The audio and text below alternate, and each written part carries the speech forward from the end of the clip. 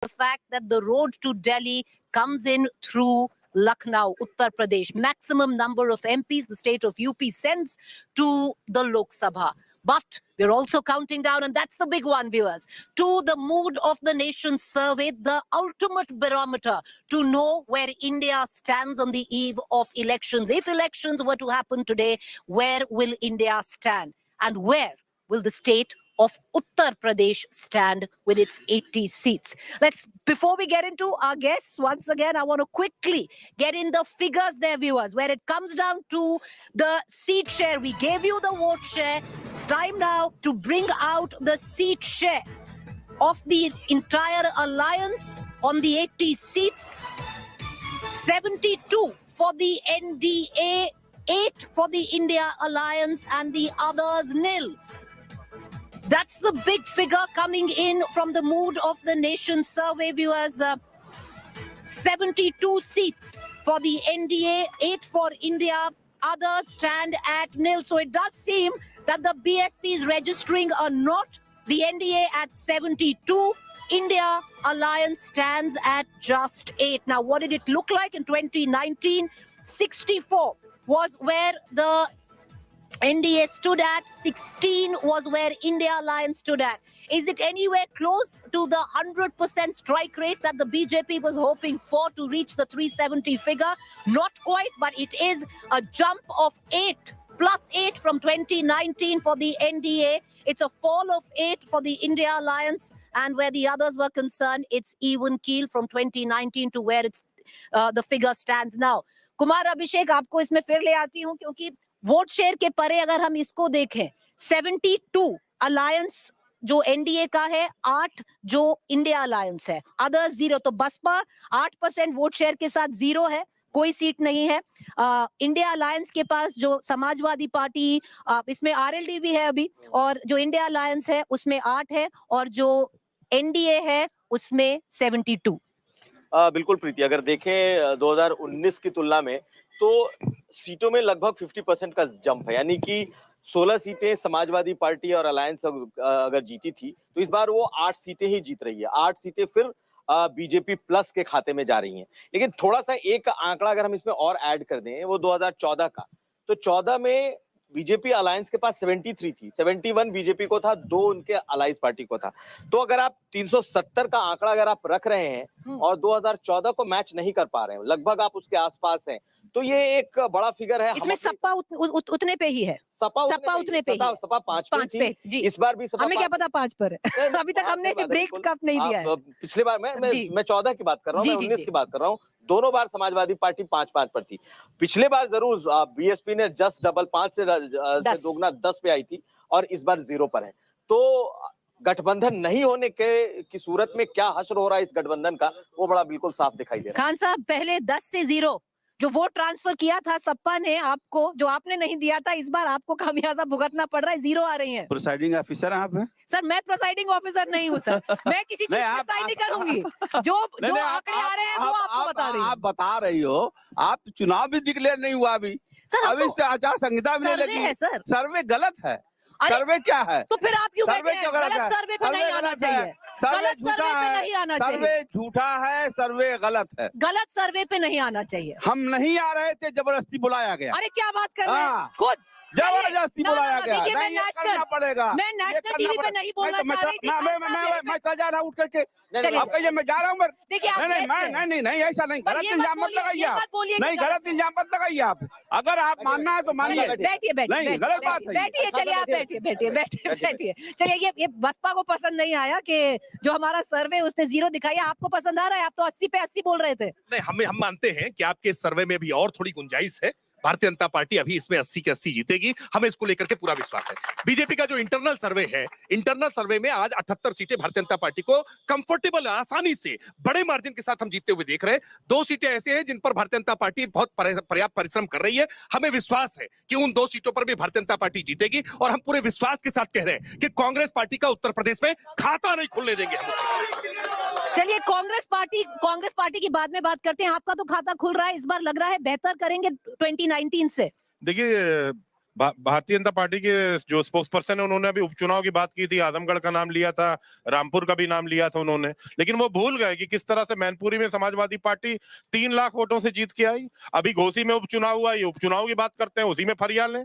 किस तरह से घोसी में मुख्यमंत्री जी से लेके और आप डिप्टी सीएम से लेके सारा भारतीय जनता पार्टी का महकमा वहां लगा हुआ था। 57% वोट लेके समाजवादी पार्टी ने वो उपचुनाव 43,000 वोट से भारतीय जनता पार्टी को हराया था। क्या बात कर रहे हैं? उसी हिसाब से अगर देख लें तो कहीं से इनकी सरकार बढ़ती नजर नहीं आ रही है, उसी में बात कर लीजिए। Supriya Shrinet, to bring you in on this, the fact is, what's quite tragic in all of this is we're actually debating कि 100% BJP ने convert किया कि नहीं किया. Ultimately, what about the Congress? You're still standing at 8 with your alliance. Let me answer your tragic question first. It's a fact. Let me answer your tragic question first. बहुत confident है 100 में 100 आ रहे हैं, तो 38 लोगों का भानुमति का पिटारा कुनबा क्यों जोड़ रहे हैं भाई? जिसमें से 22 के पास एक भी सांसद नहीं है, और कुछ ऐसी पार्टियां जिन्होंने आज तक चुनाव ही नहीं लड़ा है। अरे इतने कॉन्फिडेंट है तो काहे ईडी को अपना फ्रंटल बनाए घूम रहे हैं, काहे इनकम टैक्स को भेज रहे हैं, काहे लोगों को तोड़ रहे हैं? इतने कॉन्फिडेंट है तो सीना ठोक के चुनाव लड़िए। Time out. Let's go in. Let's now immediately deep dive into the micro data of the seat share, which has been projected by the Mood of the Nation survey. And in that, viewers, the BJP stands at 70. Earlier on in 2019, the BJP was 62. It's a jump of 8 seats. 70 projected for the Bharatiya Janata Party. Ally Apna Dal sticks to its 2. It had won 2 in 2019. Apna Dal sticks to 2. The Congress once again left with just 1. In 2019, it was Rai Bareli this time also. The only seat projected for the Congress is Rai Bareli, and 1 out of 80. The Samajwadi Party, in its alliance with the BSP, stood at 15, though it had only 5. As Kumar Abhishek was also pointing out, 10 was BSP, is now 7. So it's a loss of 8 for the Samajwadi Party, but a jump of 2 as an individual party is concerned. Others are 0. Where the BSP is concerned, of course, not taken too kindly by our BSP spokesperson. But having said that, Kumar, I'll get you in. A jump of 8 for the Bharatiya Janata Party. Apna Dal sticks to 272, making it the NDA alliance, where India is concerned. 7 to the Samajwadi Party. Congress still stuck with just 1 of 80. बिल्कुल, देखिए, जो BSP के पास सीटें थी, 10 सीटें थी, और BSP को तभी लगभग 19% वोट मिले थे, और इस बार 10 से 11% वोट कम दिखा रहे हैं हमारा जो मूड ऑफ द नेशन है उसमें, और सीटें बिल्कुल 0 हैं। जो 10 सीटें बिल्कुल 0 दिखा रहे हैं इस वक्त बीएसपी को, 7 सीटें उसमें से आप देख लें तो 5 से बढ़ के 7 हो रही है समाजवादी पार्टी प्लस, और पूरा का पूरा वोट शेयर के साथ अगर देखें तो वो बीजेपी को जाता दिख रहा है। वोट शेयर नहीं, लेकिन सीटें बीजेपी को पूरी की पूरी जाती दिख रही हैं। तो अपना जो ये मूड ऑफ द नेशन है, ये उस तरफ ही इशारा कर रहा है कि अगर आप 50% से ऊपर जा रहे हैं तो बीजेपी एक बार फिर 2014 के आंकड़े के आसपास पहुंच रही है। लेकिन मैं फिर कहूंगा कि वो अगर आप 370 बीजेपी खुद के लिए प्रोजेक्ट कर रही है तो ये आंकड़ा कम है। ये आंकड़ा कम है अगर 370 बीजेपी जाना चाहती है। बिल्कुल, इसलिए कम है क्योंकि 14 में 73 थे आप जी, और अभी 72 पर आप आ रहे हैं, और अलाइज के साथ आप 73 थे, और आप अलाइज के साथ तो आपको 2014 के नंबर चाहिए। अगर आप कम से कम 2014 के नंबर चाहिए। 80 के जो बात कह रहे हैं कि सभी राज्यों में आप 100%, बाकी हिंदी बेल्ट में आप कई राज्यों में लेकर के आए हैं, तो आप अगर इस स्ट्राइक से उत्तर प्रदेश में नहीं आएंगे तो 370 कैसे आएंगे? जी, Supriya Shrinet, I'll bring you in on this. We were talking about what's tragic. What's also tragic, Supriya Shrinet, is because you're talking about unemployment, you're talking about corruption, you're talking about ED, but it's getting no traction on ground. You're getting 1 as per projection. No, that's not true at all. That's not true at all. Firstly, I don't sit here and sit on judgment on your survey. I do believe that there is a sense of fear and people are not speaking their minds, but when they do, they speak on the ballot. I am not going to sit here and cast a judgment on your survey. I have my doubts about it. But the reality is कि जो 10 lakh vote 5 राज्यों में हमें ज्यादा मिले, वो बेरोजगारों के वोट थे ना, वो गरीबों के वोट थे, वो पिछड़े वर्ग के वोट थे, वो महिलाओं के वोट थे, वो उस आपदा के लोगों के वोट थे जिनको यूपी में करना पड़ रहा है। आप मुझे सिंपल सी एक बात बता दीजिए और उसके बाद मैं चुप हो जाऊंगी। 2-3 लड़के IIT BHU में जाकर एक जघन्य अपराध करते हैं, रेप करते हैं, और वो भाजपा की IT सेल के मेंबर पाए जाते हैं, और भाजपा यहाँ पर नारी सम्मान की बात करेगी। क्या बात करते हैं आप चुप हो जाइए। निर्भया के नहीं अब आपने बोला ओके फिनिश। निर्भया का फंड यूपी में खत्म नहीं किया जाता है। यूपी में बात करते हैं नारी सम्मान की, और नारी सम्मान का यह आलम है कि दो लड़के बीएचयू में 48 घंटे पहले एक डॉक्टर को बुलाते हैं, उसका न्यूड वीडियो बनाते हैं, उनके लिए बुलडोजर नहीं चलता। चलिए आप ना त्रिपाठी जी देखिए अब आरोप लगाए, ध्यानपूर्वक सुनिए। अब आप सुन लीजिए। देखिए, देश में एनसीआरबी का आंकड़ा ये कह रहा है कि देश में सबसे ज्यादा महिला अपराधों में सजा दिलाने के मामले में उत्तर प्रदेश नंबर 1 है, जहाँ सबसे ज्यादा महिला अपराध में भी नहीं बोलने दीजिए, कम ऑन बोलने दीजिए बोलने दीजिए कम ऑन में जब तक अशोक गहलोत मुख्यमंत्री थे राजस्थान नंबर 1 था, लेकिन अब वहाँ सरकार आंकड़ों को छुपाना चाहती है। उन्होंने बीएचयू का उदाहरण दिया ना, मैं दावे के साथ कह रहा हूँ, अगर वो कांग्रेस की सरकार होती और कार्यकर्ता हिम्मत न होती कि पुलिस हाथ डालती। आज भारतीय जनता पार्टी की सरकार है कि कोई हो, किसी जाति का हो, किसी मजहब का हो, किसी पार्टी का हो, अगर अपराध किया है तो जेल की सलाखों के पीछे जाना पड़ेगा। Khan Sahab, okay. The last time around, Khan Sahab had got a bit angry. Khan Sahab had got a bit angry that the survey has not projected anything for you. But अब लगता है कि जाना चाहिए alliance में या नहीं लगता? अरे बसपा को सुन लीजिए। नहीं ये तो चलिए, अरे बीएसपी को सुनिए ना जरा। लगता है जाना चाहिए? नहीं, जाना चाहिए आना चाहिए अलग बात है, लेकिन सवाल इस बात का नौकरी कहाँ है? महंगाई कितनी बढ़ा दी हर नौजवान। मैं आपको बताता हूँ, सुन लीजिए मेरी बात।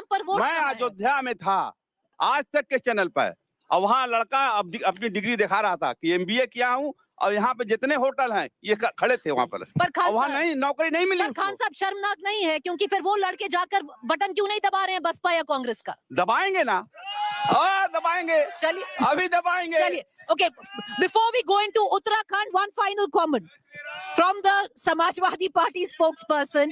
You have come to 7 up from 5. It's still not good enough. No, not at all. I think I don't, I cannot insult your... This also includes the RLD, by the way. No, I cannot insult your survey. I cannot say anything about that. But let me tell you one thing, that the Samajwadi Party is going to do much better in Uttar Pradesh, because the people of Uttar Pradesh are with the Samajwadi Party. I told you the results of the by-election. One more thing I can say, we just talk about crime of women, a state where every 11th hour a woman is raped, and they are saying they are working for the empowerment of women. Shame of them. ये नारी सम्मान की बात करते हैं. Every 11th hour a woman is being raped in Uttar Pradesh. The state of Uttarakhand, viewers, the 5 seats of Uttarakhand. Let's move on to the vote share in Uttarakhand. The NDA, viewers, projected where Uttarakhand is concerned, the vote share at a 59%, whopping 59%, though it's a 2% less than 2019, but 59%. India stands at 32%. Others stand at 9%. So where the vote share is concerned, Kumar Abhishek, it practically mirrors what happened in 2019, where the 5 seats in Uttarakhand come into question. प्रीति, बहुत ज्यादा अंतर नहीं है, 59 से 2% कम है, लेकिन अगर आप देखें तो सीट जो आएगा मुझे लगता है उसके आसपास उसकी वो आनी चाहिए। लेकिन फिर भी अगर हम वही मैं बात कहता हूँ, आप 370 कह रहे हो, वोट शेयर वहां पर आपका कम हो जा रहा है। अगर आप उत्तर प्रदेश के लिहाज से देखें, वोट शेयर बढ़ रहा है, लेकिन समाजवादी पार्टी की सीट यहाँ 5 से बढ़कर 7 होने वाली है। तो आखिर 370 का आंकड़ा आप कैसे छू रहे हो? ठीक है, वहां पे आप स्टेट छोटा है, सीटें कम है, 5 की 5 आप पिछली बार भी आपने लगभग पूरी सीटें जीती थी, और इस बार भी आप अगर इतने वोट परसेंट आ रहा है तो उसकी तरफ बढ़ रहे हो। धन्यवाद। Let's quickly also now give the seat share. We've given you the vote share. Let's move on now to the seat share in the state of Uttarakhand on 5 seats. Well, as per the Mood of the Nation survey, viewers, history is going to repeat itself. 2019 will be mirrored in 2024 as per the Mood of the Nation survey. It's going to be a sweep of 5 seats where the NDA is concerned. The India is going to come down to a knot. The BJP is going to take all 5 seats in the state of Uttar Pradesh. So, Tripathi ji, kam se kam जो उत्तराखंड है उसमें तो आप 100% strike rate है, 5 की 5 जा रही है, जैसी 2019 में गई थी। नहीं, मैं अभी तो अभी जो वोटिंग परसेंटेज जो आपके सर्वे में आया है ना, मुझे लगता है इसमें भी अभी इंक्रीज करेंगे। वोटिंग परसेंटेज अभी ये यूसीसी के पहले का है, अभी यूसीसी लागू हुआ है।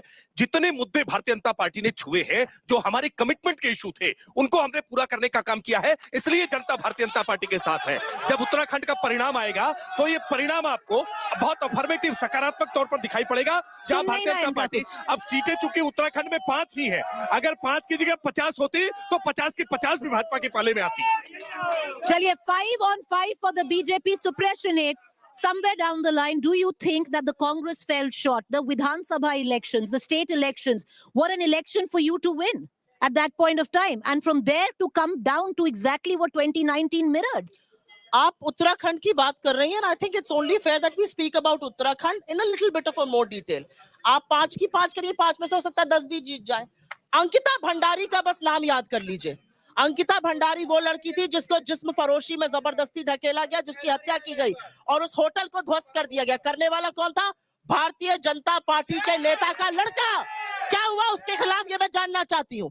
अंकिता भंडारी पर आप बोलेंगे नहीं, महिला अपराध पर आप बोलेंगे नहीं, बेरोजगारी पर आप बोलेंगे नहीं, पकौड़े तलने की हिदायत देंगे, तेल कर देंगे। When did the Congress go to Uttarakhand to capitalize on all of this? Where have you been? What are the law enforcement agencies doing? मैं तो आपसे सिर्फ एक सवाल पूछना चाहती हूँ। What is the opposition doing? Bulldozer चला है के खिलाफ? क्यों नहीं बुलडोजर चला suppression aid? Why is it that the voter of Uttarakhand is compelled to vote for the BJP? 100% एक चीज पर स्ट्राइक रेट है और वो है जुमलों पर। जुमलों पर अगर ये चुनाव लड़ेंगे तो 100% Do you believe this? Do you believe it's a 5 on 5? Because even the UCC, you are a woman and I am a woman. Let me ask you this question. जिस जनता जनार्दन के निर्णय पर आपत्ति है इनको। ये जनता के निर्णय पर आपत्ति व्यक्त करती है। We are looking at the data. We are looking at the data. We are looking at the data.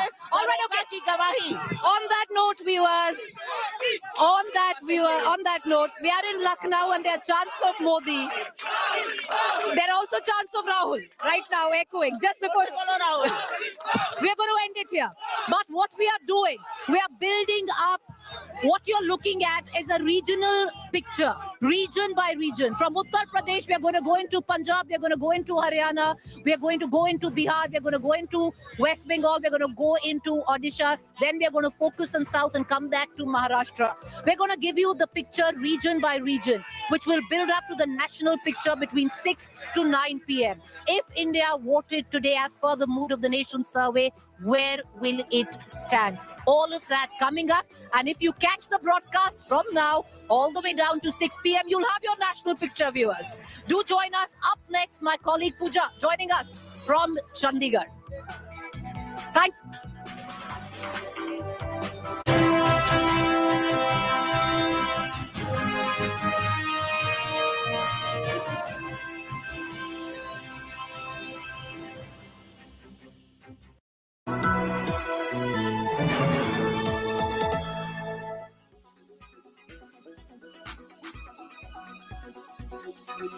We'll get into the financial logic, but I'll try and explain what is it that they're cribbing and carping about. So I'll first take a look at how much of every rupee that each of these states generates through various manufacturing, taxation, all the various ways in which revenue is generated in the states, how much of it comes back from the center. That's the first chart.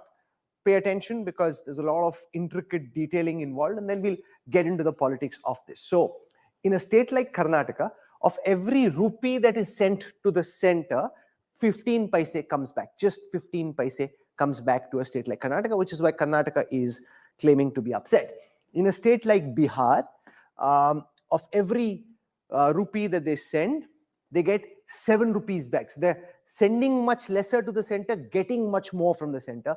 That's as far as Bihar is concerned.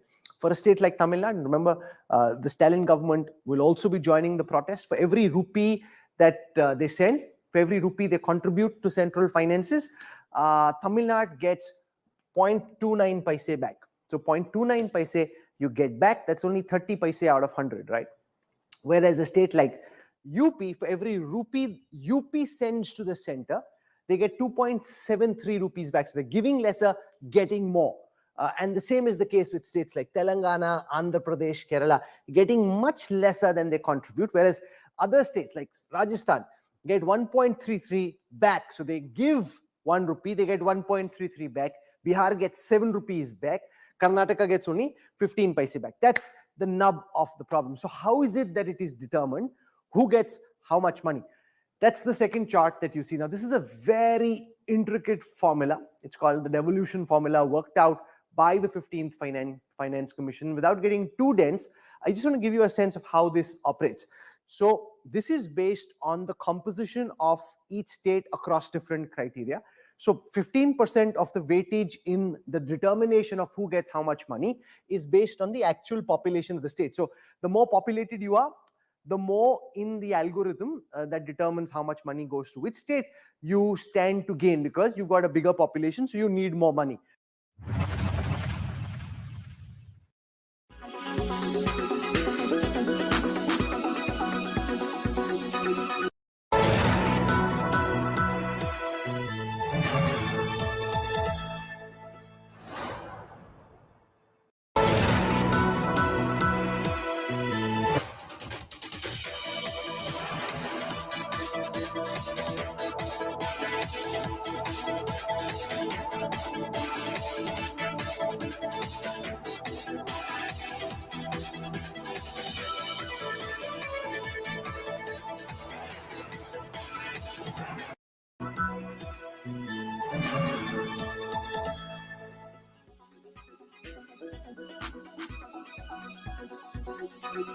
और अब की बार an unofficial slogan, पूरा देश कह रहा है अब की बार, now sanctified as a formal war cry of the Modi machine. Speeding towards the 2024 election, Prime Minister's speech in Lok Sabha on Monday provided the BJP a turbo boost. Janata party को अब हमारी सरकार का तीसरा कार्यकाल भी बहुत दूर नहीं है।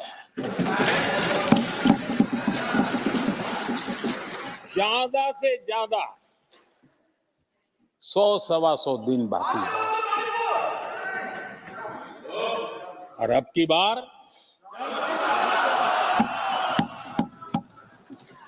पूरा देश कह रहा है, अब की बार खड़गे जी भी कह रहे हैं।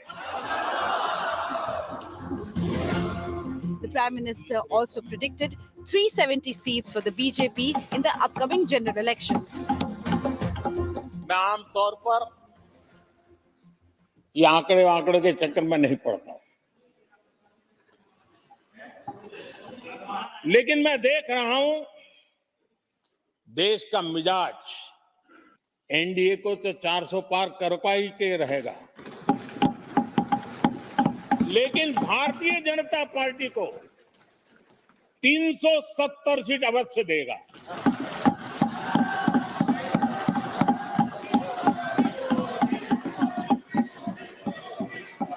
बीजेपी को 370 सीट और एनडीए को 400 पार। But the Prime Minister's poll prediction has the opposition up in arms. The Congress says the only way BJP will win 370 seats is if it rigs EVMs. The stage is set for State of War 2024. Bureau Report, India Today.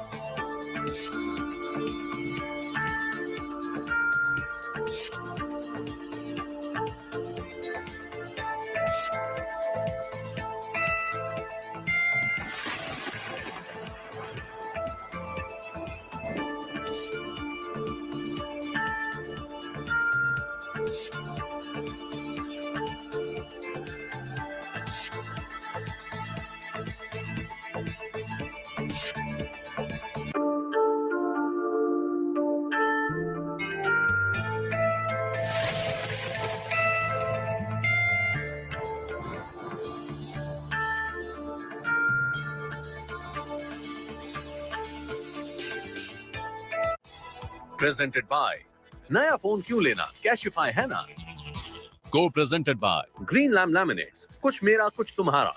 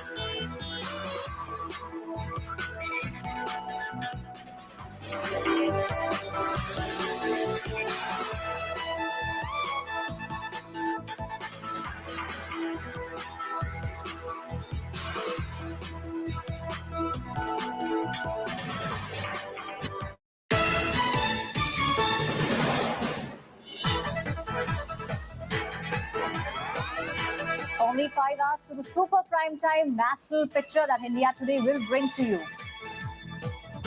Rahul Gandhi, Rajdeep Sardesai will bring you the biggest voter mood meter. The national 10-hour super broadcast brought to you only by India Today. India's biggest sentiment meter before the big 2024 Lok Sabha elections. Who's rising? Who's sinking? We'll get you all the details. The biggest national survey is now being done by India Today. We are getting you the mood of the nation. Before the big 2024 Lok Sabha elections, Rahul Gandhi, Rajdeep Sardesai will bring you the voter mood meter. Who's winning? Who's losing? Who's winning by how much, and who's losing actually by how much? All the details will be brought to you in the national 10-hour survey. India's biggest sentiment meter before the big 2024 elections. We have seen how all the big national parties, be it the Bharatiya Janata Party or the Congress Party, all of them now making sure that they stitch alliance together. And we have that statement being made by Prime Minister Narendra Modi.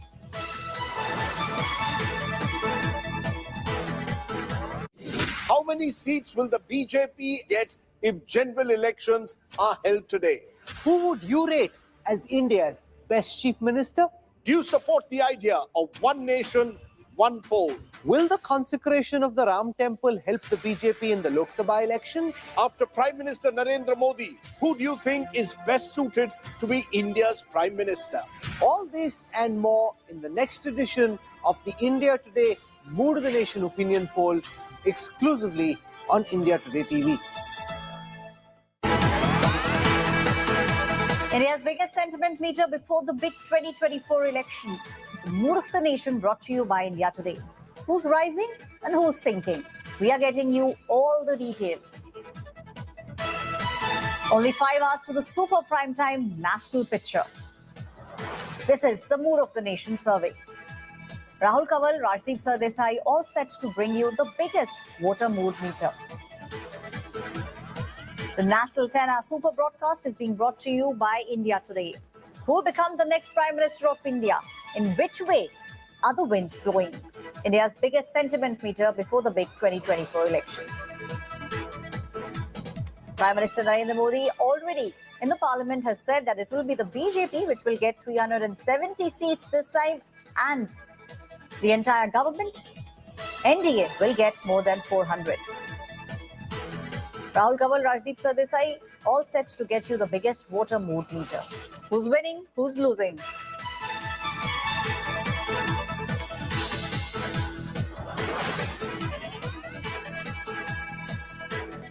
So here from the city of Chandigarh, Pooja Shali bringing you the special telecast. Importantly, of course, about what the people of Chandigarh have to say, but as much about Haryana, Himachal Pradesh and Punjab, of course. And here, joining me, the panelists will tell you all about whether it's about political alliances, will they go ahead with the party who they were in alliance with, will they decide to contest separately, all of that. Sanjay Tandon joining me from the Bharatiya Janata Party. He's held sway in Chandigarh, and here with the applause coming in from the audience, you can already hear that he's led the BJP here in Chandigarh, so has, of course, experience. Joining me from the Congress Party, Ashpreet Kadyal. known face on all of our television debates as well, and from the Aam Aadmi Party, Ehbab Singh Grewal, who's defended his party and very importantly the manner in which it has made a presence in the state of Punjab, what will happen for Haryana and Himachal Pradesh as well. Also joining us on the ground, India Today's representation, Kamaljeet Sandhu, who's been tracking Chandigarh, Punjab politics for years now, and we'll continue to get views from, of course, a brilliant audience here joining us from the city of Chandigarh. One applause for yourself, and they're clearly enthusiastic, and I can tell you they have a lot to say. So let's begin first primarily about what we are expecting. 6 p.m. Stay tuned, because it is just the start of a marathon telecast. Rahul Gandhi and Rajdeep Sardesai will bring you 6 p.m. onward the mega blockbuster What Mood of the Nation survey is. So if elections are held today in India, if you have to go out and vote today, who will win? Who will you possibly vote for? That is what we are going to discuss and debate about. Let's take a quick breaking coming in about, let me tell you the methodology. How did we decide to go ahead and bring you this very exclusive Mood of the Nation? So as we go with that, let me tell you that the survey was conducted so that you're completely transparent to know about what the method was. The survey was conducted between 15th December 2023 and 28th January 2024. So it is latest, it is recent. Over the last few weeks, there were hundreds, thousands and lakhs of people who we have spoken to. 35,801 respondents covering all Lok Sabha constituencies and segments were interviewed. An additional 113,081 interviews from regular tracker data were analyzed. So opinion also was taken of 149,092 respondents considered for this MOTN report. Extremely exhaustive, in detail, and that is when we'll now go across to what is happening with regard to, let's begin first with the state of Punjab, because Punjab is going to be very interesting.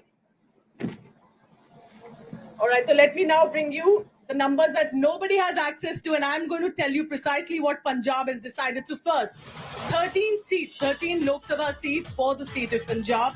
And out of those 13 seats in 2019 was 9 going to the India Alliance as it stood, and 4 had gone to the NDA. What is it looking like for the state of Punjab, where also the Aam Aadmi Party has made inroads with the Chief Minister and government? What are the guesses? Are they guesses for Punjab? Okay, so from Punjab we'll go. Sir, not looking good for the Bharatiya Janata Party, because out of 13 seats in Punjab, 2 are going to the NDA, of which BJP will be the focus. 5 for the Congress Party, 5 for the Aam Aadmi Party. Why then, tell me Ashpreet, and in fact I'll take that to Aam Aadmi Party, why then contest separately? Why not contest together as the India Alliance? Together you're getting 10 seats out of 13 according to the MOTN survey. Well, it's not about contesting. The fact is that the kind of politics that was prevalent in Punjab, be it the Akali or the Bhajpa politics, which always put somebody in danger. Somebody was in danger and they... Let me finish, sir. That if somebody was in danger all the while, and then they had to get together to solve that problem. So that is over. And secondly, the kind of governance Punjab has seen, misgovernance, over the past 25 years by consecutive Akali, Bhajpa and Congress regimes. When we finish that ideology, we finish that thought in Punjab, we don't see the point of going with that. So Congress has been abhi to partner hai aapka, and you're saying that misgovernance. But we have aligned with the Congress for a specific purpose. The purpose is to stop the people who do not believe in the Constitution, who do not believe in federalism, and who do not believe in secularism. So our purpose is to stop them, and we will go to any lengths to do that. But if we've finished that thought in Punjab, we don't see the point of aligning with anybody in Punjab, and we are very confident as far as your numbers are concerned. Yes, you've shown a trend, but I believe that it's going to be much more in our favor. Much more in your favor. 5 for the Congress Party, and we go across to the vote share as well. Ashpreet, what does 5 seats look for you? See, often whenever it's asked to me, what about the opinion polls? I only say one thing: we might not come in the opinion polls, but we always come in the government. Number 2, the mood of the nation is to shut the Nafrat ki dukan that the Bharatiya Janata Party has opened up in the last 10 years. Now, this Nafrat ki dukan, what is it? It is Operation Lotus. It is undermining the democracy, undermining the constitution, undermining the people of India and their votes by Operation Lotus. Where have you not seen Operation Lotus happen? We have seen it happen in Goa. We have seen it happen in Maharashtra. We have seen it happen in AP, MP, and many more states. Number two, we have seen the misusage happen of the agencies, whether it be the IT, the ED, the CBI. There is no opposition party in India that has not been subjected to these false and fabricated raids. And it's a matter of fact that 95% of the cases registered by the Enforcement Directorate, which is now turned into enforcement of dictatorship, has been against opposition parties. Now, I only want to ask this question to the Bharatiya Janata Party. If you are anti-corruption, then why, for God's sake, have you been inducting leaders like Hemanta Biswa Sarma, who had a corruption case pending against him? Mr. Mukul Roy, Mr. Narayan Rane, coming to Punjab. Let's talk of Punjab. Let's talk of the Chandigarh Mayor poll. The Honorable Supreme Court of India, the Chief Justice of India, had to say that in Chandigarh Mayor poll, murder of democracy happened, and the presiding officer ought to be prosecuted, and that he was looking at the camera like he was some fugitive. And the Supreme Court was appalled at this kind of conduct in the mayor polls, because, you know, the election process is the stabilizing force of India. And if the Bharatiya Janata Party can do all these things, resort to all these measures in mayor polls, what are they capable of in Lok Sabha and Assembly polls? As far as Punjab is concerned, my last point. In Punjab, the Bharatiya Janata Party has swapped up funds time and again, whether it be the NHM, whether it be the RDF, whether it be the SAS, whether it be the Jhanki, the tableau of Punjab that was not allowed for the second time consecutively, or it be the World Cup match. Number two, the Bharatiya Janata Party has been subjecting Punjab to step-motherly treatment. I'll tell you how. Because the Bharatiya Janata Party was given merely 2 seats, they resorted to vendetta politics against Punjab. They promised us 44,000 crores when Mr. Modi had visited Punjab. Not 44,000 crores. They could not even give us 44 rupees, and their promises... With Bhagwant Mann now in the Chief Minister position, a lot that you had promised also people, you have to show also what as a Chief Minister, your government has done, not only just blame Prime Minister Modi. Let's take a response. I'll come to you. Sanjay Tandon, when he says Nafrat ki dukan is what the Bharatiya Janata Party is spreading in Punjab. I think...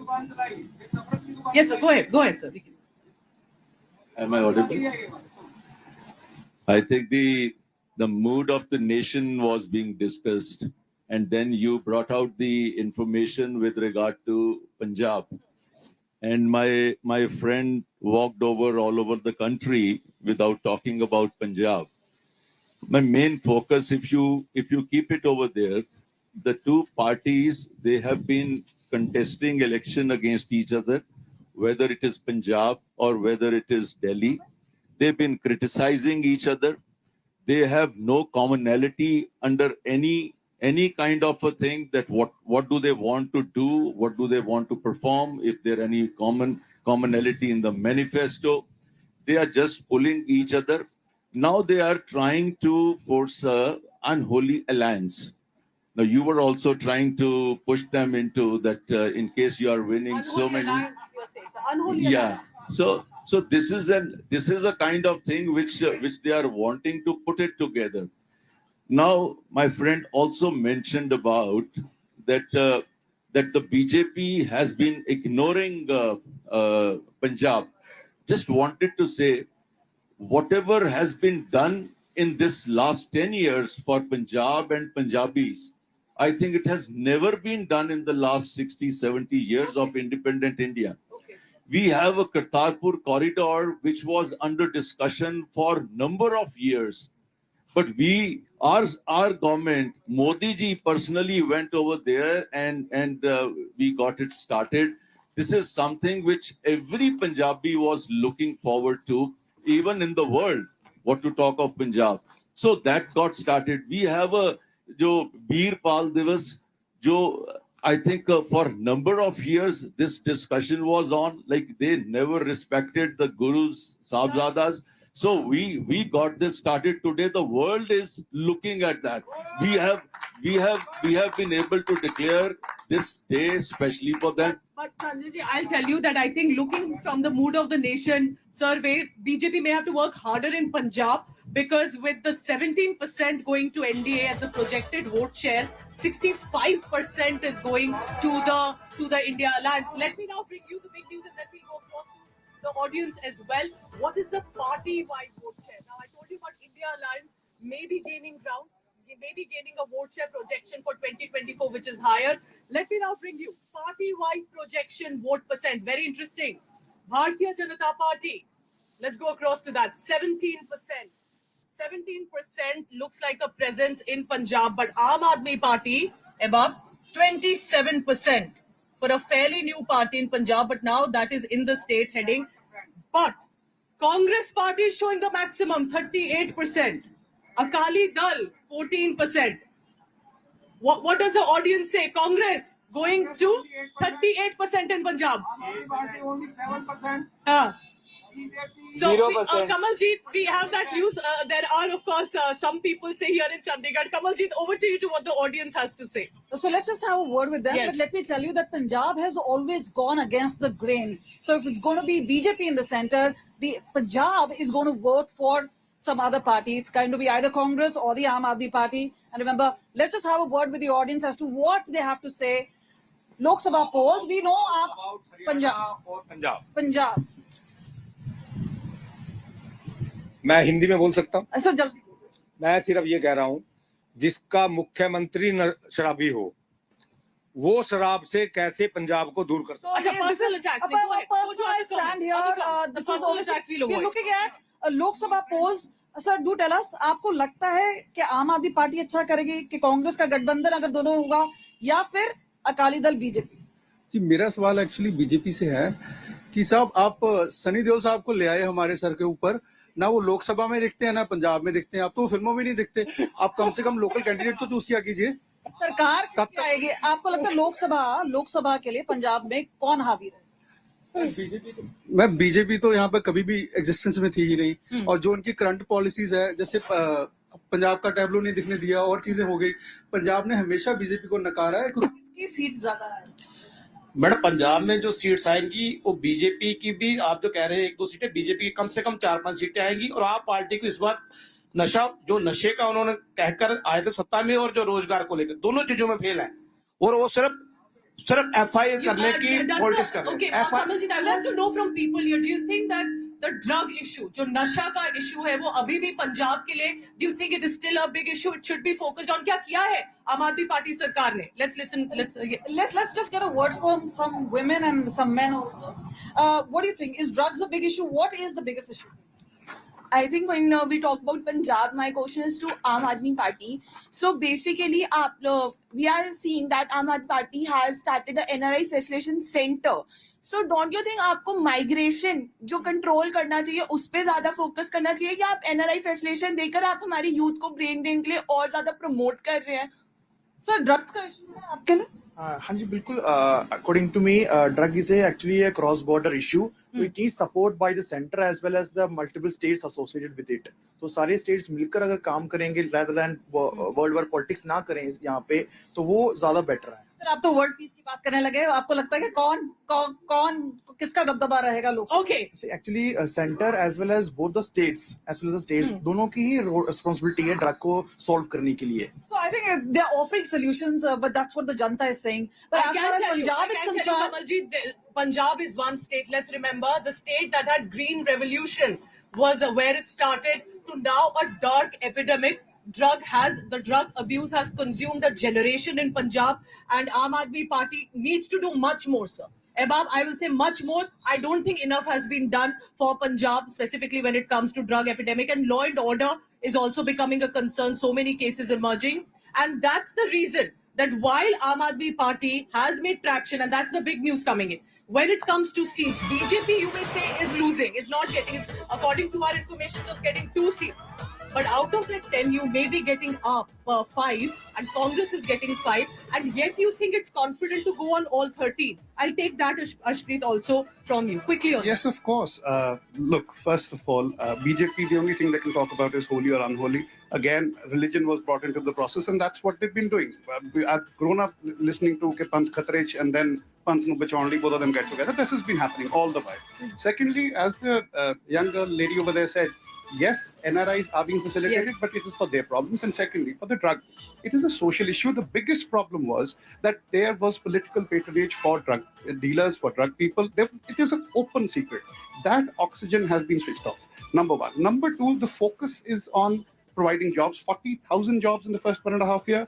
Then you spend, say, 50,000 crore worth of investment. You are bringing in an environment where it is now, people have started feeling the hope. And I beg to disagree with you because in Jalandhar, they were calling it was Congress ka gad, so to Correct, say. correct. But we won that. They might say Sangrur. In the but then- by-poll Jalandhar yes, election, and Aam Aadmi Party won. Sangrur Yes. by-election was immediately after the polls. And then again, an emotive issue, somebody's child was killed, and that was made into an emotive issue. How, what we fear, or in fact not fear in Punjab, but in Punjab it's so fluid.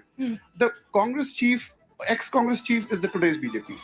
Okay. Now Bajwa Saab, lenter pe BJP da chanda ji, talle Congress. So you don't know who's going where. So that's why when the situation is fluid, 5 we refuse seats. to. Okay, both the parties are getting 5 seats. You are a grand old party.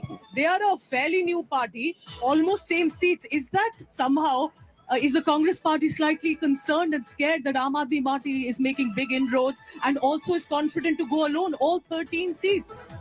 Congress party is going to be sweeping Punjab election by 13-0. Number two, the Bharatiya Janata Party could not tell 5 things that they have done for Punjab in the last 10 years. I hope my audio is fine. Yes, It is? yes. Right.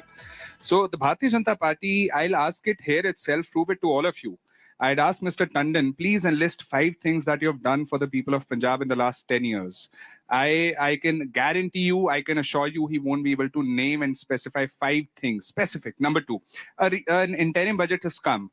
What is there for Punjab in it? 0 things have been given to Punjab in the interim budget, and therefore Punjab would give a big 0 to the Bharatiya Janata Party. And I tell them one more thing, a little advice for the Bharatiya Janata Party. Whether or not you align with the Shromani Akali Dal, the result is still going to be 0, because 0 plus 0 is always equal to 0. No matter if you align with them, you be the front engine of the double engine or the back engine of the double engine, because the questions, the main concern of the BJP SAD as to alliance is what? They say that we want to be the front engine. We have 2 seats. The Shromani Akali Dal says we want to be the front engine. We have 3 seats. So I'd only say, even if you gather together and contest the election, you'll still not match half of the Congress party's present assembly seats. Number 2, as far as the democracy is concerned, may I request you, please do not interrupt me. I request you, please. Go ahead. I'm humbly requesting you, please, Go ahead, please. sir. So as far as the, why Punjab makes up its mind on the basis of what it makes up its mind, democracy. The Bharatiya Janata Party has tried to turn our democracy into of the BJP, for the BJP, by the BJP. The budget that they have brought is of the rich, for the rich, by the rich. Therefore, the Bharatiya Janata Party is going to be given a befitting reply. Sweeping elections one by one. As far in as- the state assembly. As far, yeah. Confidence of 400 ke par ab ki bar. See, as far as 400 is concerned, may I please complete, Anand sir? So as far as 400 is concerned, there's a 0 extra put in there. There's a 0 extra put in there by the BJP. Number 2, as far as Rajasthan, Chhattisgarh and MPs, please, kindly, I do appreciate, please, may I interrupt? May I please complete? Okay, so Just the last point. Okay. As far as Rajasthan, Chhattisgarh and MP is concerned, we had lost them in before 2004, and despite that, we had emerged as the single largest party and formed government. The focus. Aam Aadmi Party Congress looking good, but that's just one state.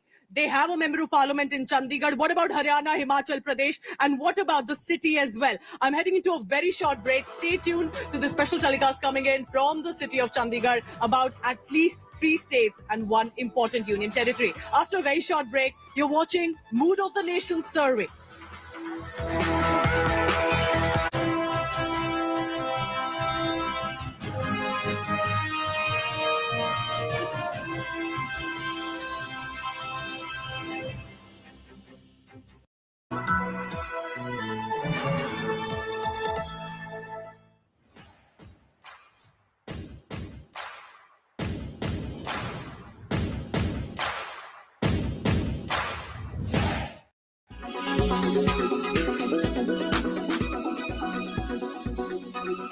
Here you see how the contribution in the overall central pie for some of the South Indian states is coming down. So in the 10th Finance Commission, Karnataka had 5.34% contribution out of all the money that was being sent. 5.34 was coming to Karnataka. In the 11th Finance Commission, it came down. 12th Finance Commission came down further. 13th, it came down further. By the time of the 15th Finance Commission, it came down to 3.65. So out of every 100 rupees that are getting distributed at this moment, Karnataka is getting only 3.65 rupees. In the 10th Finance Commission, they got 5.34. This doesn't look like a big amount right now, but just imagine when it's thousands of crores, every decimal makes a big difference. Kerala used to get 3.88% of every 100 rupees in the 10th Finance Commission. That's now come down to 1.93. So big drop in the case of Kerala as well.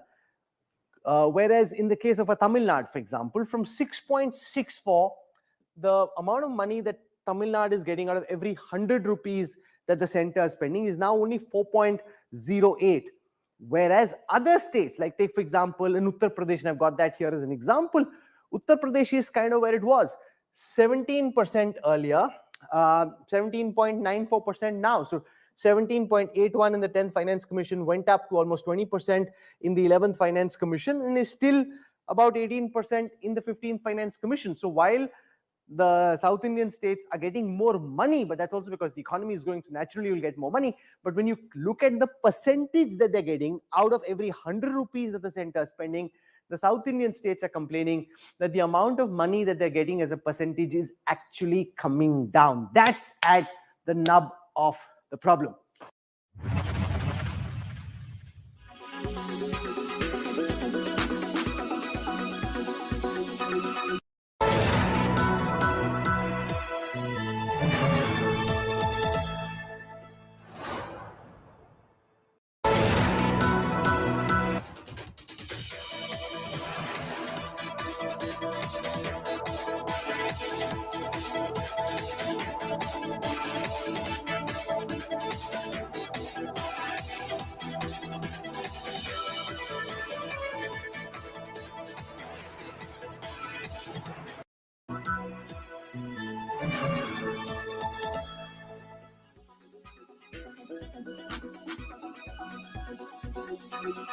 जैसे आपका नकल विरोधी का जो कानून model बना और केंद्र में गया, आपको क्या लगता है देश में भी ये लागू हो सकता है?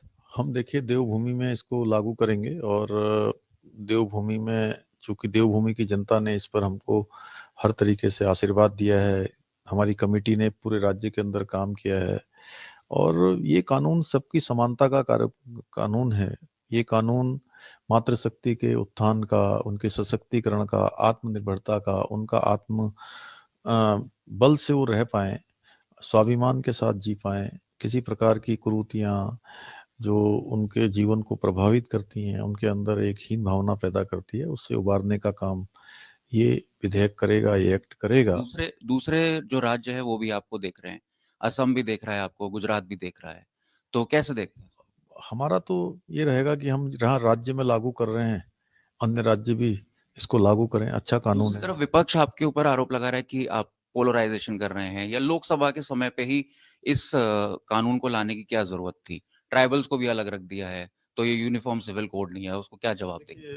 विपक्ष तो केवल तुष्टीकरण की बात उन्होंने हमेशा की है। देश की आज़ादी के बाद पहली बार एक अच्छा काम हुआ है और हमने इसकी शुरुआत की है। ट्राइबल्स की जहाँ तक बात है, ट्राइबल्स को भारत के संविधान में विशेष प्रकार का जो एक प्रिविलेज है और भारत के संविधान के अनुरूप ही हमने इसको बनाया है।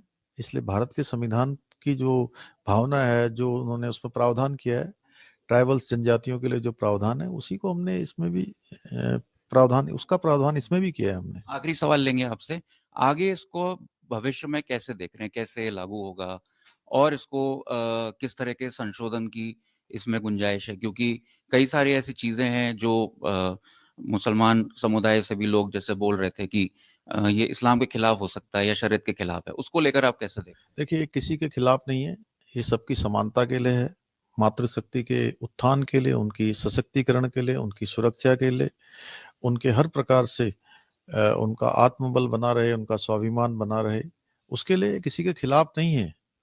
और जो कुरीतियां हैं उनके खिलाफ है। एक देश के अंदर एक कानून होना चाहिए और यहाँ इस पर उत्तराखंड की जनता ने हमको मैंडेट दिया है इसके लिए और समस्त औपचारिकताएं पूरी करने के बाद हम इसको लागू करेंगे। किसी को टारगेट करने जैसा कोई विषय नहीं है।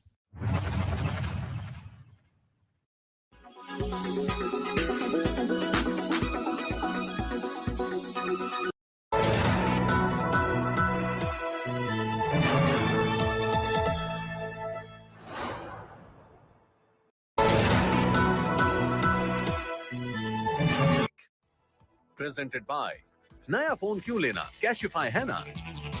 को presented by green lam laminates, कुछ मेरा कुछ तुम्हारा।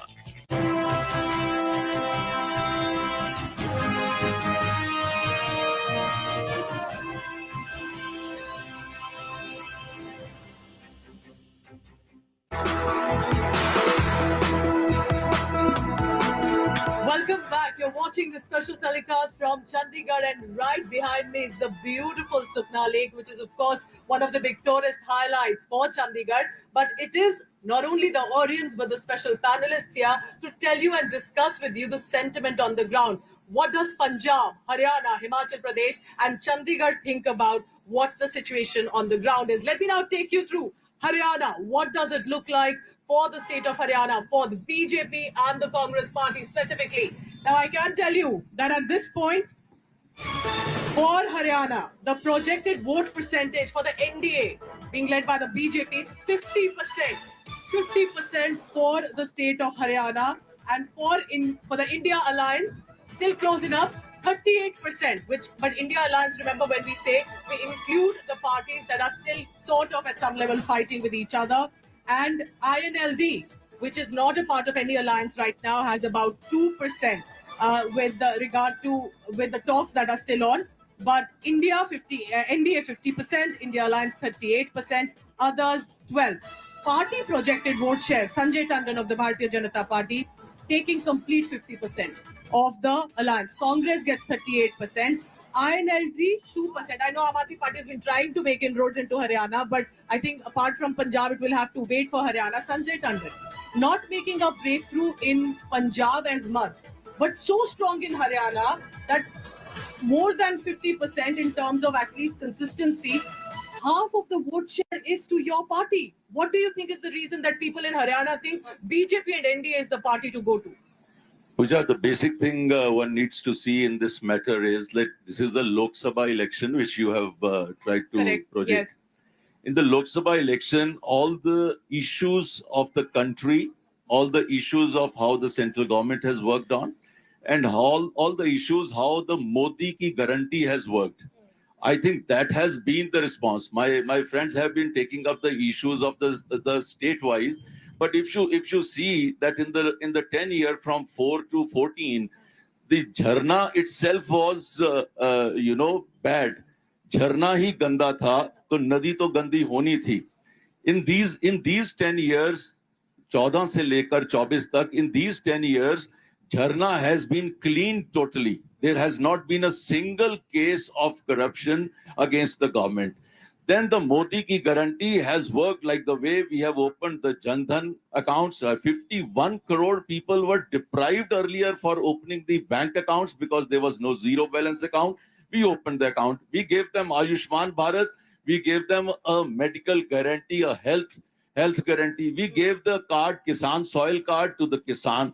So we have given the guarantees which we had promised, and we have given more than those which we had not even promised.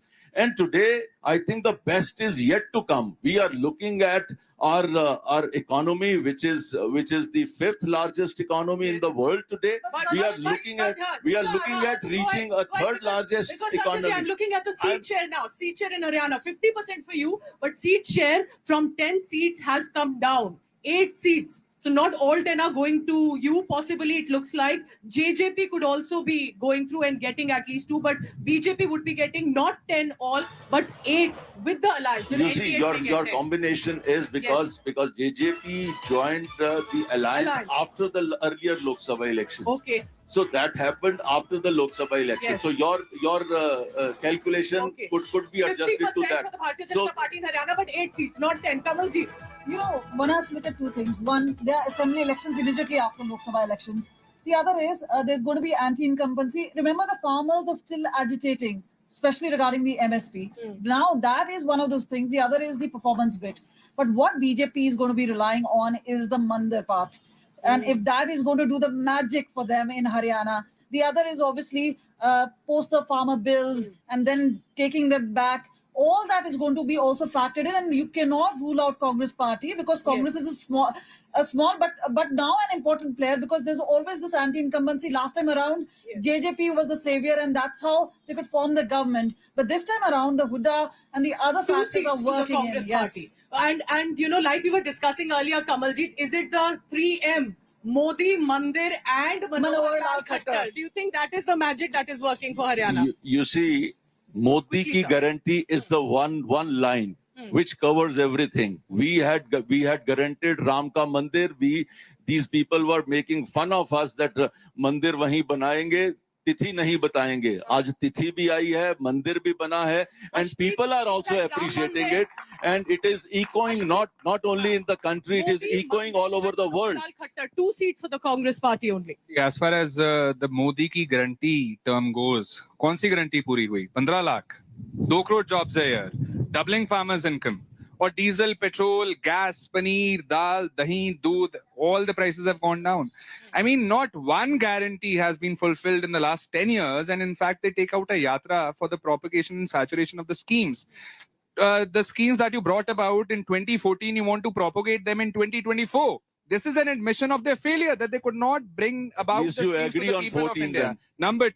Number two, as far as Haryana's people, may I please kindly, as far as the people of Haryana are concerned, they asked the Bharatiya Janata Party, what about the 700 farmers that were martyred because of your farm laws? What about the Lakhimpur Kheri Kand, wherein the Bharatiya Janata Party's Lad Saab mowed down the farmers? What about the 6 promises that you made to the farmers about MSP, about compensation, about taking back their cases? And what about the Bharatiya Janata Party's MP that called farmers terrorists?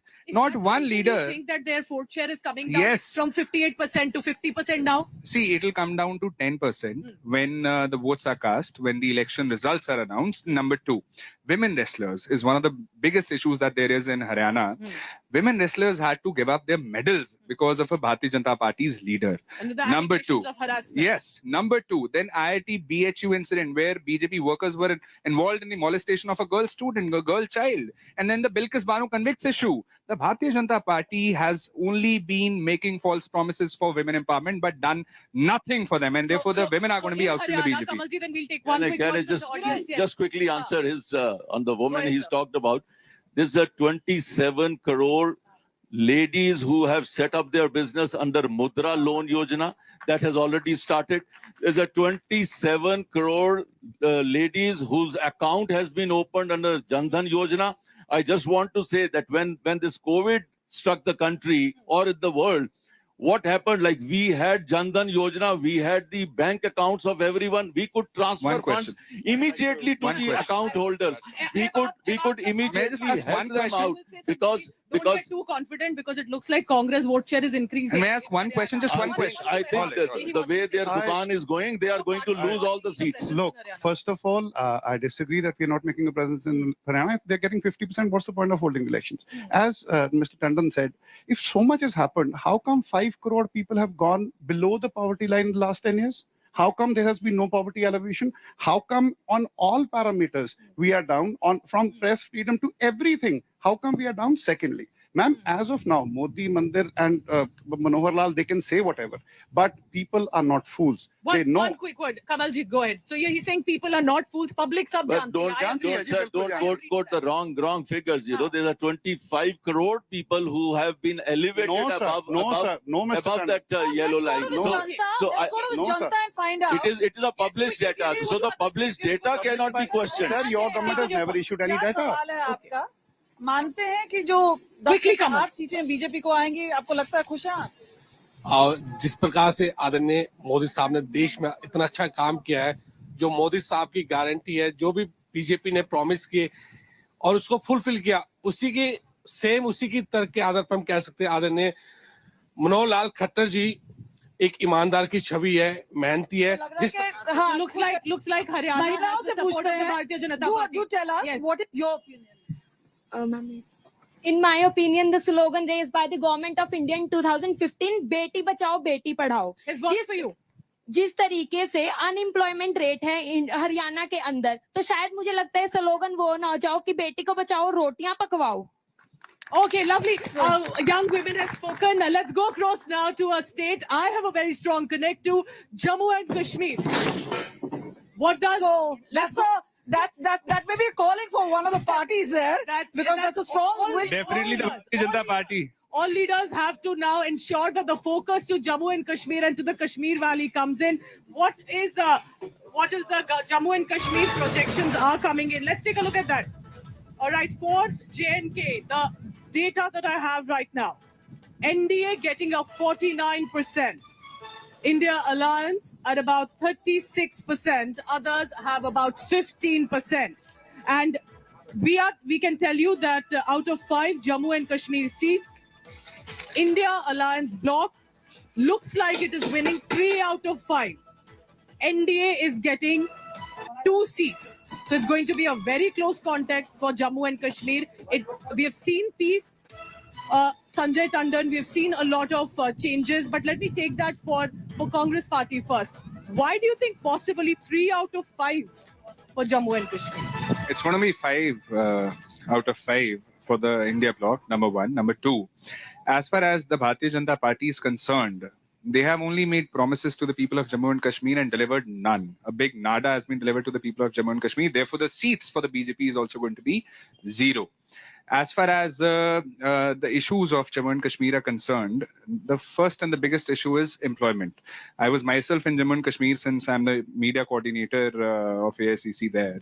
So the people have been asking and requesting the government for employment. The Bharatiya Janata Party promised 2 crore jobs a year. It should have been 20 crore in 10 years, but they have snatched away jobs from the people of India. And therefore, the people are going to be ousting the Bharatiya Janata Party on the basis of that. And as far as elections are concerned, my question to Mr. Tandon is, by when would assembly elections start happening in Jammu and Kashmir? Because the Honorable Supreme Court's verdict has also come. The statehood also has to be restored. Yes. Now, the fact of the matter is that the people say that the BJP had promised us अच्छे दिन तो आए नहीं, बुरे दिन जरूर आ गए हैं. But I want to add here, the voting percentage, vote share, so I'll tell you, very interesting. India bloc may be getting 3 out of 5 seats in Lok Sabha seats for Jammu and Kashmir, but the vote share for NDA is 49%. That's almost half that. Also, one question. India bloc is 36%. I just one question. I have one question about Tandon sir. We never had earlier in Jammu Kashmir. May I ask him one question? Just a second. So the 2 seats we already had in the Jammu region. So possibly you are repeating those. But we are making a strong presence in the Kashmir area. I just want to add quick 2-3 points over here. When there was a Congress rule, you had those stone throwing. Every day you were reading. In the last 4 years, you have not seen a single case where the stone throwing has happened. You have not seen the infiltration, the kind of infiltration which used to happen earlier. Today, it is almost negligible. Just one question. Like these people were talking about, the moment you touch 370, खून की नदियां बह जाएंगी. एक परिंदा ने पर नहीं मारा है 370. I have one question. Just one question. A very important question. Kashmir, Jammu Kashmir is a part of the country, 100% part of the country. One question. And in all probability, we are going to win number of seats in Kashmir. Just one question to Mr. Tandon. Just one question. A very specific question. My question to the BJP is, in your budget, tell us one thing for Jammu and Kashmir, one thing for Haryana, one thing for Punjab, please. Sir, you are talking about budget again and again.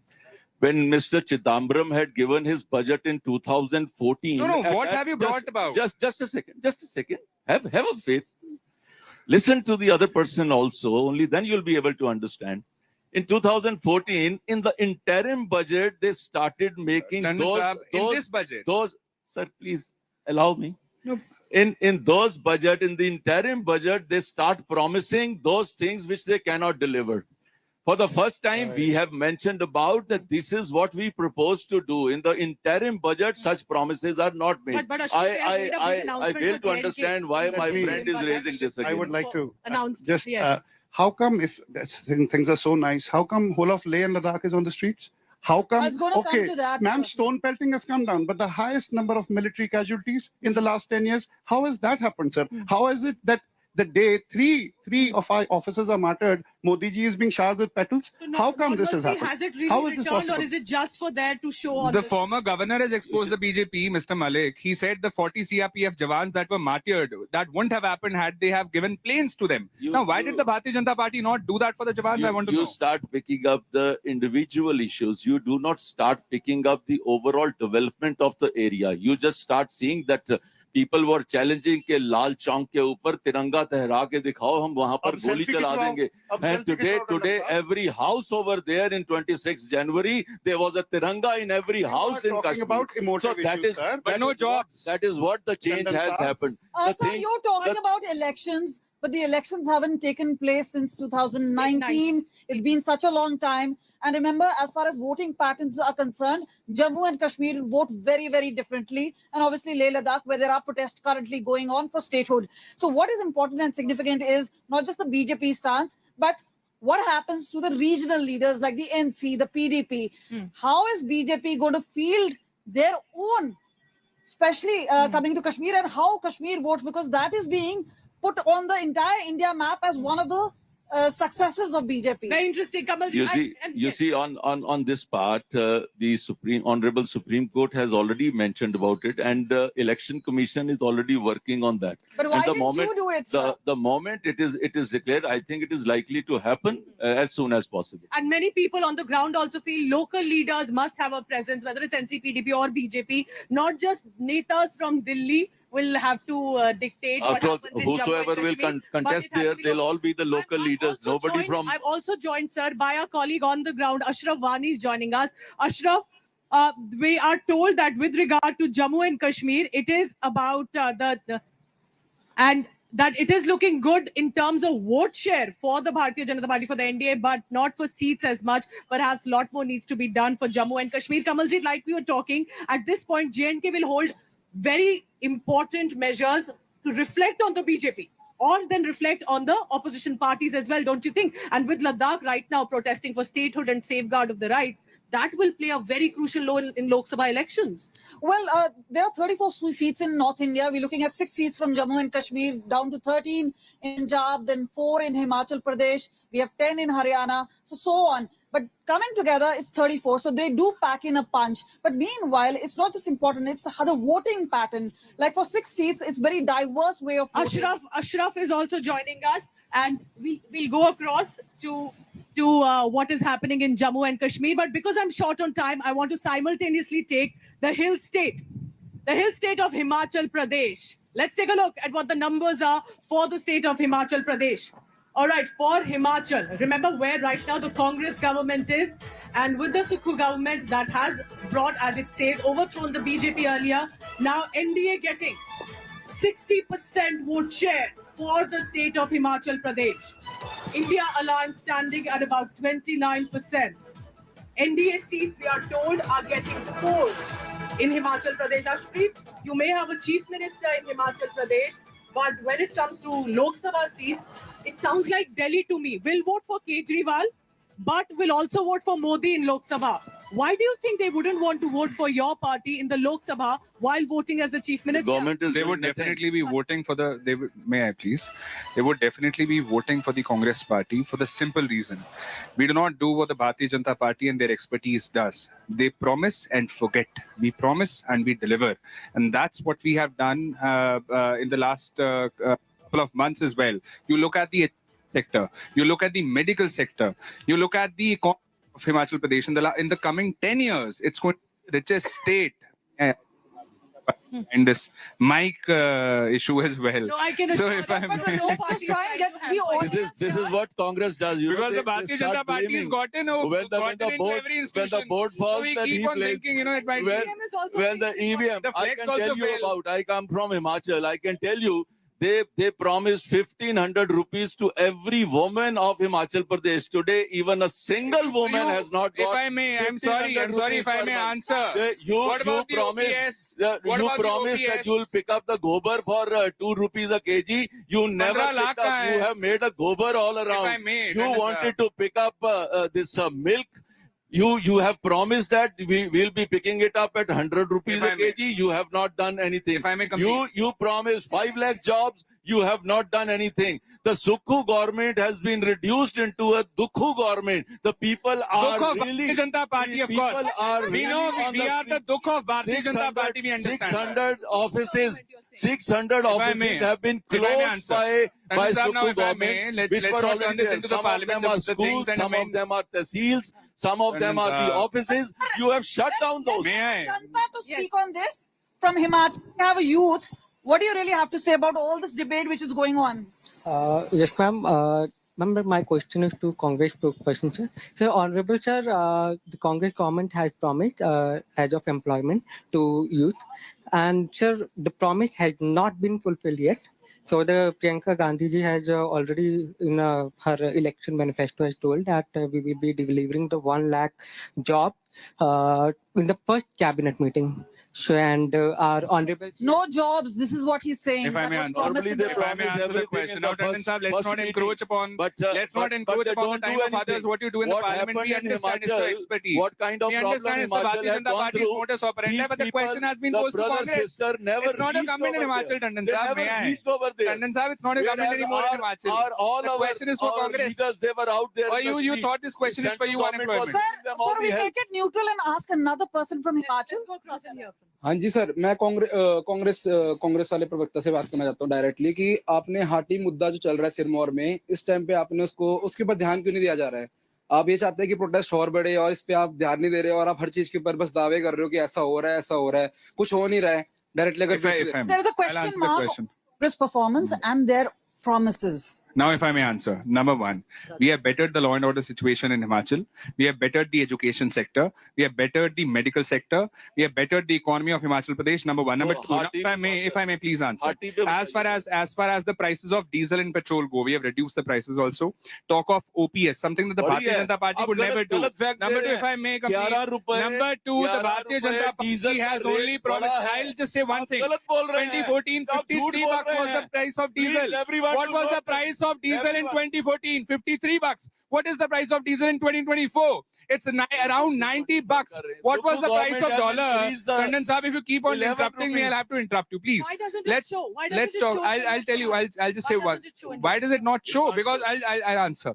Operation Lotus is one of the major reasons as to why the Bharatiya Janata Party. Tandon Sahib, I'll keep on interrupting you if you do that. So one, the Bharatiya Janata Party has one simple slogan: either you vote for us or we snatch it away from you, like we did in Chandigarh Mayorpool. The Bharatiya Janata Party tries to campaign through IT, ED and CBI. That's the reason as to why they might have been able to have a little gain. But the people are going to be ousting them for these actions. That's all the time I have for. I appreciate all the panelists for joining us in Chandigarh. And I can tell you, as I wrap up in Chandigarh, our numbers... I can assure the Hattis, it will be done. It will be done by the BJP government. I can tell you. It was done in the last 5 years. Chandigarh has a BJP member of parliament, 1 seat. The numbers looking good for the BJP in Chandigarh again for the 2024 Lok Sabha elections, 1 seat. But all the states that we have shown you remind us that 2024 may be close, but there are still numbers that are fluctuating, both for the Bharatiya Janata Party, Congress, and for the Aam Aadmi Party. You will decide. The voter, the Janta will decide who sits in leadership positions. And thank you for asking questions, giving your opinions of whether they are doing their work or not. That's exactly why we have ensured this ground telecast comes in. Thank you so much for joining us on India Today Ground. And a round of applause for yourself and for the Netas here as well. And stay tuned. 6 p.m. is when the big mega blockbuster comes with all the numbers from across the country. Rahul Kanwal and Rajdeep Sardesai will be bringing you, but it is a marathon coverage. Next, we go on to the other set of states after a very short break. Thanking you from here, from my team, Kamaljeet Sandhu, Manjeet Sehgal, Satyendra Jain, Lalit Sharma, all of us together, bringing you with our team from Delhi as well. Thank you very much. Heading into a very short.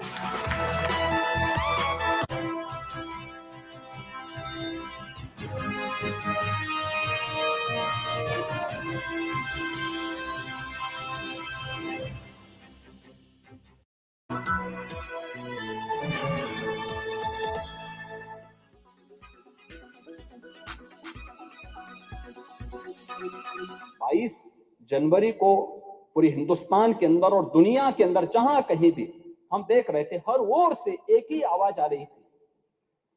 यह अद्भुत क्षण था। प्रसन्नता इस बात की भी थी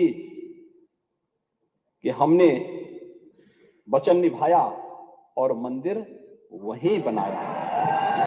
दुर्योधन ने कहा था, सुच्याग्रम नेव पास्यामि बिना युद्धेन केशव, यानी सुई की नोक के बराबर भी जमीन नहीं दूंगा मैं, एक कृष्ण युद्ध के बगैर नहीं दूंगा। तो महाभारत का युद्ध तो होना ही होना था।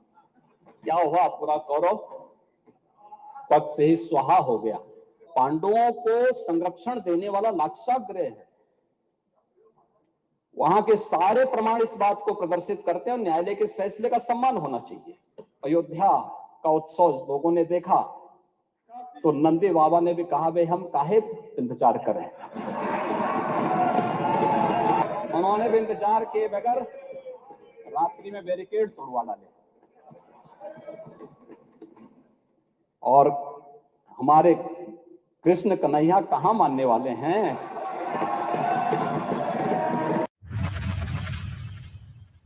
Weather forecast now. Delhi, maximum 22 and minimum 7 degrees.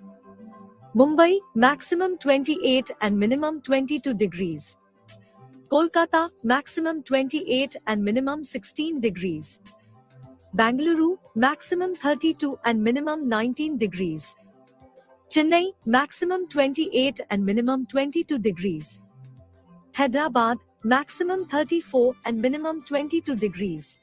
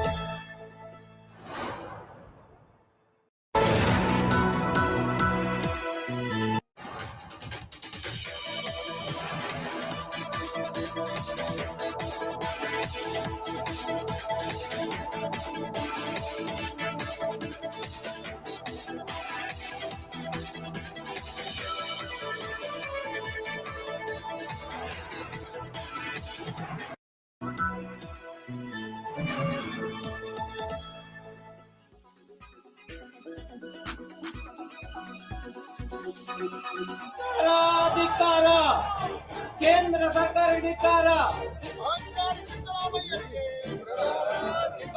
Protests rocking Delhi and Karnataka as the South Fund fight peaks. As 3 South states up the ante against the centre, claiming discrimination in distribution of funds, Prime Minister Modi lashed out at the Congress, blaming them for creating a North-South divide. जिस कांग्रेस ने अखबारों पर ताले लगाने तक की कोशिश की, आवाज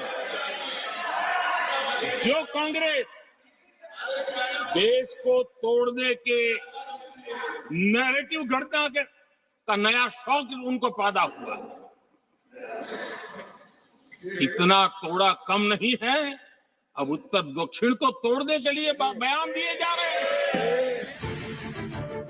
The Prime Minister also explained in detail why some states get more in the country and warned against dividing India on state lines. Hindustan के किसी भी कोने में दर्द हो तो पीड़ा सबको होनी चाहिए। अगर देश का एक कोना, अगर शरीर का एक अंग अगर काम नहीं करता है तो पूरा शरीर अपंग माना जाता है। शरीर जिस प्रकार से अगर देश का भी कोई कोना, देश का कोई क्षेत्र विकास से वंचित रह जाएगा तो देश विकसित नहीं हो सकता है। और इसलिए हमें भारत को एक अंगांगी भाव से देखना होना चाहिए, उसको टुकड़ों में नहीं देखना चाहिए। देश के अंदर ये भाव तोड़ने का क्या प्रयास हो रहा है? क्या इस प्रकार से देश को हमारा टैक्स, हमारे मनी किस भाषा में बोला जा रहा है? ये देश के भविष्य के लिए नया खतरा पैदा करने वाली बात है। Prime Minister Modi's attack at the Congress was timed to Karnataka Chief Minister Siddaramaia's symbolic protest in Delhi. Hitting the streets of the capital, the Siddaramaiah cabinet came together in full strength to protest against what they called stepmotherly treatment by the central government.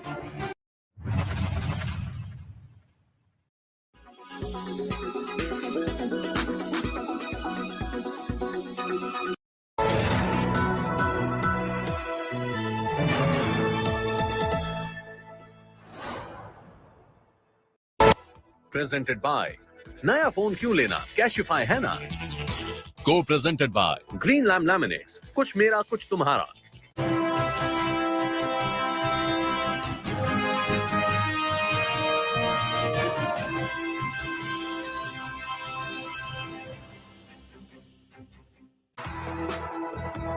Hello, you're watching India Today and I'm Aishwarya Paliwal. Let's start the show with the headlines. India Today, Mood of the Nation, 10-hour super broadcast, India's biggest sentiment meter. From Delhi, Bengaluru, Lucknow to Mumbai, Chandigarh and Patna. State-wise mood check before the big national picture.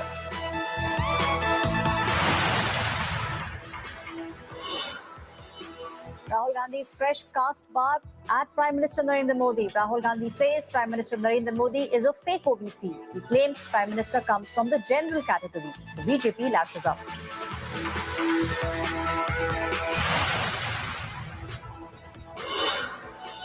Congress's cash bag MP's massive link to Sorain emerges. Seized BMW of Sorain's linked to Bhirat Sahu. Enforcement Directorate summons Congress MP in the Sorain scam case.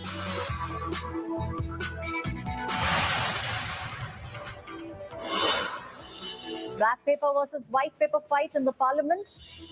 Kharge now brings a black paper on the economy under Prime Minister Narendra Modi. Centre's white paper on the state of economy under the UPA era.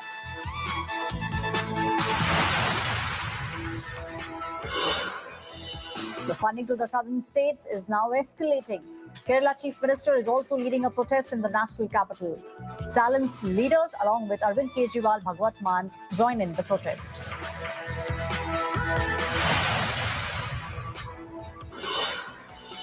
There's a massive farmer stir taking place in Noida. Heavy traffic jam on Noida-Delhi border as farmers march to the parliament protesting against land acquisition policies.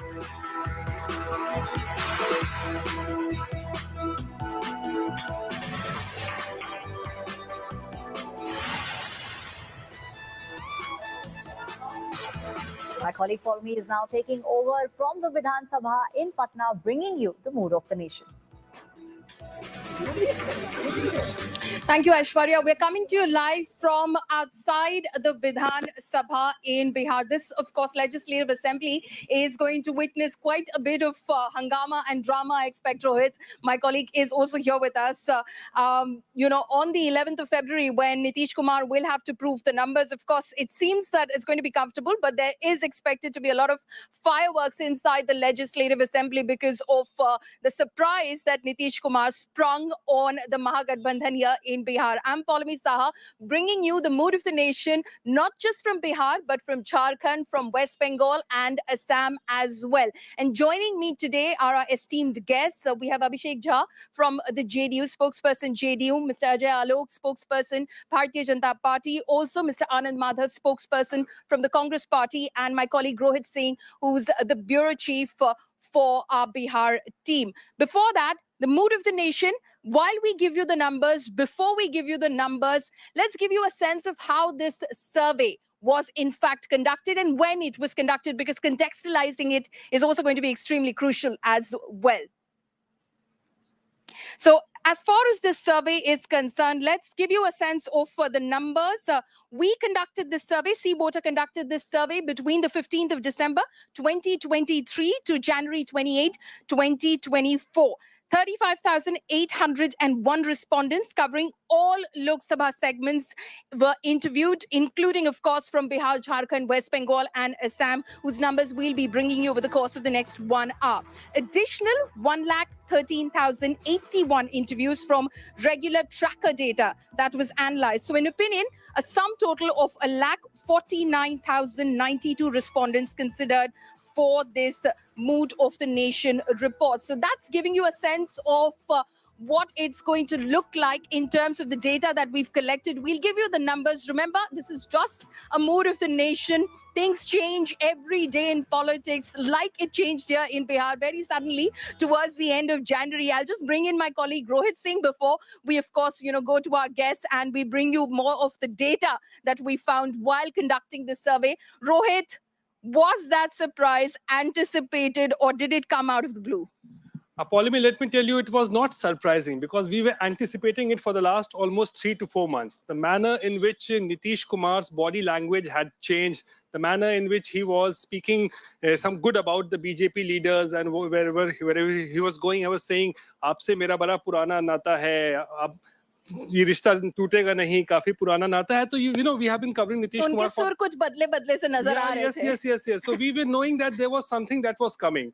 And when Lalan Singh was replaced as the JDU national president, and also after that crucial meeting with Amit Shah on December 10th, that happened in Patna, we were expecting that there was something which was definitely going to come, and that exactly happened because the removal of Lalan Singh as the party president, I think, was a final indication that Nitish Kumar wanted to have the complete control of the party, because he was in a mood to take a final call, and he did not want that the party should split at any point of time. There should be any kind of rebellion. Yes, no rebellion, no split, and that is why he wanted to be in commanding position, and that is why Lalan Singh was replaced, what we think. And you see, within 20-30 days, we are seeing that Nitish Kumar finally took the decision of switching alliance, and now he's back in the NDA. Okay, so it was anticipated in some ways because of the body language, some of the statements that the chief minister had been making, that he's probably going to take some decision. Let's give you a sense now of what we found while conducting this survey. So we'll begin with, of course, as far as the projected vote percentage is concerned. This is the projected vote share as far as Bihar is concerned. So projected for the NDA is about 52% is what we're talking about right now. For the India Gathbandhan, we're talking about 38%. They've gone up by 7. They were at about 31 in 2019 Lok Sabha elections. They've gone up by 7%. And as far as others, they stand at 10%, a negative of 6%. So there's been a downfall of 6%. So 52% for the NDA, 38% for the Mahagathbandhan here in Bihar. And then, of course, others stand at 10%. If we try to give you a larger breakup as well, we'll of course come down to the numbers, the actual numbers that we've of course found through the Mood of the Nation. But this is where it stands at right now, a comfortable 52. Mr. Ajay Alok, I'll bring you in over there. Well, with all due respect to your survey, though I personally don't believe in any survey, the mood of Bihar is always very clear that where Bihar will be heading to. The people of Bihar have aspirations from Modi, and this is their aspirational Bihar. With the lack of development and with the consistently stalemate and replacing a government here and there, people... Was the BJP as confident before Mr. Nitish Kumar came on board? Of course, yes. Then why bring him in? Weren't you snubbed by him? Didn't you feel snubbed by him in 2022? See, with Nitish Kumar, I'll say BJP always had a soft corner towards Nitish Kumar, and Nitish Kumar always had a blow hot, blow cold policy. So now he's cold, so it's good for us. Aap aaye, bahar aayi, chaliye, ho gaya jo ho gaya. It's like Rohit was quoting earlier. Prashant Kishore said कि एक आपने जो है ना एक रोशनदान खुला रखा हुआ था, आपने छोड़ रखा था वो. नहीं, रोशनदान अगर खुलने की बात है तो रोशनदान उन्होंने खुला छोड़ रखा था, वो तो आए हमारे पास, हमने बोला स्वागत है. Abhishek Jha, would you like to come in over there? आप तो आए उनके पास. You decided to switch over. They don't need you per se.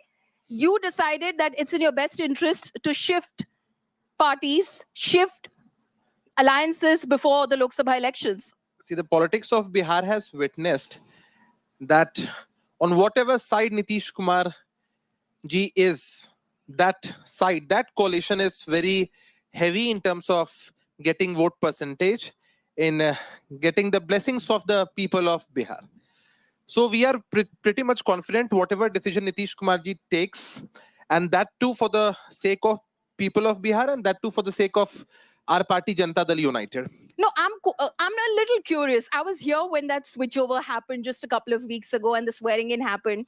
I just want to know, did the party know, how many people in the party knew that Mr. Nitish Kumar is going to go back to the NDA? See, it's like parties, senior people sit, and then so many surveys are also done within the party, outside the party also, among our followers and the people who are associated with our party. And after that survey, a firm decision is taken by our leader. Party authorizes him to take any decision in benefit of the party. And it's just like people in our party were knowing that Nitish Kumar ji will take a very firm as well as very strong decision, and that will be for the sake of everyone. So it was not like some kind of very unexpected decision he has taken, as we have been in a very natural alliance with the BJP. We have been So it in was India for a very unnatural long when it time. was on the Mahagathbandhan side. It was an unnatural alliance. See, it's not like that we are having any unnatural alliance with any of allies in the past also. It's just that as per the political scenario and situation, decision is being taken. And people always say that we are switching sides. But it's just that Nitish Kumar ji was the Chief Minister of Bihar. He is the Chief Minister of Bihar. And he will be the Chief Minister of Bihar serving this state. It's not that This is the amusing factor. He's here, he's there, he's the chief minister always. he will be the Chief Minister, in fact, by the One person blessings who's of... stagnant and is not moving is Mr. Nitish Kumar. RJD was a bigger partner as far as the alliance was concerned. BJP is the bigger partner number-wise as far as the alliance is concerned, Mr. Alok. But nobody wants to claim the chief minister's chair. Why, sir? See, when 2020 mandate was taken by NDA, it was previously decided that we will put Nitish Kumar in front and as a chief ministerial face. We kept our words. And since this mandate is about 2020 mandate, so Nitish Kumar till 2025, this was a promise given by the BJP to the JDU, and that's what we are adhering to. So Nitish Kumar is the chief minister when he came back this time. So let him be the chief minister. As I hope whatever the working time he has, let's work for Bihar. Let's take Bihar forward. Let's take nation forward. Enough of this political jugglery. I think Bihar needs the stability which Nitish Kumar will provide with us. I'm sure he'll agree with you. Enough of this political jugglery, Anand Madhavji. Yeah, I don't know what pressure was going on in Nitish Kumarji's mind and in his party's mind, but we must say, and people know it very well, it's a political death for JDU as well as the Nitish Kumar. There will be no future so far as the Bihar and JDU is concerned, and each and every citizen of So just apologies for interrupting you over there. Political death for the JDU. We just project the numbers right now. We just come back to you. We'll of course take that discussion forward. But here's the projected seat share. Let's put that out while we of course continue to discuss Bihar and Bihar's politics and whether this was a game changer moment as far as Bihar politics is concerned ahead of the general election. So here's what the projection says. 52 seats for the NDA. It stood at 53. It's come down by just one. It's at 52. I beg your pardon. Sorry, I was reading out the vote percentage. Let me just go back to that. So it was at 39 in the 2019 Lok Sabha elections. It's come down to 32, -7. As far as the India Alliance is concerned, it was at 1 earlier. It is at 8, so +7 as far as the RJD is concerned. So that is what the 2024 projection, as per the Sea Voter Mood of the Nation survey, says. 32 for the NDA and 8 for the Mahagathbandhan. Yeah, Palumi, I will like to say that whatever projection is here, and you have rightly mentioned that the mood of the nation is changing every day and every minute and every second. And after this, your survey has come, Rahul Gandhi is traveling to this area, and this survey will be wiped out, and the numbers will be just opposite. You know, but the criticism was just before he was to enter Bihar, things changed. I mean, just before he was to enter Jharkhand, we'll come to Jharkhand numbers as well. You know, when Rahul he's not looking like a very good omen. When Rahulji entered Maharashtra, BJP has taken well in Devada from us. They just wanted to divert the media attention. This is the truth. That's what they have also done this in Bihar also.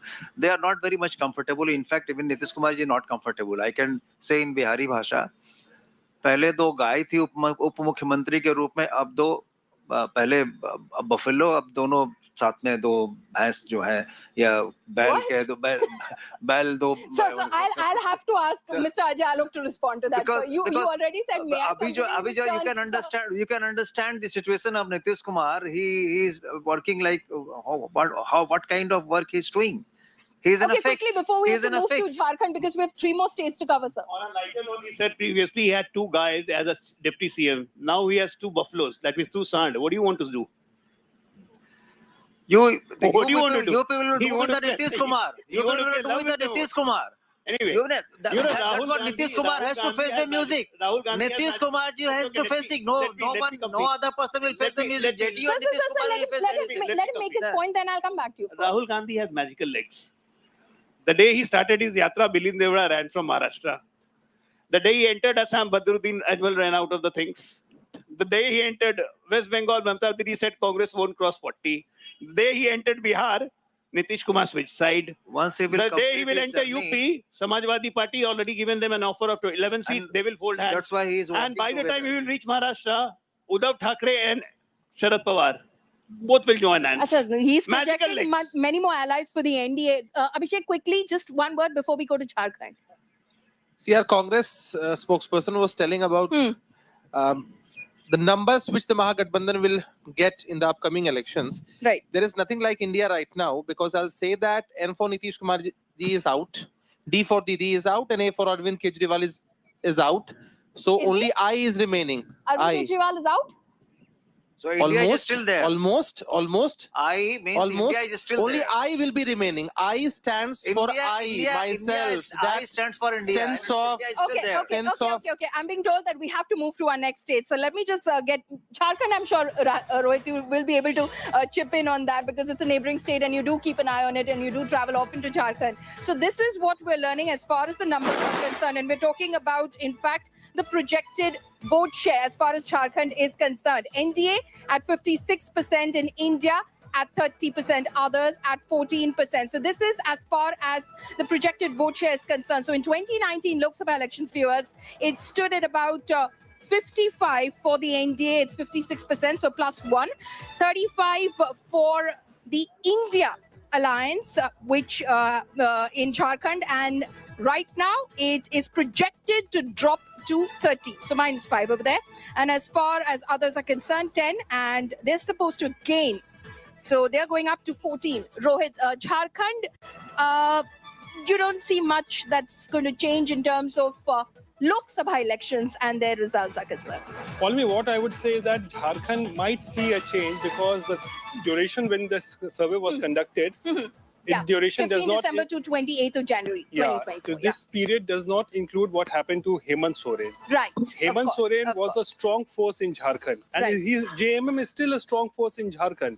But now with Hemant Soren in ED custody, he can go to jail also. Absolutely. And if he continues to remain in jail, if he doesn't come out for the next 2, 3, 4 months, then that is going to be a big damaging for the party. Because he's the only face. Shibu Soren, who was the founder of JMM, he doesn't campaign anymore. He's very old and old also. So Hemant Soren was the face of the party.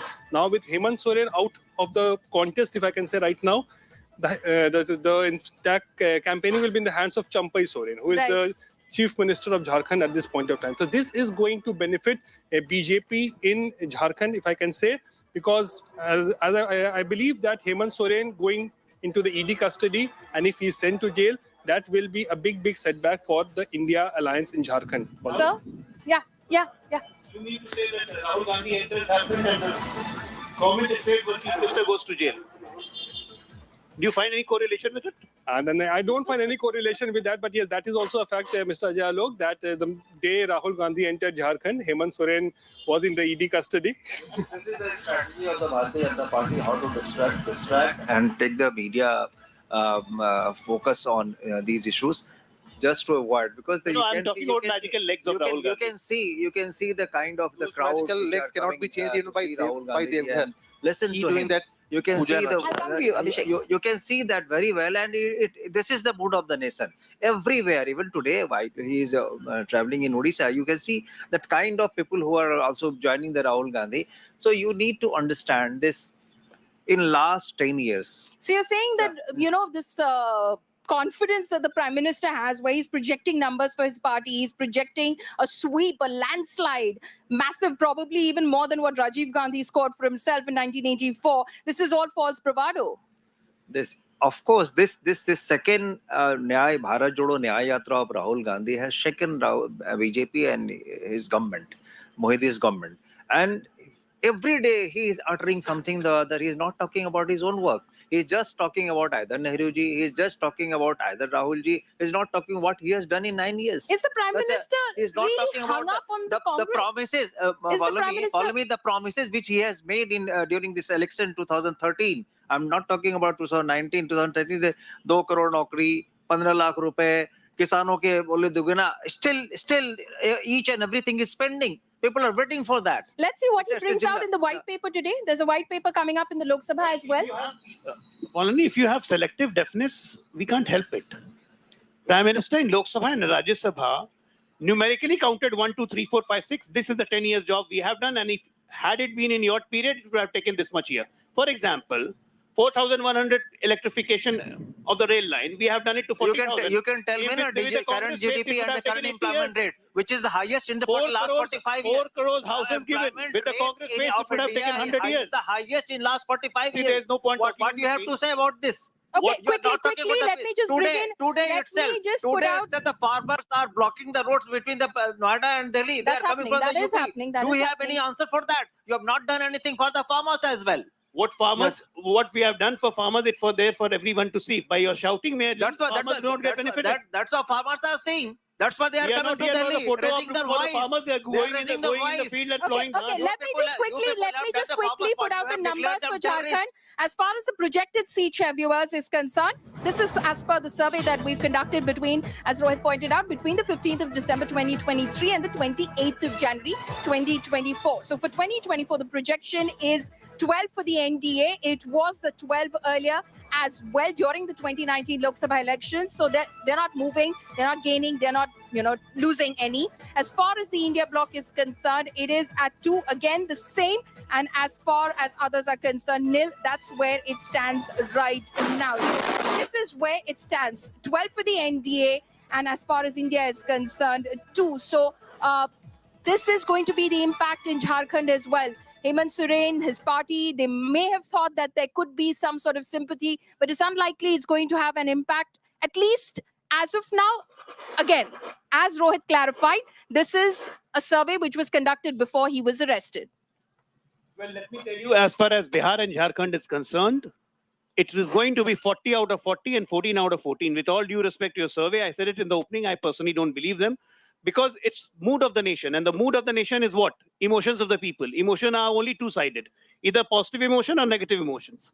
Now here is the complete positive emotions for Prime Minister Modi and for the Bharatiya Janata Party, which everybody on the ground realizes, except for the Congress, because they have lost the pulse of the people. You've lost the pulse of the people. Quickly before there is no harm in daydreaming. So he is welcome to have the daydream, but truth will be just opposite to it. In Bihar and Jharkhand, in fact, in all over this particular area, you will realize what is going to happen. In Bihar, people are frustrated, and this unholy alliance, which has been made really in Bihar, very recently in Bihar, Nitish Kumar shifted to the Bhajpa. Okay, it has also ruined everything. If there were some prospects were there, it has been ruined down. Okay. We're going to just slip into a very short break because we've got 2 more states to go through. On the other side of this very short break, we bring you the Mood of the Nation survey from the state, the very critical state of West Bengal. Stay tuned.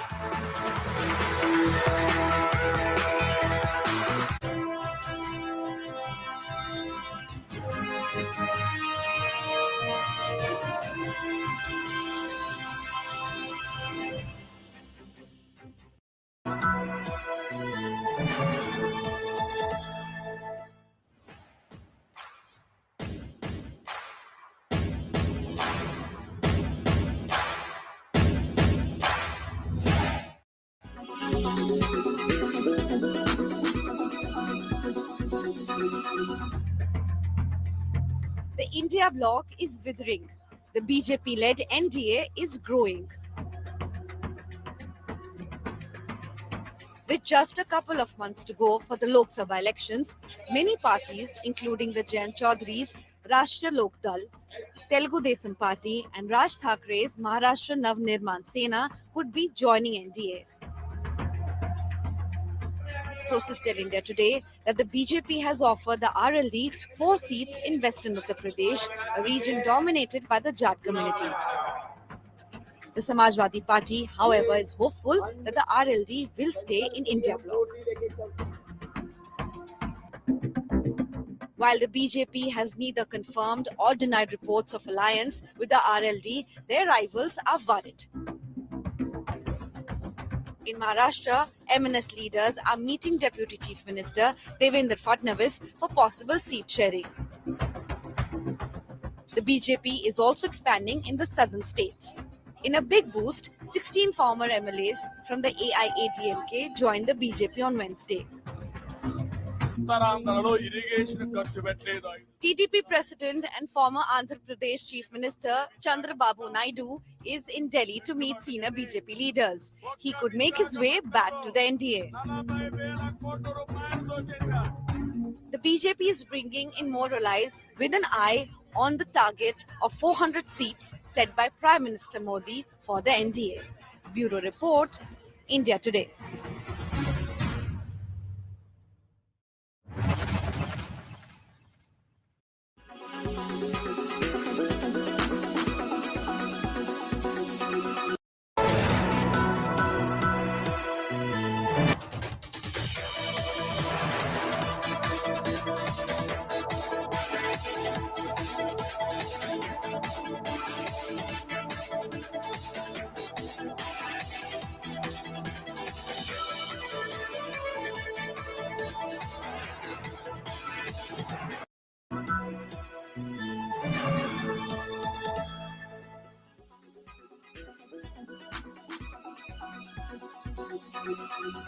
You're not the only state. Other southern states are also protesting.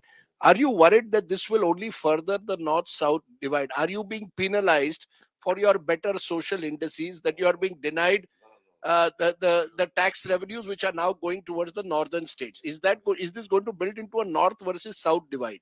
That is why we are drawing the attention of the government of India, and also the 16th Finance Commission is constituted. No further injustice should be caused to Karnataka. So you want the 16th Finance Commission to revise the rules so that the southern states get a greater share of taxes. Am I correct? No, not greater tax. See, in 14th Finance Commission, whatever the yardsticks are applied, the same yardsticks should have been applied in the 15th Finance Commission also. Why? They have but changed this. Because earlier, so far as the population is concerned, they have to consider the 1971 census. In this 15th Finance Commission, 2011 census is considered. So you're being penalized for having controlled population better than the northern states. That's the concern that southern states have. That is what I meant.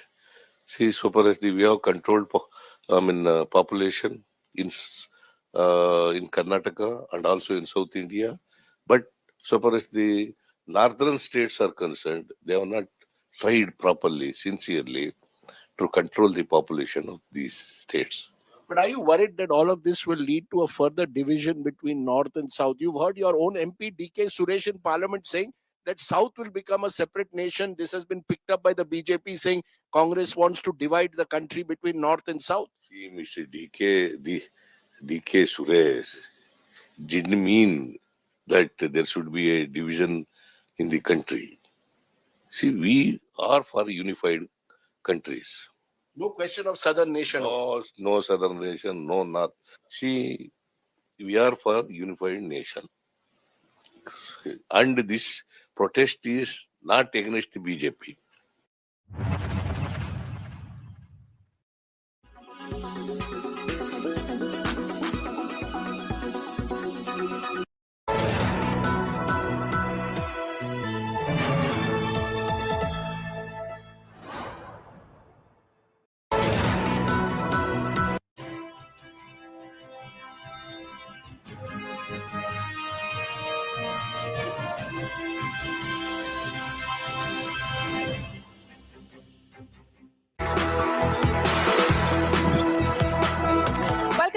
we're bringing to you the Mood of the Nation survey, and we're bringing it to you right now from the eastern part of the country. We've gone through the numbers for Bihar, we've done the numbers for Jharkhand, and now we're bringing you the numbers for the state of West Bengal, a very crucial state as far as elections go. We saw the kind of contest that the 2021 assembly elections of West Bengal witnessed, and expect the same sort of fireworks during the 2024 general elections as well. But remember that we're bringing you the national picture 6 p.m. onwards. Do tune in for that.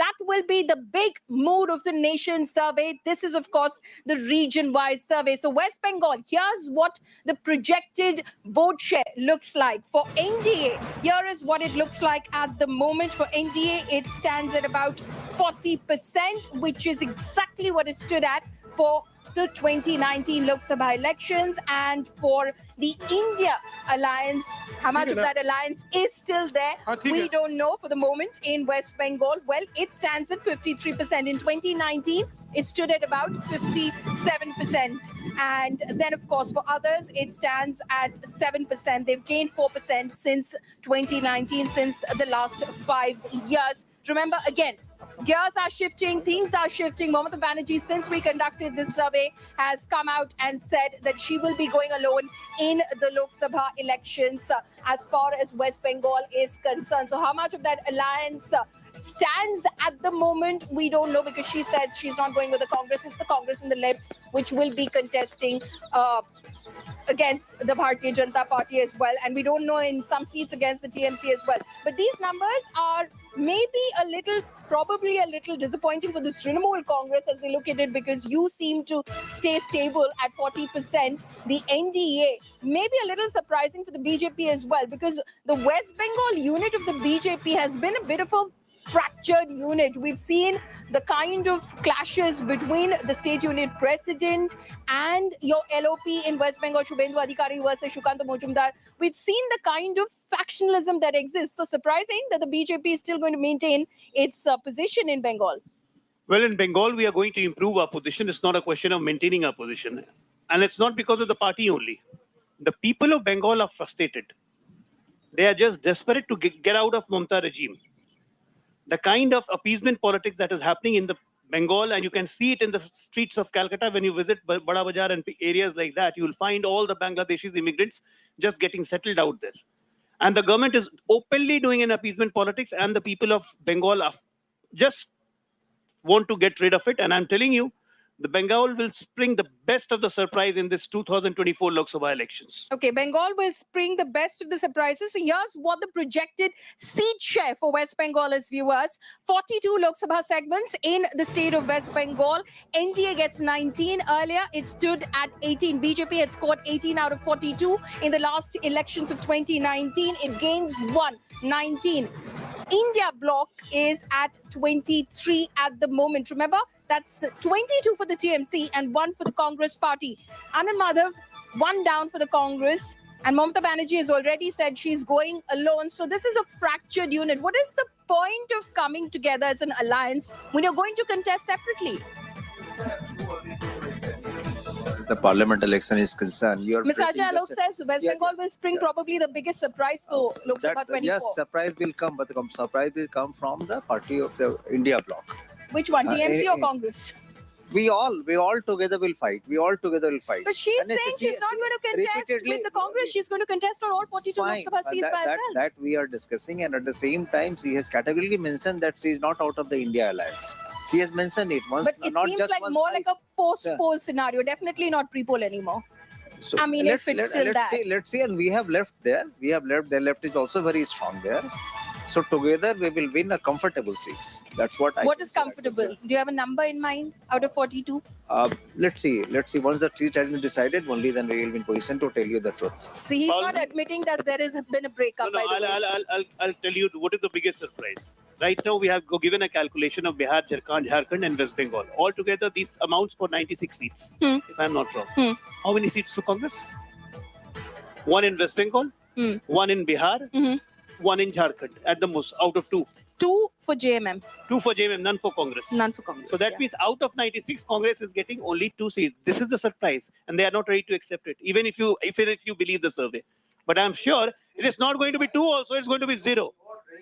It's going to be zero. No, you keep saying that, but give me numbers, give me facts over which you're so confident that Modi will be proven wrong when he says 400 par for NDA and 370 for BJP. We'll be in comfortable position to tell you what we can see together in Bihar.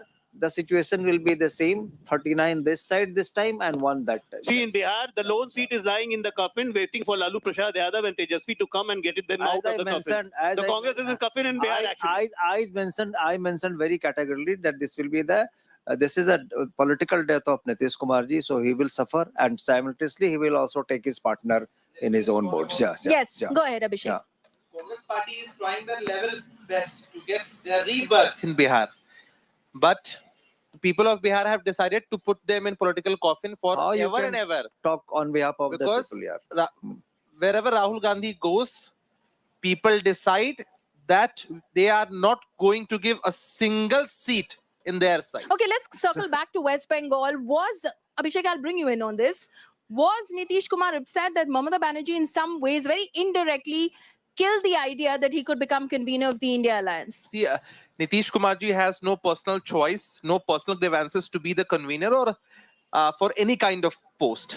But that's you must the sense be remembering. we got from the JDU. I spoke with people within the party and they said, I mean, I don't know if that was just a trigger, there was more to it. All of that can be debated. He doesn't seem to have given a very clear reply as to why he left the alliance. A very strong point is still remaining. You must be remembering one day when Mamata Banerjee publicly said, Mamata Banerjee, that Nitish ji, why don't you call everyone in Bihar? We'll have a meeting in Patna. That means Mamata Banerjee was extremely serious about it.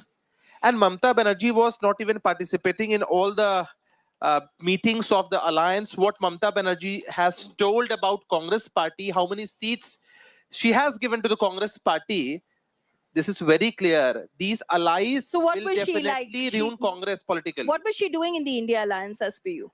Just creating a political nuisance. That's it. Mr. Madhav, would you respond? I think he is not the competent person to comment on this. I can tell you the one thing that an alliance is intact. That's the way of Congress party you to keep respond. saying that, sir, but she's... Yeah. You keep saying that, but she's already gone on record as many times since announcing that she's going to contest 42 Lok Sabha segments all by herself. Has she announced all 42 seats in West Bengal? She will announce the candidates. Let the general election schedule be out. You still think there will be an alliance? You still think she's going to everyone is working for that. Why does she need the Congress so much? Because Congress is a very big force. Congress is a big force and everyone has realized it. Everyone has realized it and say, we together we can win. And that's what you can say that in Bihar, what has happened. You can just go through the statement of Nitish Kumar, what in last 15 months he has said about the Bharatiya Janata Party.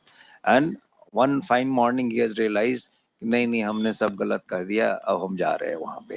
So people are watching it, na? They are not deaf and dumb. They are saying it, what is happening here. It will be proved in the election. Rohit, And this is Rohit, not the what did you find when you spoke to your sources? Was Nitish Kumar miffed with Mamata Banerjee? What was his sense? That she was being a nuisance, as Abhishek says? No, not use the word nuisance, but the thing is that somewhere down the line, Nitish Kumar wanted that he should be made the convener of that India Alliance. He wanted to be the PM face of this alliance because coming from the Hindi heartland, basically you cannot have a leader from South India maybe who wants to be a prime ministerial face and other party leaders, other states backing him. So Nitish Kumar was a face, unanimous face. He has administration, experience of administration both at the center also. Then I wonder, Rohit, apologies for interrupting you. How much of a chance does he stand in the NDA? You have Narendra Modi in the NDA. No, he has given a prime ministerial face. No, he has accepted the fact. He has accepted to the fact. He has resigned to the fact that he is not going to be at the PM face. He could have just came back. Why come over to this side? Yeah, because there was pressure on Nitish Kumar to come back. Because remember, most of the MPs who had won in 2019, most of those MPs had defeated RJD. And they had become MPs from the Janata Dal United. And now when elections are coming, RJD was also demanding those seats where JDU had won. So there was confrontation that was going on. The seat sharing agreement was not reaching any conclusion. And there was pressure on Nitish Kumar also. And Nitish Kumar also saw that he got nothing from India Alliance. He was completely sidelined, to be very honest, Paulimi. Mamata Banerjee dished him. Leaders like Lalu Prasad, here in Bihar, he never spoke at any of the meeting, in any of the 4 meetings, that Nitish Kumar should become the convener. He never pitched Nitish Kumar. So that is the problem, that Nitish Kumar was completely sidelined. He thought that maybe remaining in the India Alliance will not help him anymore.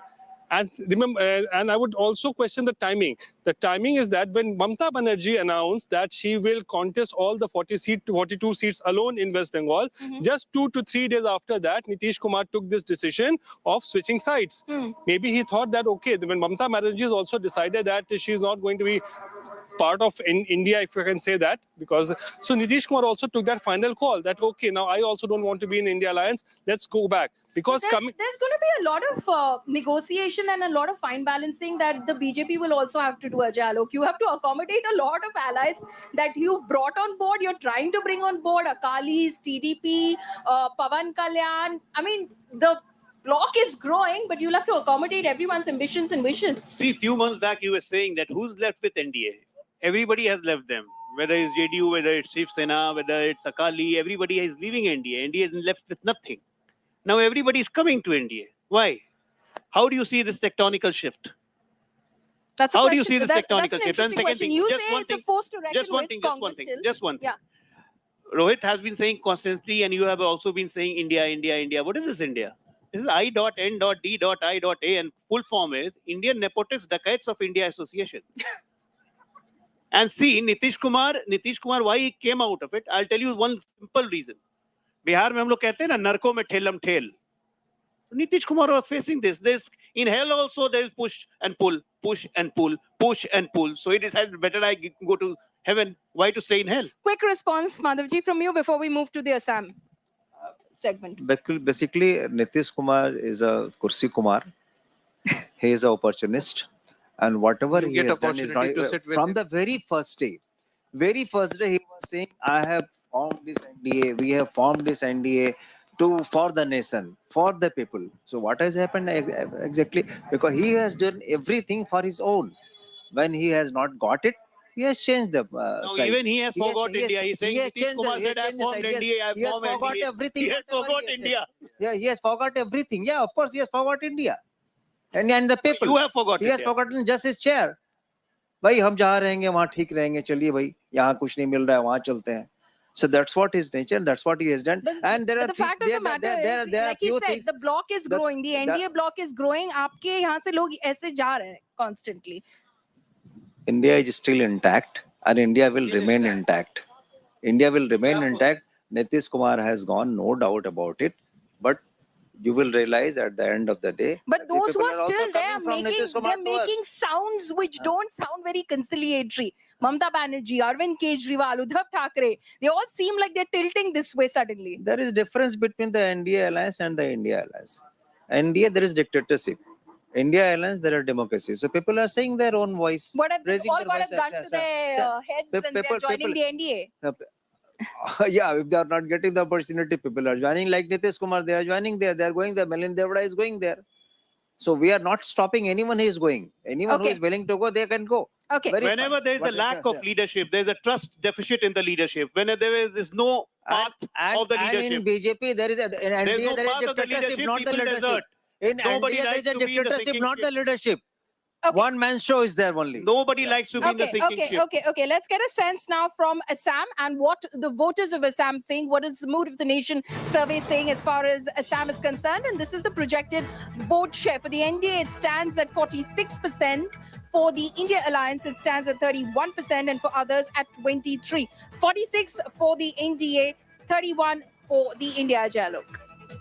See, in Assam, I'm pretty sure we are going to get 14 out of 14 this time. Last time we got 9 out of 14. This time the tally is going to up by 14 out of 14. Because with Hemant Biswa Sarma there, his organizational skill and his own work during as a chief minister in the brief period, and with the Prime Minister Modi's pan-India appeal and the people of Assam trusting, because the Assam has transformed in the last 5 years like anything. With internal conflicts, everything over, Assam is on the way to prosperity, on the road to prosperity. So people will prefer prosperity over appeasement, and what Congress has given them for the last 15 years. They are fed up, and this time it's going to be 14 out of 14. Please announce your results. I will in a second. 14 out of 14, Madhavji. I told you early, very early, that there is no harm in daydreaming. There is no harm in daydreaming. But that's The been thing- a refrain no, through no, this but entire debate. But the numbers are saying something else. The story in the numbers course, is Congress totally will different. emerge like anything in Assam also, because the Who's rule the of leader? rule of Who's the leading the party in Assam?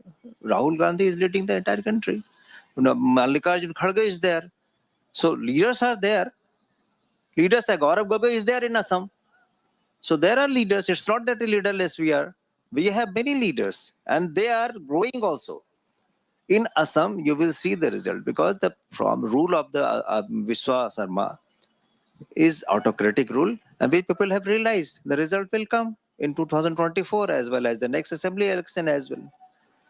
And what I am trying to tell you, this survey you have made in that time, you all know what was the time. So it's not very long ago, we're talking about 15 December to 28th of January 2024. Right. Today is So, the 8th of February, sir. that's what I'm telling you. You have to redo it. Why you have to redo it? Because of certain reasons, and then you will realize there is a change, and there will be a sea change in your survey as well. See change between as many days that we've done the survey from. Only you do it after 15 days, you will see the change. 15 days, he says. Yeah, 15 days is more he than says, sufficient, Abhishek. If we do the survey again, there'll be a change. We have a very good example in cricket. It's the last over, and the batting team has to score around 40-50 runs in the last over also. Then also the followers or the people who are cheering that team feel that some miracle will happen someday and their team will win. It's just that Congress party is thinking about some miracle to happen for the relaunch or rebirth of their leader or their party, but that's not going to happen.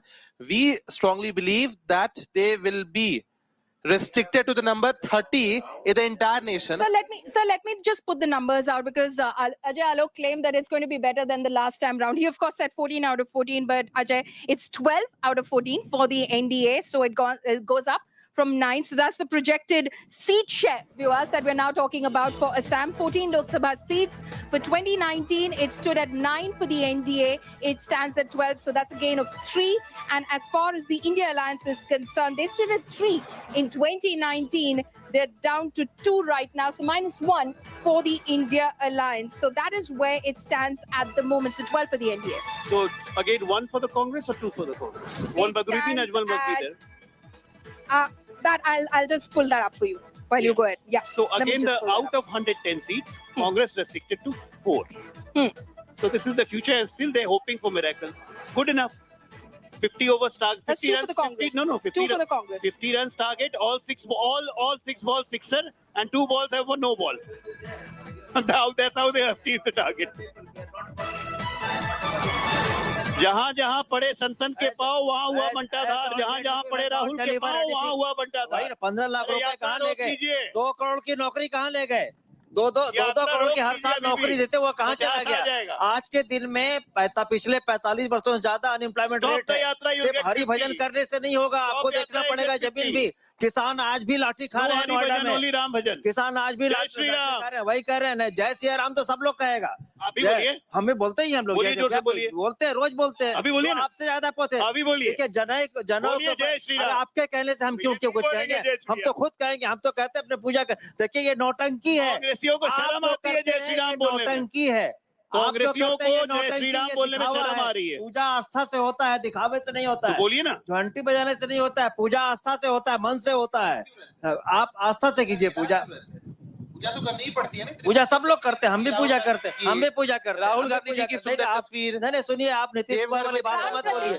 प्राण प्रतिष्ठा का कोई फर्क पड़ेगा आपको लगता है elections पे? राम मंदिर का कुछ दिनों तक था हवा में, अब खत्म हो गया, अब फिर आ रहे हैं। हवा में उड़ गए जय श्री राम, फिर बोल रहे हैं ये हवा में उड़ गए जय श्री राम प्रतिष्ठा। फिर बोला इन्होंने। भाई साहब जय श्री राम लोगों के मन में है, आपके मुंह में नहीं। हवा में उड़ जाएगा। जय श्री राम सबके मन में है, जय श्री राम सबके मन में है, आपके मुंह में नहीं। और नौटंकी छोड़िए, धरती पे दीजिए, काम दीजिए, रोजगार दीजिए लोगों को, महंगाई कम कीजिए, किसानों का आमदनी दोगुना कीजिए, जो आपने प्रॉमिस किया था।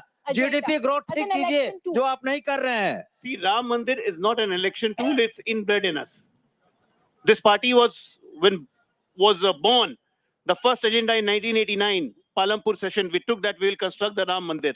सौगंध राम की खाते हैं, मंदिर वही बनाएंगे. ये इन्होंने मजाक उड़ाया, तारीख नहीं बताएंगे. आज तो तारीख भी बन गई, मंदिर भी खड़ा हो गया. गए क्यों नहीं दर्शन करने? अभी तक मना किया था किसी से? हाँ, मन में है पर आपके नेता गए नहीं सर. बिल्कुल, हम लोग दर्शन कब के कर चुके हैं. रामलला जब थे वो भी कर चुके हैं. आप उसकी चिंता मत कीजिए कि कौन कब दर्शन करेगा. यू विल नॉट डिसाइड ना.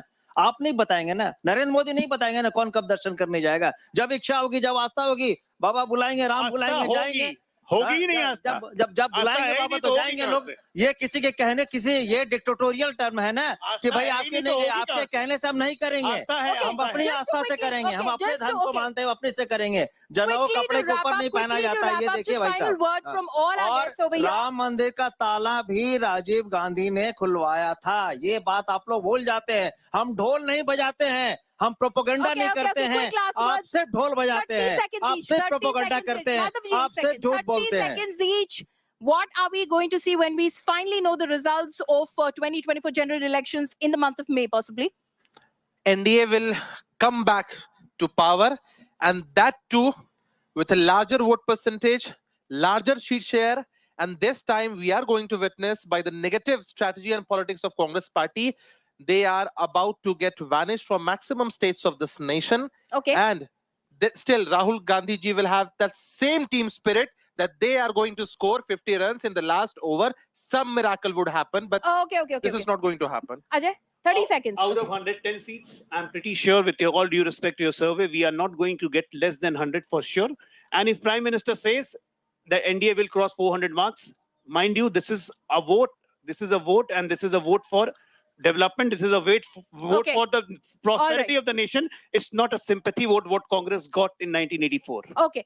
We'll have to quickly wrap up right now. Unfortunately, we've run out of time, but we've heard all our guests. We've heard their sense for all of the 4 states that we discussed today. Assam, West Bengal, Jharkhand, and of course, Bihar. That's just a mood of the nation. Remember, we've spoken to some respondents, interviewed them, and just got a sense from them. Things change. Things can get better for some. It can get worse for some. We don't know, of course. The voter will know as he or she casts his ballot on the given day. Thank you so much. Do tune in to the National Picture, the Mood of the Nation survey from 6 p.m. onwards on India Today with Rahul Kabal and Rajdeep Sardesai. Thank you so much to Abhishek Jha, to Alok as well, Mr. Alok, as well as Mr. Anand Madhav and my colleague Rohit Singh. Thank you so much.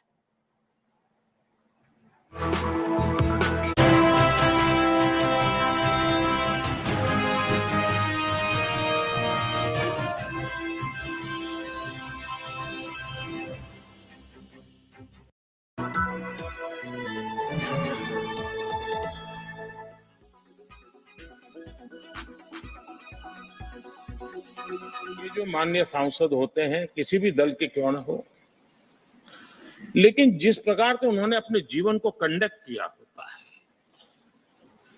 जिस प्रकार की प्रतिभा के दर्शन उन्होंने अपने कार्यकाल में कराए होते हैं, उसका हमने एक गाइडिंग लाइट के रूप में सीखने के लिए प्रयास करना चाहिए। मुझे याद है उस सदन के अंदर लास्ट कुछ दिनों में एक वोटिंग का अवसर था, विषय तो मैं छूट गया मेरा, लेकिन पता था कि विजय ट्रेजरी बैंक की होने वाली है। अंतर भी बहुत था, लेकिन doctor Manmohan Singh ji wheel chair में आए, वोट किया। एक सांसद अपने दायित्व के लिए कितना सजग है उसका वो उदाहरण है, वो प्रेरक उदाहरण था। इतना ही नहीं, मैं देख रहा था कभी कमिटी के चुनाव हुए, कमिटी मेंबर्स के, वो व्हीलचेयर में वोट देने आए। सवाल ये नहीं है कि वो किसको ताकत देने के लिए आए थे, मैं मानता हूं वो लोकतंत्र को ताकत देने आए थे।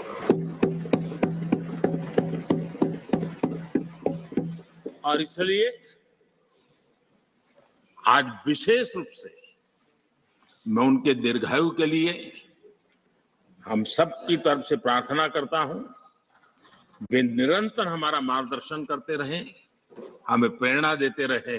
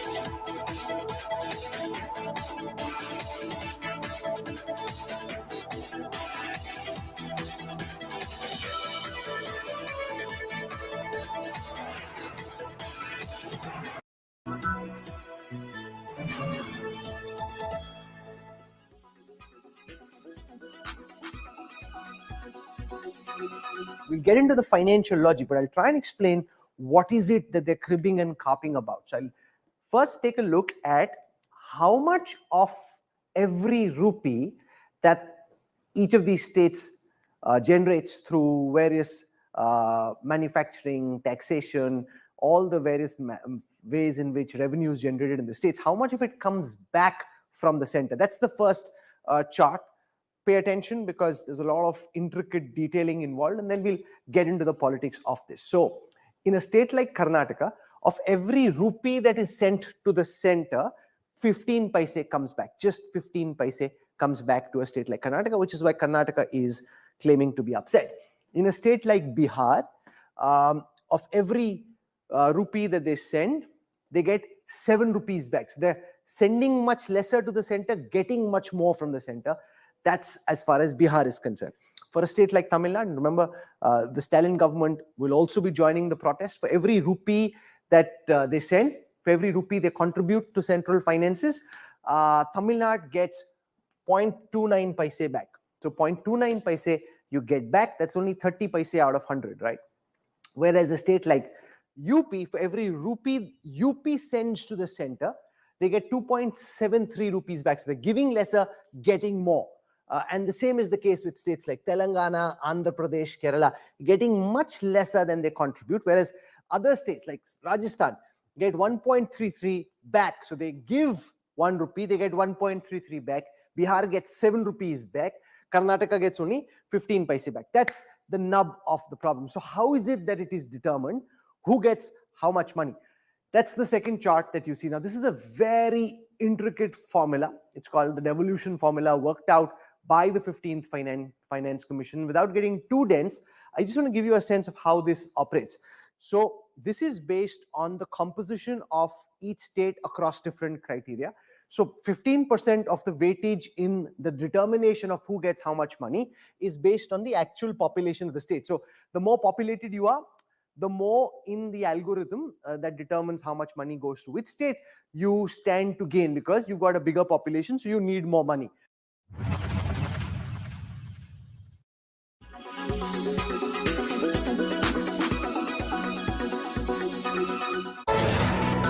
So sorry.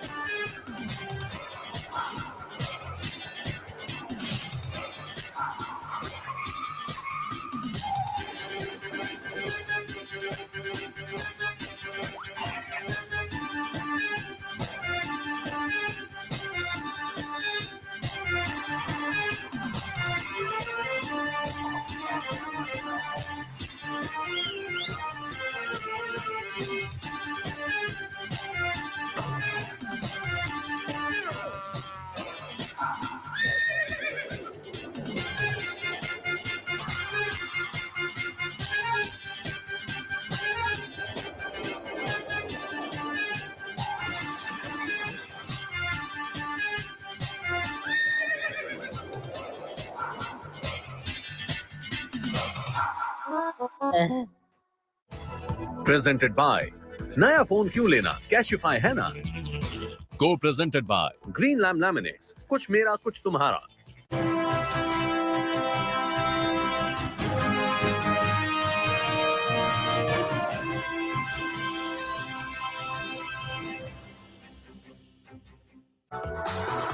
Hello, you're watching India Today, and I'm Aishwarya Paliwal. Let's start the show with the headlines.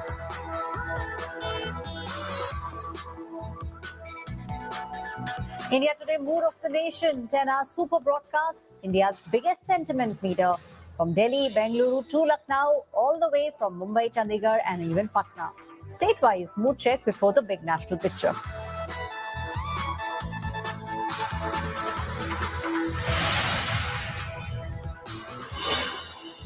Rahul Gandhi's fresh cast bar at Prime Minister Narendra Modi. Rahul Gandhi says Prime Minister is a fake OBC. He claims Prime Minister is actually from the general category. The BJP lashes out.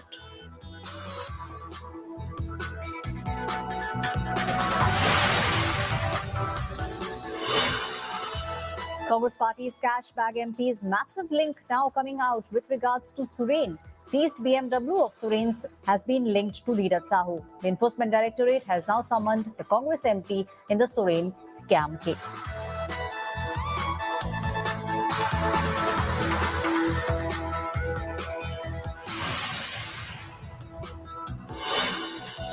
In the parliament, it is black paper versus the white paper. Centre all set to bring in the white paper on the state of economy under the UPA era. Mallikarjun Kharge has brought out a black paper on the economy under Prime Minister Narendra Modi.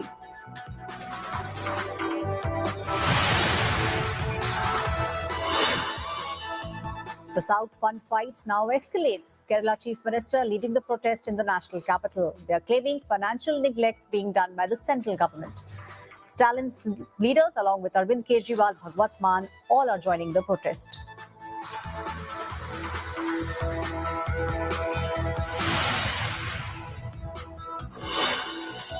A massive farmers' protest now taking place in Noida. Heavy traffic jam at the Delhi-Noida border as farmers all set to march to the parliament. They are protesting against the new acquisition policies.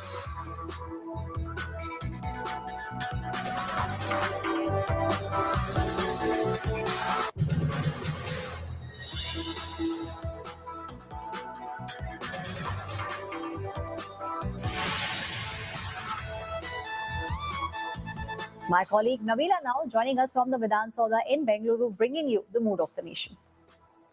Well,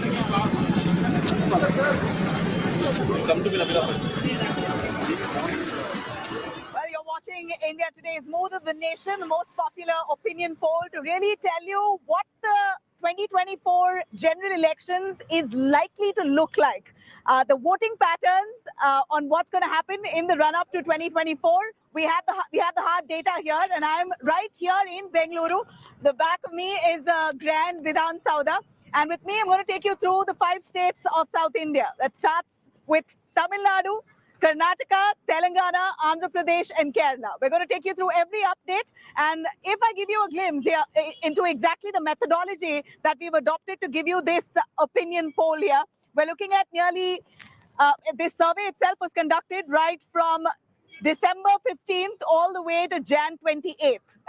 And we're looking at the respondents. Nearly 35,801 people were consulted, and we got feedback from nearly over 1,13,000 people across Lok Sabha constituencies. So this is almost the most certain, accurate opinion poll that we are bringing to you for India Today, right here from southern part of India. Has the Modi effect, or will the Modi effect really have an impact on South India? We're going to take you through every analysis at this point. I have with me Nagarjun Dwarkanath, who brings us a perspective from all the 5 southern states, starting from Karnataka, Kerala, Telangana, Andhra Pradesh, Tamil Nadu. We have our guests here, Lavanya Bilal, our BJP guest, Captain Ganesh Karnik. We also have, if you could introduce Ramakrishna Upadhyay, political commentator.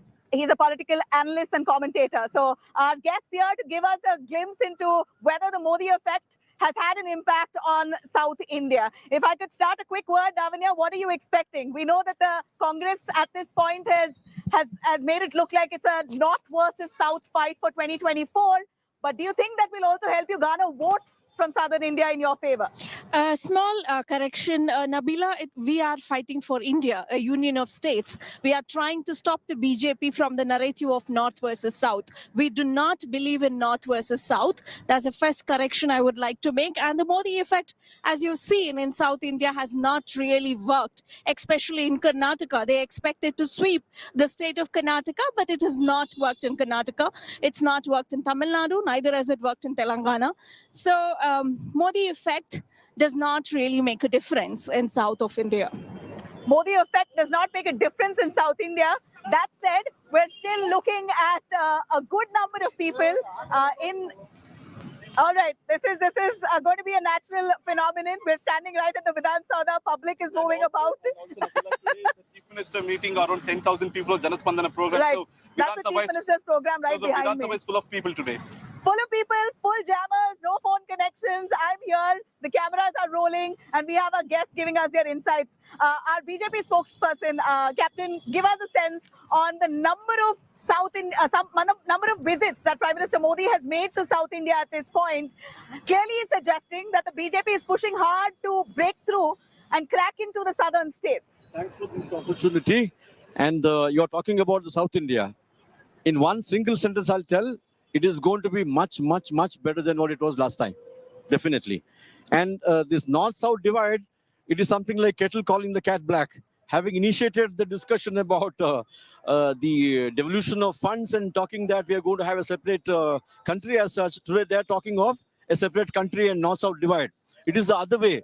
When Modi says that Sabka Saath, Sabka Vikas, it's about India we are talking, it's about Bharat we are talking. And his influence in the southern states also is very, very prominent. And this election results will definitely bring out the fact that Modi is a factor, and that factor will get us more seats. All right. So, as a political analyst, give us your sense on the 5 southern states. And like I did mention, the NDA right now seems quite dominant in the northern part of India.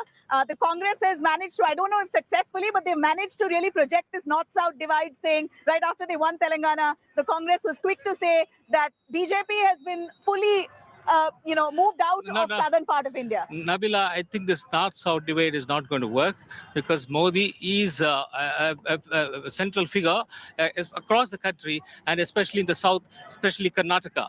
And he has done very well in the last elections. As we know, BJP had the maximum number of seats. They won 25 seats out of 28. And other part of the southern states as well, there is a big push being made, especially in Tamil Nadu, in Andhra Pradesh, in Telangana. All those states, BJP is making a big push. Of course, there are 130 seats in the south, in the 5 states and 1 union territory of Puducherry. So, as of now, the BJP has 29 seats. And I think they'll be happy if they can move it by another 10, 15 seats because they are expecting a bonus in the northern states. So in Karnataka, they would like to retain what they had, 25, but probably it's going to be difficult. I would say it's going to be difficult.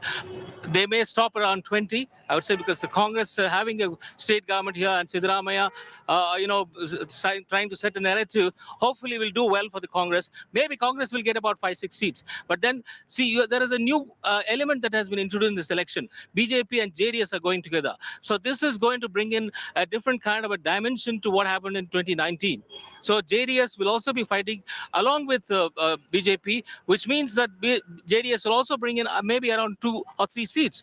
So which will add to the NDA kitty. So this is what's happening in Karnataka. As far as Tamil Nadu is concerned, I mean, Annamalai is putting his best foot forward, and I'm sure they will make a dent. They have not been able to make a dent so far. Not a single seat won so far. And as far as Andhra Pradesh is concerned, there are 25 seats at stake. And TDP is now trying to enter into alliance with the BJP. Okay, so we have to see what happens there. Yeah, and what Telangana. happens there, and what does our survey really suggest? We have our in-house political analyst here, Nagarjun, who's been very closely watching the southern part of India. But before I come to you, Nagarjun, I'm going to cut straight to our first big number that we're getting here. Let me start with Tamil Nadu, the largest state in terms of Lok Sabha capacity, with 39 seats. Let's take you through exactly what Tamil Nadu has installed. So projected seat share in Tamil Nadu, we're looking at, in compared to 2019, the seat share for Tamil Nadu for the NDA was about 31%.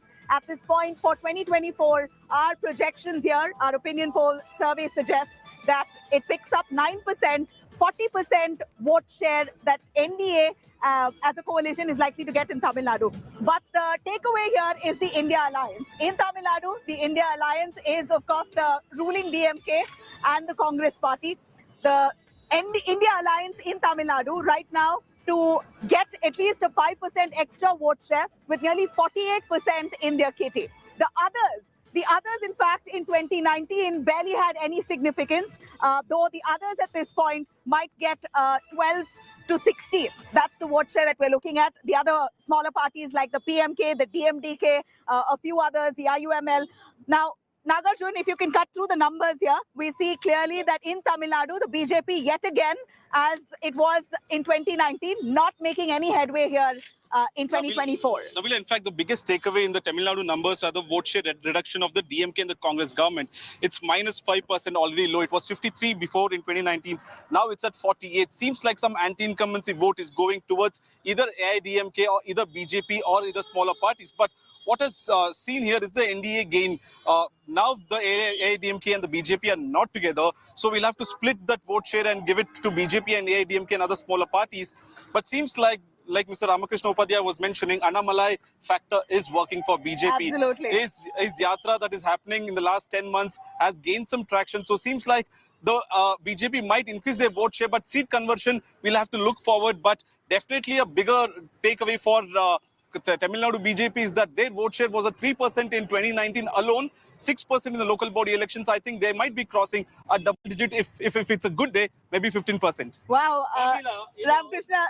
See, the BJP's vote share went down from 2014 to 2019, Yes. from 5.66 to 3.3. So that being the case, unless you cross 20, at least 20%, 20 to 23%, you're not going to get any seats.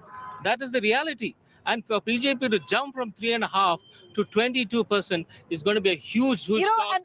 But I think probably they'll make a breakthrough and From get what one I see seat. here, predominantly in a Dravidian state, the BJP, at least in terms of vote share, they may not or they may well win in 2024. But from what we see, vote share, they've certainly improved. Their tally has improved, and this is sans the AIADMK. They've cut off, they have no alliance with the AIADMK, so it's only the Annamalai factor. And just yesterday, nearly 15 former MLAs of the AIADMK, though they're from the 90s, they may not have as much relevance still at this point in Tamil Nadu, but yet, perception-wise, the BJP seems to be gaining ground in a Dravidian state. The BJP has nothing to lose. Even the 15 former MLAs getting 10 people each is good enough because they're starting from scratch. They're at zero today. So anything is a Correct. positive. Anything The NDA percentage was read out as 41%. And But that's with AIDMK, PMK and all smaller parties. I said the NDA.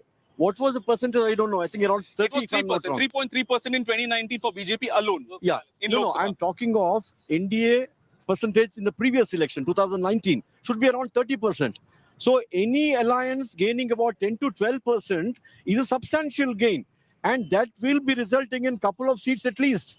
I am very happy that we are doing wonderfully well as far as the vote is concerned. But who's the alliance, sir? Here you have no alliance with the AIADMK. Just wait and see.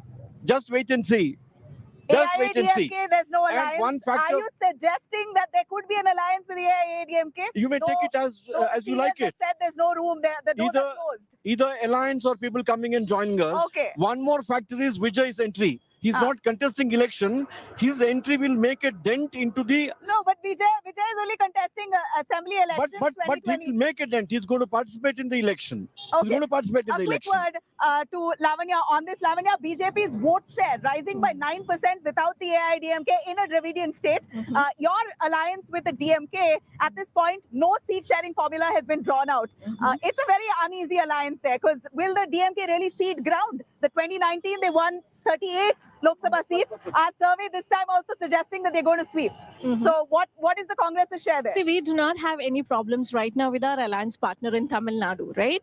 We do not have any issues with Stalin and his party. So this will continue. India Bloc is, of course, in talks with the alliance partners. So we do not see a difference happening to our numbers. We did well in Tamil Nadu last time, and we are going to retain our seats in Tamil Nadu. I just want to make a point about the alliance between DMK and Congress in Tamil Nadu. It is under strain because the DMK wants to reduce the number of seats it gave them last time. They gave them 11 seats, out of which 8 Congress won. But this time they're saying that, look, we're not able to give it that many. Okay. So there is a tension point there because of that. And I think, the Congress will have to fight really hard to get that number again. All right. Well, the Congress will have to fight hard, and the BJP also, in every sense, Modi's vision of Charso Par, they're allying, the NDA right now allying with every possible party that they can. That's the coming. PMK, the DMDK, one of Anbumani and the other of late Vijay Kant. Both parties there. It appears that the NDA right now mulling over an alliance. Will that really benefit them remains to be seen. I'll have to switch now to our very own state, Karnataka. Let's take you through the numbers here. And looking at the numbers, Karnataka for the BJP is the only gateway in South India. As much as the Congress may have come into power here in the assembly elections just last year, it doesn't seem like they have that kind of impact, at least going by our numbers in the Lok Sabha elections. That suggests clearly for you, the numbers here, that voting patterns of assembly and Lok Sabha are very different. At least looking at the numbers here, let me take you through the seat share projection. The NDA seems to be retaining a large chunk of their seats out of the 26. It appears that this time too, that the NDA is likely to retain about 24 seats. So 24 out of 28. The last time in 2019, they managed to get 26 out of the 28. This time, despite the Congress government, Congress party being in power here in Karnataka, it appears that the NDA will retain 24 seats. Likely 22 to 24. Nagarjun Dwarkanath to give us a little sense on that.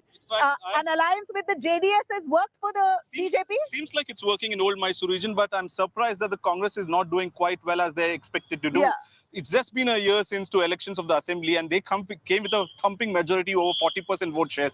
Look at the decimal vote share numbers here for Karnataka Congress right now. The guarantee seems to have faded off. People might have forgotten, but the Modi factor seems to have taken over every other aspect of the Congress party here. The guarantees seem to be not working for Lok Sabha as per the numbers that we are showing. 24 to NDA and 24 to NDA and 4 to Congress. In fact, if you speak to the Congress MLAs themselves, they agree off record that they are at single digit today. Modi is taking the cake away in Karnataka. But an internal survey of the Congress there suggests that the Congress will get 15 to 20 seats. Nabila, that's on record. If you have a chai with them off record, they'll agree with the numbers. Let's go as per what they've presented on record. Lavanya, on record. See, first of all, all these seats is what your survey says. First of all these exit polls and all of that has not worked even during the assembly elections. Opinion polls, right? Yeah. We were written off. We were written off completely, and we made a thumping victory in Karnataka. It's the same thing. Every time people would love to say, oh, the Modi magic. People would love to say, oh, we are not executing our promises. Everything. Look at BJP. It is a broken house. It is a broken 140 in the exit It polls. is a broken You congratulated India today for getting the polls right. I'm not talking particularly about your channel. I'm saying BJP in Karnataka is a broken house. There are so many factions. They're abusing each other every day. The level of political discourse is at its all-time worst in Karnataka in the BJP. And they expect to win 24. I think that's a joke. Not at all. We are retain their seats. No, Nabila, we are going to win 20 out of 28 seats in Karnataka. JDS and the BJP alliance has only disgruntled the JDS party workers. If you talk to an average JDS party worker, he is very unhappy about the shedding of the secular image of the JDS. What does JDS anyway have? Even if their workers are unhappy, it's not really going to dent the BJP, right? No. Your point was JDS is benefiting the BJP. JDS is not benefiting the BJP in any way. Where the JDS is dominant, like Mandya, Hassan, Mysuru, Kodagu, JDS is dominant. The BJP is does not have a presence there. Where is the JDS presence? Will help them. Nabila, where is the JDS presence in their strongholds today? The presence is very very minimal. They got wiped out during the assembly elections, right? And today, if you talk to a JDS party worker, he's very unhappy about the alliance that has happened with the BJP. So when JDS is not able to put its house together, when BJP is not able to keep its house together, what are they even talking about numbers of 24, 28? Well, the JDS I mean, they would love to. They would love to say, oh, Modi makes all the difference. Very happy. They're hobnobbing in Delhi, back and forth, cozying up with the senior leadership of the BJP at this point. Has the JDS alliance with the BJP captain worked for the NDA here? For aligning with the JDS. In the previous election, which he is talking of, in Karnataka, last assembly election, BJP polled 8.35 lakh votes more than the previous election. But a large chunk of JDS votes went to Congress. That is why they swept the floor election. What I'm trying to say, in Karnataka, there is a history of people voting differentially for Assembly and Lok Sabha. Modi is a factor. Ram Mandir is a factor. Okay, so you're all saying these that things. Modi is a factor itself. Yes. It's not your leaders. And it's we not will. your leaders. And I'd like to ask you a quick word. How many of the MLAs, how many of the MPs are you going to retain? Buzz is, Nagarjun broke that news for us, that nearly 8 to 9 senior BJP MPs are going to be replaced. Is this a strategy? 8, 9.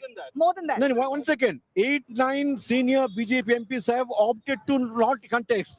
They've already done. Yes. That's news. I mean, if you want, I'll tell the names. They've already announced. They've already announced. They've not announced. They've announced. They've already announced. Of course, it's a nice way to. And no, 1 second. Some of them have been pushed. Mr. Nagarjuna. It is being given the chabi to de to tabhi to aayega sir. Sadanand Gowda doesn't know he's in or out. Nagarjuna wants to be in or he wants to quit? He wants to be in. The party doesn't want to be in. Nagarjuna, 1 second. What I'm trying to tell, substantiated by Mr. Upadhyaya, this is one part. Secondly, nobody has announced the candidature now. We will do something that will be announced to you well in advance. So basically, the NDA or the BJP wants to fight in the name of Modi. It's not your local leaders, it's Modi itself. No. Lok Sabha election, it is always national issue. Okay. I told you to stop me. And One it's is, not for you, you don't want to change the winning game. I said Modi, Ram Mandir, developmental initiatives. Ram Janmabhoomi is a black factor Labarthi, here? yes, definitely. I'm going to ask Ramkrishna. Ram Janmabhoomi is a factor. I'd like to ask you. And I think it's just an add-on because as it is, Modi, sells in Karnataka. I mean, I'm a little bit surprised they went for an alliance with JDS because they have 51% of the votes last time. And it's only assembly it came down. And probably that, factor helped them make the decide that, let's go with the JDS. I'm not surprised that the BJP is allying with anybody. I think it's the target that they've kept so far. They're going into alliance with the smallest of the small parties, irrespective of what the contribution would be. It's a perception war at this point. I'll tell you why they did that. Because I think, the very fact that during the elections, that Mumbai government was not able to give a good government, and there was this 40% Sarkar allegation, which all stuck. And which is the reason why BJP did badly in the last election, in spite of the fact the Prime Minister went around about 24 times across and he was so cut up. So you're saying it was lack of governance? BJP, for 8 months, he did not announce the leader of the opposition. He's saying Modi magic. He's saying Modi magic is what's going to work. I think the alliance with the JDS will work for both of them because they don't get into each other's territory. Karnataka has always voted differently in terms of assembly, in terms of that's another factor. And we also have consecutive changes of every 5 years in assembly government.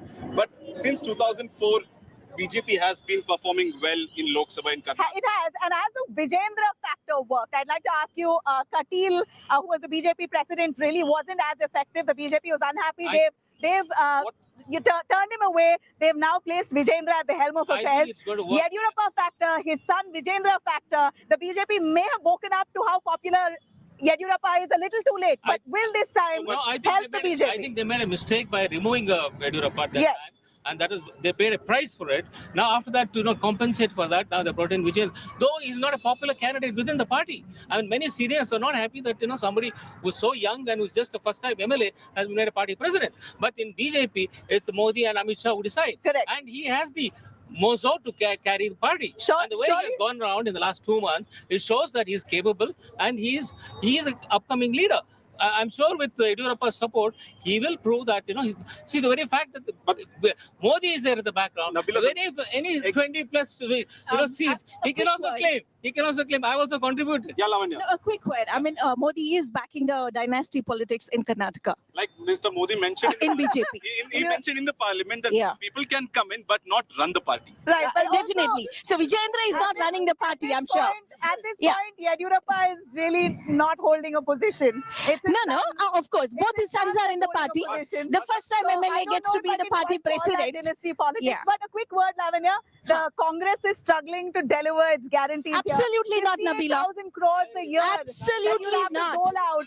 Do you think Absolutely that not. the government, Absolutely not. in a week's time, It is a Siddharamaiah is going to be presenting the budget. It is a hype. Will that work in your favor for Lok Sabha? Let me clear the misconception. It is a misconception that is being spread by the BJP. Let me come to my own coastal belt. Out of 100 people, for example, who are eligible for the all these schemes, 92 people have applied, and out of that, it is 50% of BJP voters who, under the leadership, said, "Oh, we do not want any of these schemes." Okay. So everybody it is everybody who is taking the schemes. All right, I apologize. I'm going to slip into a short break, sir. For Karnataka, Siddharamaiah is going to be presenting the budget in a week's time. Will that really influence voters for 2024 Lok Sabha elections? That remains to be seen. How good is his budget? Will he be able to handle the state in the next few months? Will that turn around as magic for the Congress party here? On that note, we're slipping into a quick commercial break. We're coming back with southern state of Kerala. What's the figures and the data showing for Kerala? Stay with us.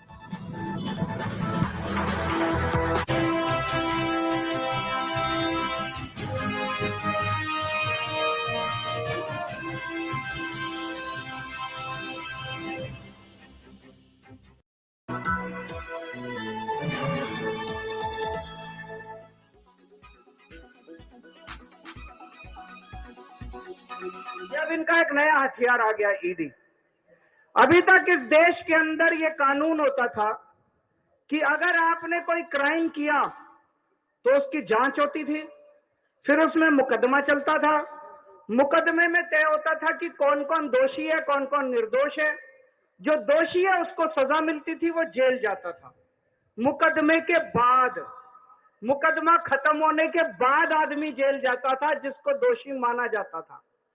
अब अब तय कर लेते हैं कि इसको jail भेजना है, तो उसको पकड़ लेते हैं, उसको जेल में डाल देते हैं, फिर सोचते हैं अब इस पे क्या मुकदमा करें, इस पे क्या केस बनाएं, फिर ये केस बनाते हैं। अभी हेमंत सोरेन साहब को इन्होंने जेल में डाल दिया, अभी तक उनके ऊपर कुछ भी साबित नहीं हुआ है, अभी उनके ऊपर मुकदमा नहीं चला है, अभी मुकदमा शुरू भी नहीं हुआ है, अभी जांच चल रही है। लेकिन अगर मुकदमे को 15 साल लगे तो हेमंत सोरेन साहब 15 साल जेल में रहेंगे। और ये तो किसी को भी कर दें, कल मुझे पकड़ के जेल में डाल देंगे, विजयन साहब को पकड़ के जेल में डाल देंगे, स्टालिन साहब को पकड़ के जेल में डाल देंगे, सीतारामैया साहब को पकड़ के जेल में डाल देंगे, सुखविंदर जी को, किसी भी को भी पकड़ के जेल में डाल देंगे और सरकार गिरा देंगे। हेमंत सोरेन साहब को जेल में डाला, उसके बाद 48 घंटे तक ये लोग तोड़ने की कोशिश करते रहे, जेएमएम को तोड़ देते हैं। ये तो भगवान का भला और जेएमएम वालों का महान है, जेएमएम वाले जो टूटे नहीं इनके सामने।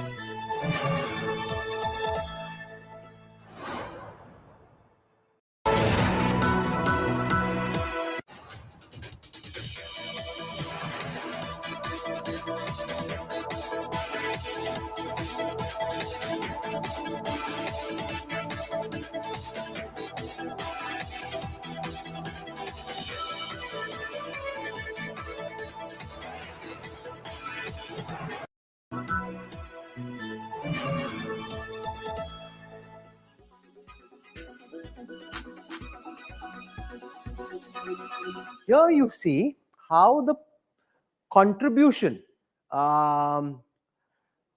in the overall central pie for some of the South Indian states is coming down. So in the 10th Finance Commission, Karnataka had 5.34% contribution. Out of all the money that was being sent, 5.34 was coming to Karnataka. In the 11th Finance Commission, it came down. 12th Finance Commission came down further. 13th, it came down further. By the time of the 15th Finance Commission, it came down to 3.65. So out of every 100 rupees that are getting distributed at this moment, Karnataka is getting only 3.65 rupees. In the 10th Finance Commission, they got 5.34. This doesn't look like a big amount right now, but just imagine when it's thousands of crores, every decimal makes a big difference. Kerala used to get 3.88% of every 100 rupees in the 10th Finance Commission. That's now come down to 1.93. So big drop in the case of Kerala as well. Whereas in the case of a Tamil Nadu, for example, from 6.64, the amount of money that Tamil Nadu is getting out of every 100 rupees that the center is spending is now only 4.08. Whereas other states, like take for example in Uttar Pradesh, and I've got that here as an example, Uttar Pradesh is kind of where it was, 17% earlier, 17.94% now. So 17.81 in the 10th Finance Commission went up to almost 20% in the 11th Finance Commission and is still about 18% in the 15th Finance Commission. So while the South Indian states are getting more money, but that's also because the economy is growing, so naturally you'll get more money. But when you look at the percentage that they're getting out of every 100 rupees that the center is spending, the South Indian states are complaining that the amount of money that they're getting as a percentage is actually coming down. That's at the nub of the problem.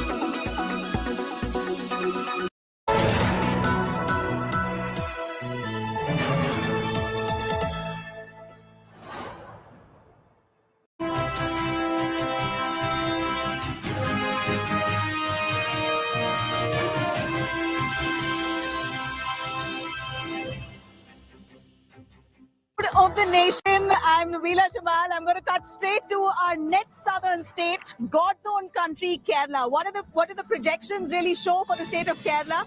As we see, looking at the caste or the community religious equation there in Kerala, 52% Hindus in Kerala. The rest split between Muslims and Christians, about 27% Muslims and the rest about 17-18% Christians. In a state of Kerala, as per our prediction here, let me start first with the seat share. And here's the numbers. BJP, the NDA collectively does not gain anywhere in the state of Kerala. It appears that they remain at a complete zero there. I don't know if I could say that comfortably because now the BJP is also looking at alliances with some of the smaller players in Kerala. I think Captain can give us an insight on that. But as per our predictions, it says a clear zero. Last time to this time, no improvement. When it comes to seat share, barely about 2% or barely about from 15% to 17%. That's just 2% extra vote share for the BJP and the NDA there in Kerala. Now, we're looking at the India Alliance, whopping 20 seats out of Kerala has 20. The India Alliance, UDF and the Congress, along with a few other smaller players like the IUML, all collectively to win 20 out of 20 as per our prediction. Lavanya, take it away. First of all, is Rahul? Of the left parties and the Congress. So that's very important. Well, we don't have the breakup as yet, but I will give you the numbers. Is Rahul Gandhi contesting from Wayanad? Yes, he is contesting from Wayanad. He will continue to contest from Wayanad. And last time we had contested, the coalition had contested in all 20 seats and we lost only one seat last time. This time we are planning to retain that seat as well. So with our coalition partners, we hope to retain all 20 seats out of 20 in Kerala and the one in Lakshadweep as well. Okay, but we saw what happened in Lakshadweep.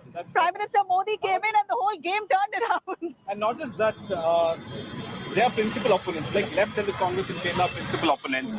Left and the TMC are principal opponents in Bengal. How are you managing the India alliance seat sharing talks? Because the moment the opposition and the principal party comes into alliance, it doesn't work. The cadres don't gel. We have seen it in Karnataka also. Congress and JDS didn't gel well. We are not in a coalition in the state of Kerala. We are on a national alliance with them. In Kerala, we will be fighting against the Communist Party, against Pinarayi Vijayan's party, and we have done that last time as well. And Nabila mentioned Lakshadweep. As much as Lakshadweep made a news in the social media, the ground reality is very different.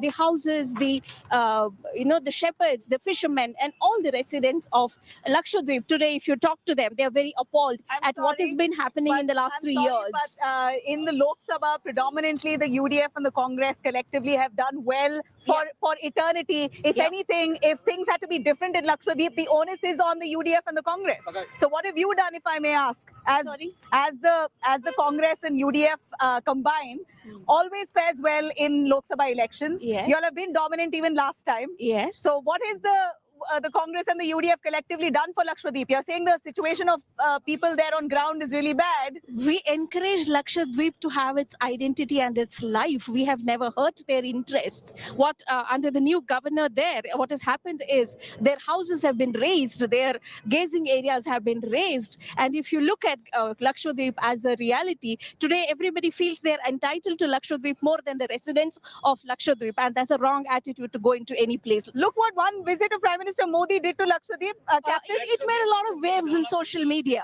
Yeah, and one visit of Prime Minister Modi turned it around like magic. Now we've got to see how far and fast development happens, but at least a conversation has started. Yes, Lakshadweep is going to be the center of attraction as far as tourism is concerned.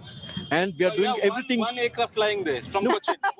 One Air India aircraft flies there. If at all you have the flight cancelled, then you can't reach Lakshadweep. What I'm trying to say, whatever I'm trying to say, whether it is flight or no flight, it is going to be a tourist destination, which is already seen. The second part is what you mentioned about Kerala, the figures you mentioned about it. You're increasing by only 2%. So I understand, yes, BJP or India is not doing well at the moment. But we have a long strategy for Kerala. We will have the government. What is the strategy, sir? I would like to ask you, Suresh Gopi from Thrissur is one of the most popular candidates for the BJP in Kerala, but doesn't seem like the BJP valued him enough. Suresh Gopi, who is an actor, yes. It appears he and the other BJP leaders are always having a tiff. So if any chance that the BJP has it from Thrissur, what are you going to do to harness that vote base there? The seats will be announced at due course of time. We know where we have to place our best bets, and we will do it. In Kerala, BJP is going to increase its vote share. That's all. It's not all. Yes. Look, in Kerala, they've never won a single seat so far in the 75 years. So if at all there is a chance, I think this time they might do it because of various issues of Sir, but our numbers shows a clear zero. There is absolutely no increase. In fact, they're doing better in Tamil Nadu than Kerala. No, the point is they are at 12%. If they increase it to 15 or 16%, I think they have a fair chance of winning one seat. Okay, explain to us. I have a question here. Explain to us how this works. 53% Hindus in Kerala. Hasn't the Hindutva agenda of the BJP really worked in a state with majority Hindu population? Kerala is something totally different. I think we need to accept the fact that Kerala is a God-sown country where things work differently. And just like the India alliance has realized that they can't have an alliance there. So they're fighting each other. Look, last time also, in spite of fighting each other, the Congress won 15 seats. I mean, the highest number of seats last time they won from Kerala. Will they be able to retain that? I have my own doubts because Pinarayi Vijayan is putting a big fight, and whether Rahul will be able to get the seat, because IUML has put a condition: you have to give us one seat extra in compensation for that, and if you don't give, we'll not give. Why not? You know, we also saw the BJP cozying up. We saw the BJP cozying up. We saw the BJP come to Karnataka. You know, it amuses me. It amuses me.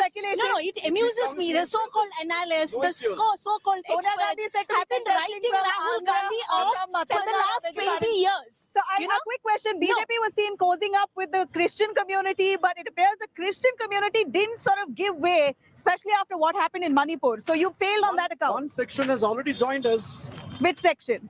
Money faction. Okay. Yes. So Nabila, if you have seen Kerala, last election, I have gone to Kerala for the campaign. I have gone to different churches. They have openly come and joined us. So, They are really Nabila, coming and I joining need to us. make a quick point. Kerala BJP does not agree with the national BJP. We have seen the protest last 2 days ago. And also, when it comes to the Christian community in Kerala, the bishops who went and met the Prime Minister have been already removed from their own religion by their own church. They have been thrown out. So, Kerala is a different ballgame altogether. It doesn't work like how it works in rest of India. And people have been writing off Rahul Gandhi from day one of his career. He's still around. He's still winning his elections. He will win Wayanad. This issue came up when Love Jihad was happening with the Christian community. They woke up. No, but that is when they started coming to us. No matter what, at least our survey numbers suggest that the BJP has really not made any headway, even with the anti-love jihad campaign. Nonetheless, it's okay. 2% for the state. Nonetheless, that is a large number. Thank you. So we have absolutely no time. Has he brought any development to Wayanad? I'm sure you will have a lot of questions about, has Congress brought any development to India, sir?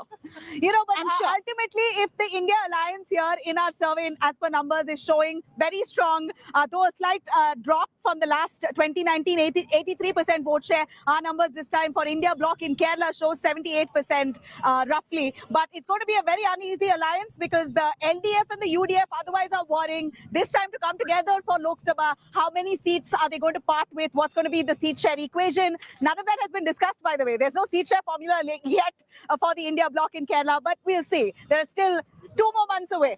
Let me cut across to Andhra Pradesh. A good look at Andhra Pradesh. Let me cut straight across to Andhra Pradesh. YSRCP's Andhra Pradesh, who's won 2 times around. What's the numbers looking like this time? For Andhra Pradesh, here you go. The seat share. As per the NDA, let me start with, again, a 0 in Andhra Pradesh. The India bloc, 0.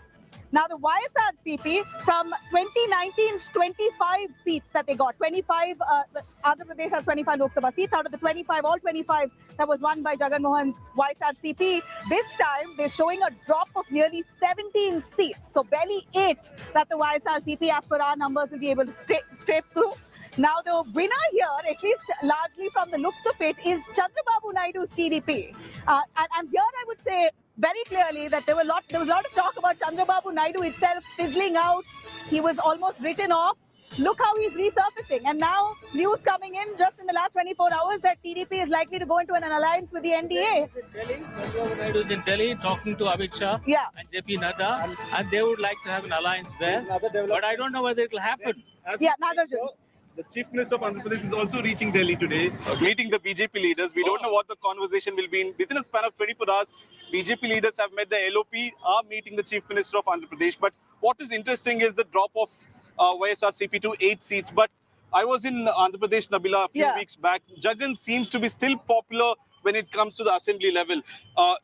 Lok Sabha elections are fought on the bigger issues, on national issues, but Assembly seems like Jagan has still a good foot. But you know, Nagarjun, resurgence, 2019 Lok Sabha, Jagan swept all 25 seats. The resurgence seems to be of Naidu. Since the time he's come out of the prison, he's been touring the state. Before that, his son was touring it, and then there was a Padayatra that he had taken up. So, in the last 2 years, the Naidus and the TDP faction, the party, have done their bit on ground, is what. You know, and another factor that could be adding to the boost of TDP is Pawan Kalyan. Pawan Kalyan's Janasena is not really a force as such, but Pawan Kalyan itself is such a popular face. He's a big film star, and he's been hobnobbing with the Delhi unit and TDP. In fact, he has already entered into an alliance with the BJP in Telangana. So TDP, Janasena, BJP as one unit. Could that boost the NDA's numbers? NDA is going to make a large presence in this election as far as Lok Sabha is concerned. So if Naidu comes to NDA, I said NDA. If Naidu comes, he's not come yet. No, I'm telling you, NDA is going to make a presence. Now leave it to us to decide who is going to come. Is Naidu coming to NDA? Just wait and see. No, I think there is a big problem there because Naidu want to retain the maximum number of seats, which BJP is not ready to concede, because he says, I'm the dominant partner in Andhra Pradesh and I would like to contest as many seats as possible. But then there is also the problem that in 2019, he worked against the BJP. He joined with the other, anti-BJP parties and formed an alliance. And, he had a panga with the Modi which is not going to help him to come back here now, right now. So unless he's ready to stoop down, because he has gone down completely, he was in jail for 2 months, and for his political comeback, it's very important for him to get an alliance. You know, Lavanya, if I could ask you, United Andhra, the kind of presence that Congress had, you're really a dominant force for United Andhra. I was just about to ask, what an unfortunate state of affairs for the Congress, a complete wipeout in Andhra Pradesh. And some call this a dirty game, fielding YS Sharmila as the Congress president opposite her own brother in the state of Andhra Pradesh. But yet, as per numbers, there seems to be no impact. Well, Nabila, first of all, it proves that Congress is here to take tough decisions and not comfortable decisions. We gave in to the call of statehood for Telangana, and we promised and we delivered that. And secondly, in politics, I think all is fair, because it is Sharmila's choice to contest or to fight against her brother. She was a force. Sharmila was a party. She was a force to reckon with in Andhra, and it was her brother who backstabbed her, and it was her brother. What happened? What happened for the Congress to move her to Andhra Pradesh? It was her brother who backstabbed her in Andhra Pradesh, and it is her decision to come and join Congress party or join hands with Congress party. We are going to make a difference with Sharmila at the helm in Andhra Pradesh. What's the difference? For us, gaining even a small percentage in Andhra makes a big difference, because at this point of time, we have zero presence in Andhra. So anything, any difference is a great victory for us in Andhra. You know, people of Telangana at least seem to have forgiven the Congress party for the delay in declaring Telangana a separate state. But it appears that in Andhra Pradesh, there's no presence anymore. It's almost a complete. So we are planning to make a change. We are making a change. Complete clean out. Okay, with Sharmila at the helm, we are hoping to make some change. But looking at the numbers here, the NDA to get 17, if at all TDP, if Chandrababu Naidu's TDP allies with the BJP, then that's all yours. It's 17. That is what your data says. Yeah. Nabila, I think this is largely also because of the Kapus and the Kammas caste coming together, consolidating and joining hands with TDP and Jan Sena. Jan Sena seems to be doing pretty well this time in this election in 2024. All right. Yeah. Jan Sena, but Jan Sena really has no presence as of now. It's only Pawan Kalyan's popularity, sir. Popularity. You see, the smaller parties bring in 3-4%, which is what is happening in UP. See, this is what BJP is cashing in on UP. They bring in smaller parties who bring in 3-4%, which will add to the voter, total voter percentage. In Andhra Pradesh, just wait and see. All right, sir. From what we see here in Andhra Pradesh, it's almost a clean sweep as per our numbers for Chandrababu Naidu's TDP. And if TDP joins hands with the BJP, then they have a clear win here. 17 seats for the NDA coming from one state of Andhra Pradesh alone. As per our opinion polls, we've got to see. Also, assembly elections for Andhra Pradesh is going to be just days apart from the Lok Sabha elections. So a lot of it will actually rub off even for Lok Sabha. Let me cut our focus finally to Telangana, the state where Congress has been chest pumping its victory, saying that BJP has they've managed to fully wipe out the BJP from the southern part of India. And this they said after their victory in Telangana. Let me take our viewers through the numbers. A quick look at the seat share for Telangana. In 2019, NDA, which was 4, 2024, it's projected to be 1 less. So the NDA seems to be not really gaining, in fact, losing in strength in the state of Telangana after the Congress's victory. The India bloc here, though, we see gaining significantly. So 2019 numbers with 3 for the India bloc, which is specifically the Congress. 3 now are numbers suggesting that they're going to get nearly 10. So that's almost 7 increase in terms of tally. So 10 seats. Out of 17, 10 seats likely to be in the Congress's hand. And the others, which apparently... BRS as well as the AIM. BRS, AIMIM. BRS also has lost out. Nagarjan, looking at the numbers here.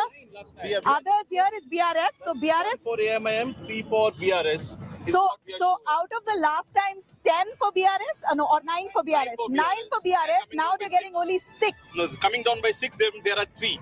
Okay, so BRS shows out of 9 last time, we'll get 3 this time. For the Congress that were 3 last time, we'll get 10 this time. For the NDA that was 4 last time, 1 minus. The BJP loses out on 1, will manage to get 3. Telangana is a tough state for the regional party now because the Congress has just won a majority government 3 months back or 2 months back, and riding high on the honeymoon period still. The popular figure still remains to be the Chief Minister of Telangana, Mr. Revanth Reddy. So his magic seems to be working here.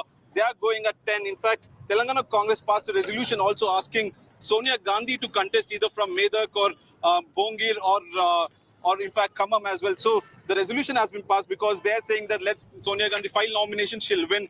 This is the numbers that we are talking about. 10 seats for Congress in Telangana. A big BRS is 3. They were at 9 before.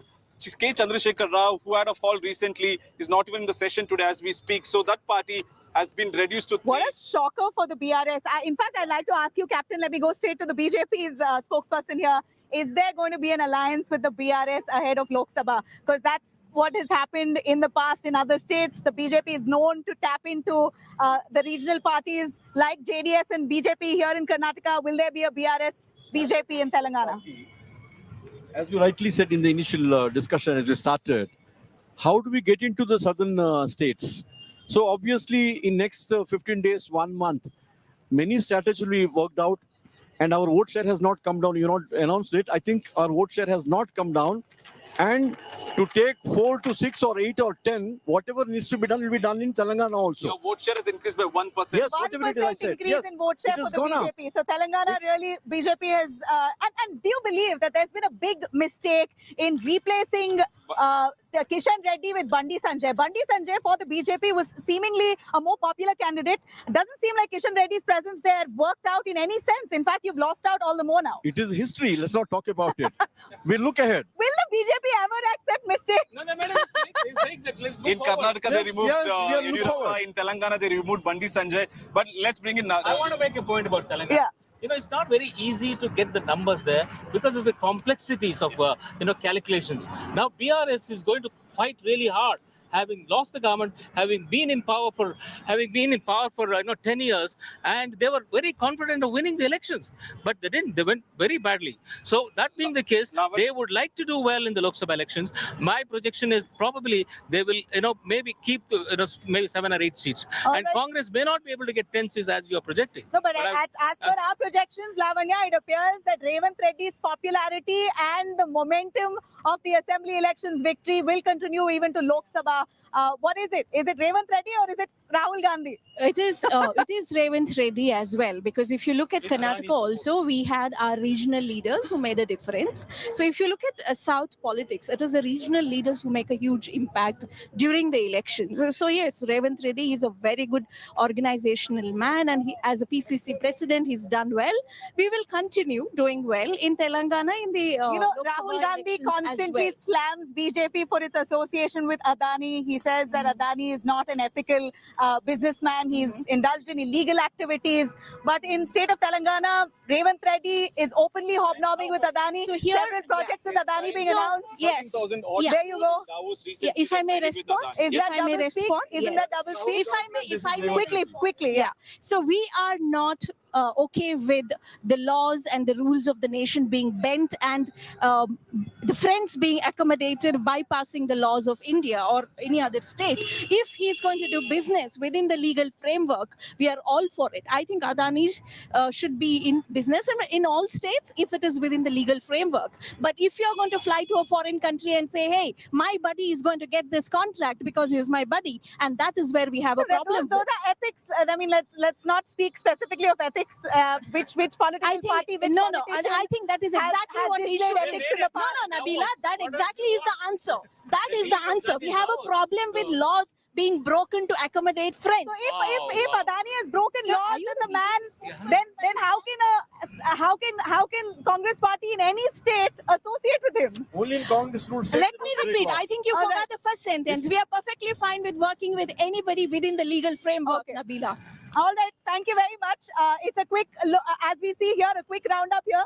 Nagarjun, out of the number of seats that we see for the southern part of India, be it Kerala, Karnataka, Telangana, Andhra Pradesh, Tamil Nadu, it appears for the BJP, the only gateway is where we are standing. That's Karnataka. And if they get into an alliance with TDP in Andhra, then they get a good 17 from Andhra as well. Seems like the BJP will repeat what they had done earlier. I don't see any gain apart from 1 or 2 seats in a couple of states here and there. But the regional parties in southern India seems to be much strongly stopping the BJP party like DMK, the YSRCP and the TDP. As of now, they're not in alliance yet. And the JDS here, who are a stronger party but within alliance in the BJP right now, and the smaller parties in Kerala. Right. They are the ones who are stopping BJP to enter the south. The national parties still have a lot to gain here. The only takeaway for Congress is Telangana, and in Karnataka, they're still doing bad. All right. And from 29 to 40 plus. That's what's going to happen. From then to now, the BJP doesn't seem to have significantly gained, but they've retained. They managed to retain largely their vote share. Last point, Mr. Kharge is from Karnataka and southern part of India. So his question of being the ACC president. Ideally should have picked up the tally for South India. All right. To contest this election. That's also important. All right. Is Mallikarjun Kharge, the Congress chief, going to be contesting election this time from Karnataka for Lok Sabha? Another big predominant question. Thank you very much. Thank you very much, sir, for joining us. Well, there you have it. Mood of the nation, South India. All the 5 states, we've shown you clear projections. Thanks very much for joining us. Stay tuned for our continued broadcast on Pan India, Mood of the Nation with Rahul and Rajdeep. That starts 6 p.m. for now. Thanks for watching. Thank you.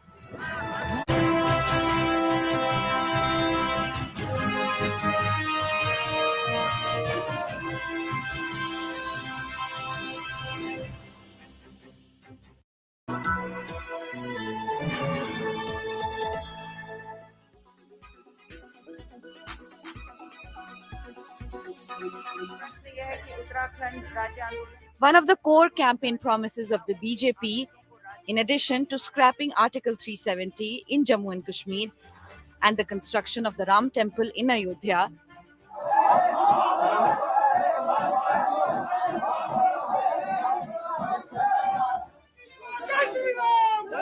the BJP-led Uttarakhand has officially passed the Uniform Civil Code Bill, making it the first state in the nation to adopt a single personal law for all citizens, regardless of religion, gender, or sexual orientation. However, scheduled tribes, constituting 2.9% of Uttarakhand's population, are excluded from its scope. A uniform code addressing marriage, divorce, inheritance, and live-in relationships. Passed by voice note, the UCC legislation faced criticism for requiring registration of live-in relationships. Failure to comply could result in a jail term of up to 3 months or a fine of Rs 10,000 or both. Congress leader Shama Mohammed condemned the BJP for intruding into the private lives of consenting adults. The TMC echoed these sentiments. Various Muslim voices labelled the UCC as discriminatory, calling it a Hindu code. Uttarakhand's chief minister stated that his government's willingness to assist other states interested in implementing a UCC. With the Ram Temple construction completed and Jammu and Kashmir's special status revoked, the focus now shifts to the implementation of the Uniform Civil Code. Bureau Report, India Today.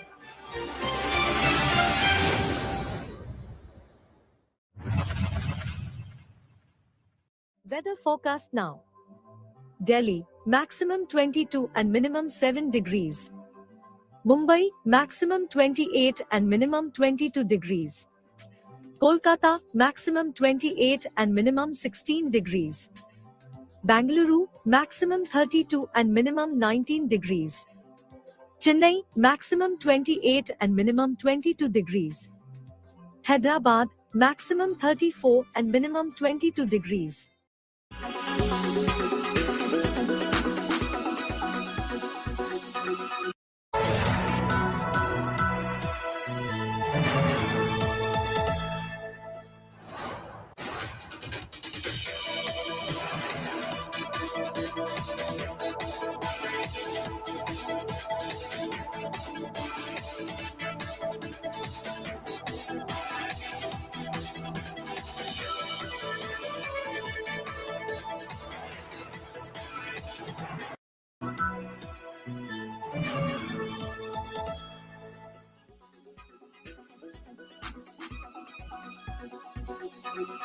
22 जनवरी को पूरी हिंदुस्तान के अंदर और दुनिया के अंदर जहां कहीं भी हम देख रहे थे, हर ओर से एक ही आवाज आ रही थी। यह अद्भुत क्षण था। प्रसन्नता इस बात की भी थी कि हमने वचन निभाया और मंदिर वहीं बनाया। दुर्योधन ने कहा था, सोच्याग्रम नेव दास्यामि बिना युद्धेन केशव, यानी सुई की नोक के बराबर भी जमीन नहीं दूंगा मैं, एक कृष्ण युद्ध के बगैर नहीं दूंगा। तो महाभारत का युद्ध तो होना ही होना था। क्या हुआ? पूरा कौरव तक से ही स्वाहा हो गया। पांडवों को संरक्षण देने वाला लाक्षागृह है। वहां के सारे प्रमाण इस बात को प्रदर्शित करते हैं और न्यायालय के इस फैसले का सम्मान होना चाहिए। अयोध्या का उत्सव लोगों ने देखा तो नंदी बाबा ने भी कहा, भाई हम काहे इंतजार करें। उन्होंने भी इंतजार किए बगैर रात्रि में बैरिकेड तोड़वा डाले और हमारे कृष्ण कन्हैया कहां मानने वाले हैं।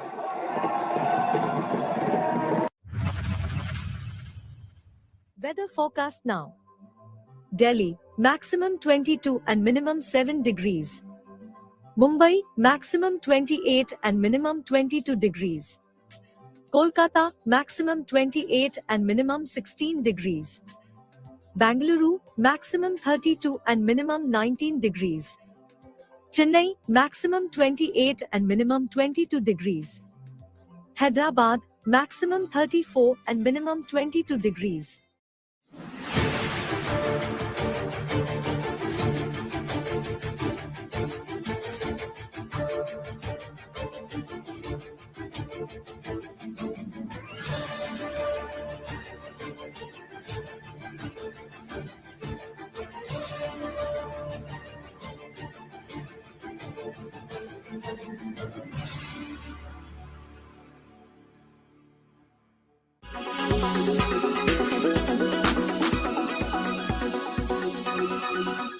Make your media plan smarter with India Today Live TV on your connected devices.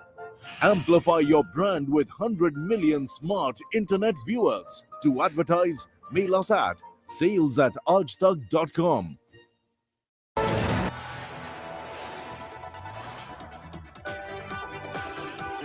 You are watching India Today.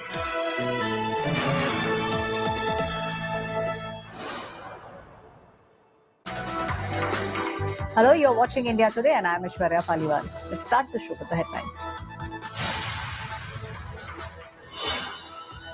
It's India Today, mood of the nation, out now, 10 hours of super broadcast. India's biggest sentiment meter, from Delhi, Bengaluru, all the way to Lucknow, way down to Mumbai, Chandigarh and even Patna.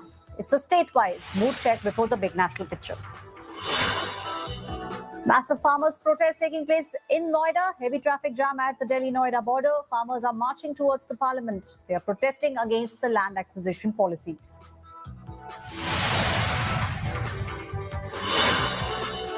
Rahul Gandhi's fresh cast barb at Prime Minister Narendra Modi. Rahul Gandhi says Prime Minister Narendra Modi is a fake OBC.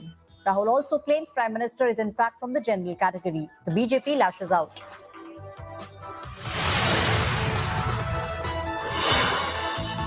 It is black paper versus the white paper in the parliament. Centre is all set to bring a white paper on the state of economy under the UPA era. Mallikarjun Kharge comes out with a black paper on the economy under Prime Minister Narendra Modi.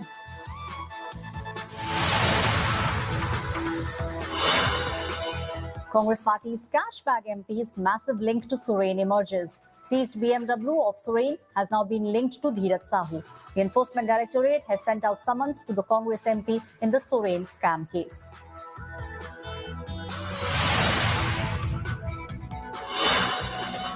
The South Fund fight escalates. Kerala Chief Minister leads the protest in the national capital. They claim financial neglect is being done by southern states by the central government.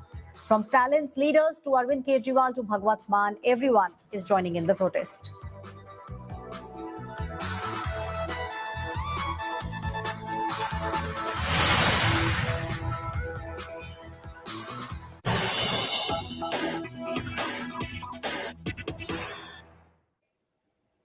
A very difficult day for commuters today. Moving from Noida to Delhi has become almost impossible because routes have been diverted after there was a protest call given in by the farmers of Noida and Greater Noida. The images that you see on your screens are of the Noida-Delhi border. The police, in fact, have now made adequate arrangements. Cranes have been brought in, bulldozers, Vajravahans, and cameras, drone cameras can be seen. The police is saying if the situation goes any further, if it goes out of hand, then borders can actually be sealed. The visuals that you see on your screens are farmers coming in large numbers. They are protesting with regards to the land acquisition policies. Farmers from Noida and Greater Noida reached in large numbers. Hundreds of farmers could be seen at the Noida-Delhi border. This made commuting between Noida and the national capital, that is Delhi, almost impossible. My colleague Piyush is standing right at the border, giving us live visuals of what's taking place at the moment. Piyush, we understand for those many commuters who travel daily from Noida to Delhi, it became almost impossible because of the huge traffic jam that we could see. We can even see in the visuals the cars moving at snail's pace there.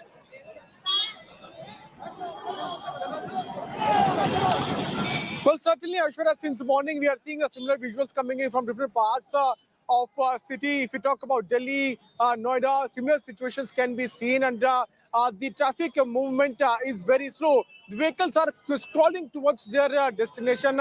We are now seeing as to how the people are facing a lot of inconvenience because they are stuck in traffic for more than 2 to 3 hours. They are saying that the distance which they usually cover in just 15 minutes, for that they are taking 1 to 2 hours. Let me try to also get in a word from people who are facing inconvenience and try to understand the kind of problems which they are facing. कब से जाम में फंसे आप? वो 2 घंटे हो गए। 2 घंटे हो गए, बहुत बुरा हाल है। कहाँ से आ रहे हैं, कहाँ जाना है? मैं भजनपुरा से आ रहा हूँ, टोटल दिल्ली जाम है आज, बुरा हाल है। दिल्ली से नोएडा आप आए हैं, दिल्ली से आपको वैसे ही समय कितना लगता है? वैसे मुश्किल से 20 मिनट 25 मिनट आधा घंटा। 2 घंटे से आप 2 घंटे से फंसे हुए, बहुत बुरा हाल है। And you can see as to how people are facing a lot of problem. The traffic is crawling and people are facing a lot of inconvenience because of the protest call which has been given by the farmers. Moreover, people are forced to take a wrong way. There you can see as to how some of them are seeing taking a wrong U-turn there amidst this crawling traffic because they don't have any other option. So this is certainly telling us as to how people are facing a lot of problem. And today in the morning we saw the borders of Delhi and Noida were completely blocked because the farmers had given a call of protest. They were Aishwarya marching towards the parliament. They have a demand that they should be given a huge compensation. The compensation should be increased. In fact, they are also saying that the kind of land which has been given to them against the land which has been acquired by the government in Noida and Greater Noida is not enough. In fact, they should be given a larger portion of land, and that is why they are protesting. They started their protest last year after the assurances those were given by the Noida authority. They concluded their protest in September 2023. But now, when they have realized that the assurances those were given by the Noida authority and these assurances have not been fulfilled, they have again come on the streets. You can see few protesters are also here. कहाँ से आ रहे हैं आप, कहाँ जा रहे हैं और आपके हर जगह जाम लगा हुआ है? हम लोग एक्चुअली ग्रेटर नोएडा से आ रहे हैं अभी धरना उससे, और हम अभी पूरा प्रोग्राम अटेंड करके आ रहे हैं और आगे अभी हमारे जो प्रोग्राम चल रहा है अभी हम दिल्ली का घेराव करने के लिए जा रहे हैं। तो हमारे सारे कार्यकर्ता वहीं। कितने आपके साथ कार्यकर्ता हैं? हमारे पास कम से कम 15-20 गाड़ियां पीछे आ रही है हमारे साथ। अच्छा, आप दिल्ली की तरफ जा रहे हैं? जी जी जी। आप हर जगह जाम मिला है आपको? जी हर जगह, पर कोई नहीं, हमें तो हमारा कार्य करना है, जाम से हमें क्या लेना देना है। दिल्ली की तरफ जा रहे हैं? जी जी जी जी। You can see how they are the farmer leaders who are now. I also saw them raising Jai Jawan, Jai Kisan slogans. So, because of the protest call which has been given by the farmers, the people, common man, are facing a lot of inconvenience and they are stuck on roads for 2 to 3 hours. Usually the distance which they cover in 15 to 20 minutes, they are taking 2 to 3 hours, which is certainly telling us as to how the situation is right now pathetic on the streets. Wherever you will see, we will only see traffic crawling here at the Noida Sector 37 metro station. Mahamaya flyover is not very far from this very location where the farmers have also congregated. Aishwarya. Right, Piyush, from what we understand, farmers from more than 140 villages in Noida and Greater Noida, that's the number that we can see of the farmers now. They tried to march towards the parliament. And as you spoke with one of those farmers, he very clearly said that the idea is to gherao the national capital, that is gherao Delhi. Piyush, if you can show us in the visuals, because we have seen, we could just see a beeline of cars, hundreds of cars stuck between Noida and Delhi. And till now, we understand that the traffic jam has not eased out.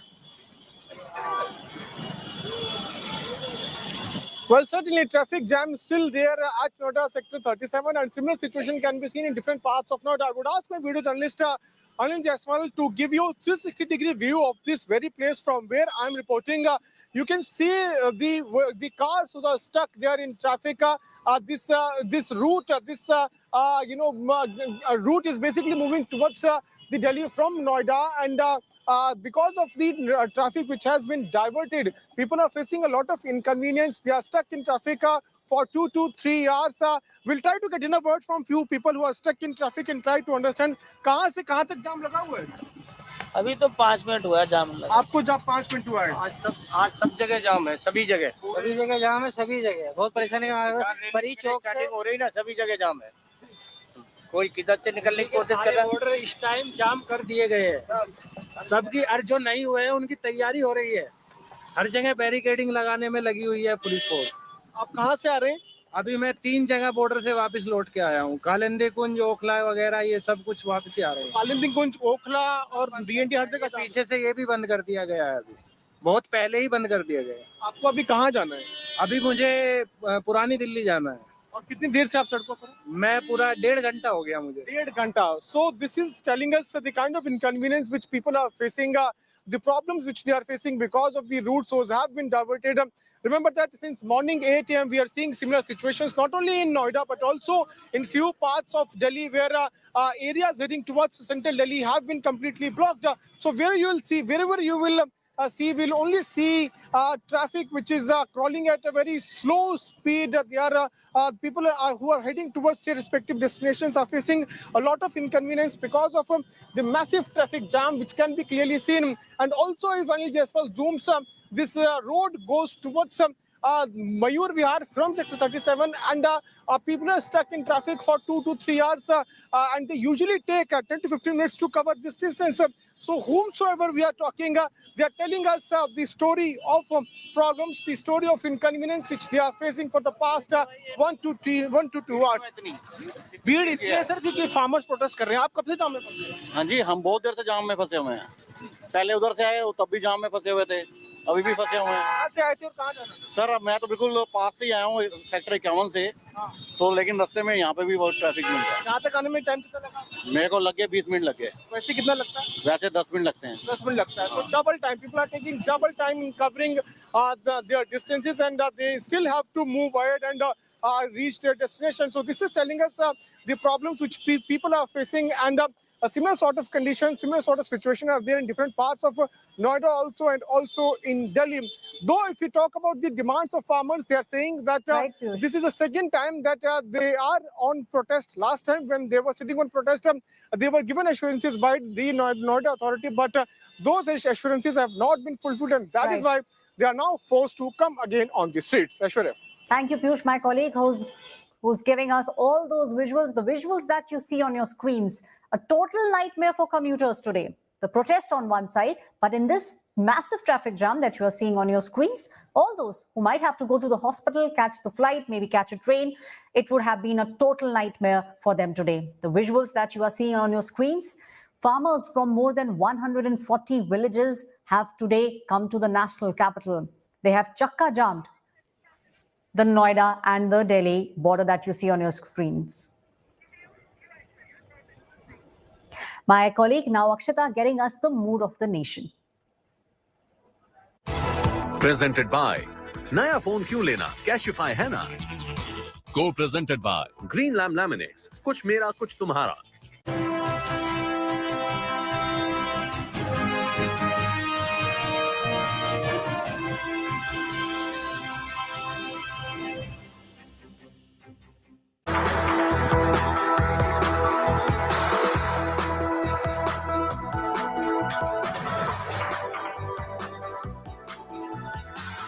Good evening, viewers. I'm joining you live from the heart of the national capital. Beautiful sunny day. You're joining us on a marathon 10-hour-long coverage of our Mood of the Nation survey. We've shown you several states. Now it's time to take a look at the 7 seats of Delhi. You've seen how the streets of the national capital unfortunately completely choked. But I can tell you that the political picture right now is crystal clear.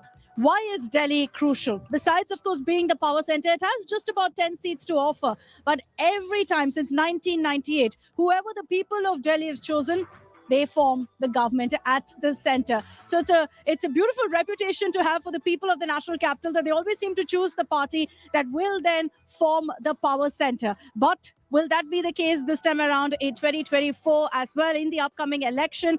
We'll tell you that in our Mood of the Nation survey. Over the next 1 hour, I'm going to be breaking down the numbers for the national capital and, of course, counting down to our double engine coverage that kicks off at 6 p.m., where we'll get you a sense of what the numbers look like nationwide. Joining me here in Delhi, in Connaught Place, who've braved the traffic with me, is from the BJP, Batsuri Swaraj. Batsuri, good evening.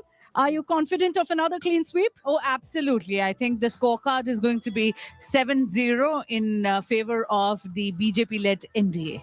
Okay. Priyanka from Aam Aadmi Party. Priyanka Kakad with us. Priyanka, good evening. Will the fortunes change for the Aam Aadmi Party? National election hasn't really been a great set for really the Aam Aadmi Party in Delhi. Well, if anyone has presented a true challenge to Modi ji, it has been Arvind Kejriwal ji. That's undeniable.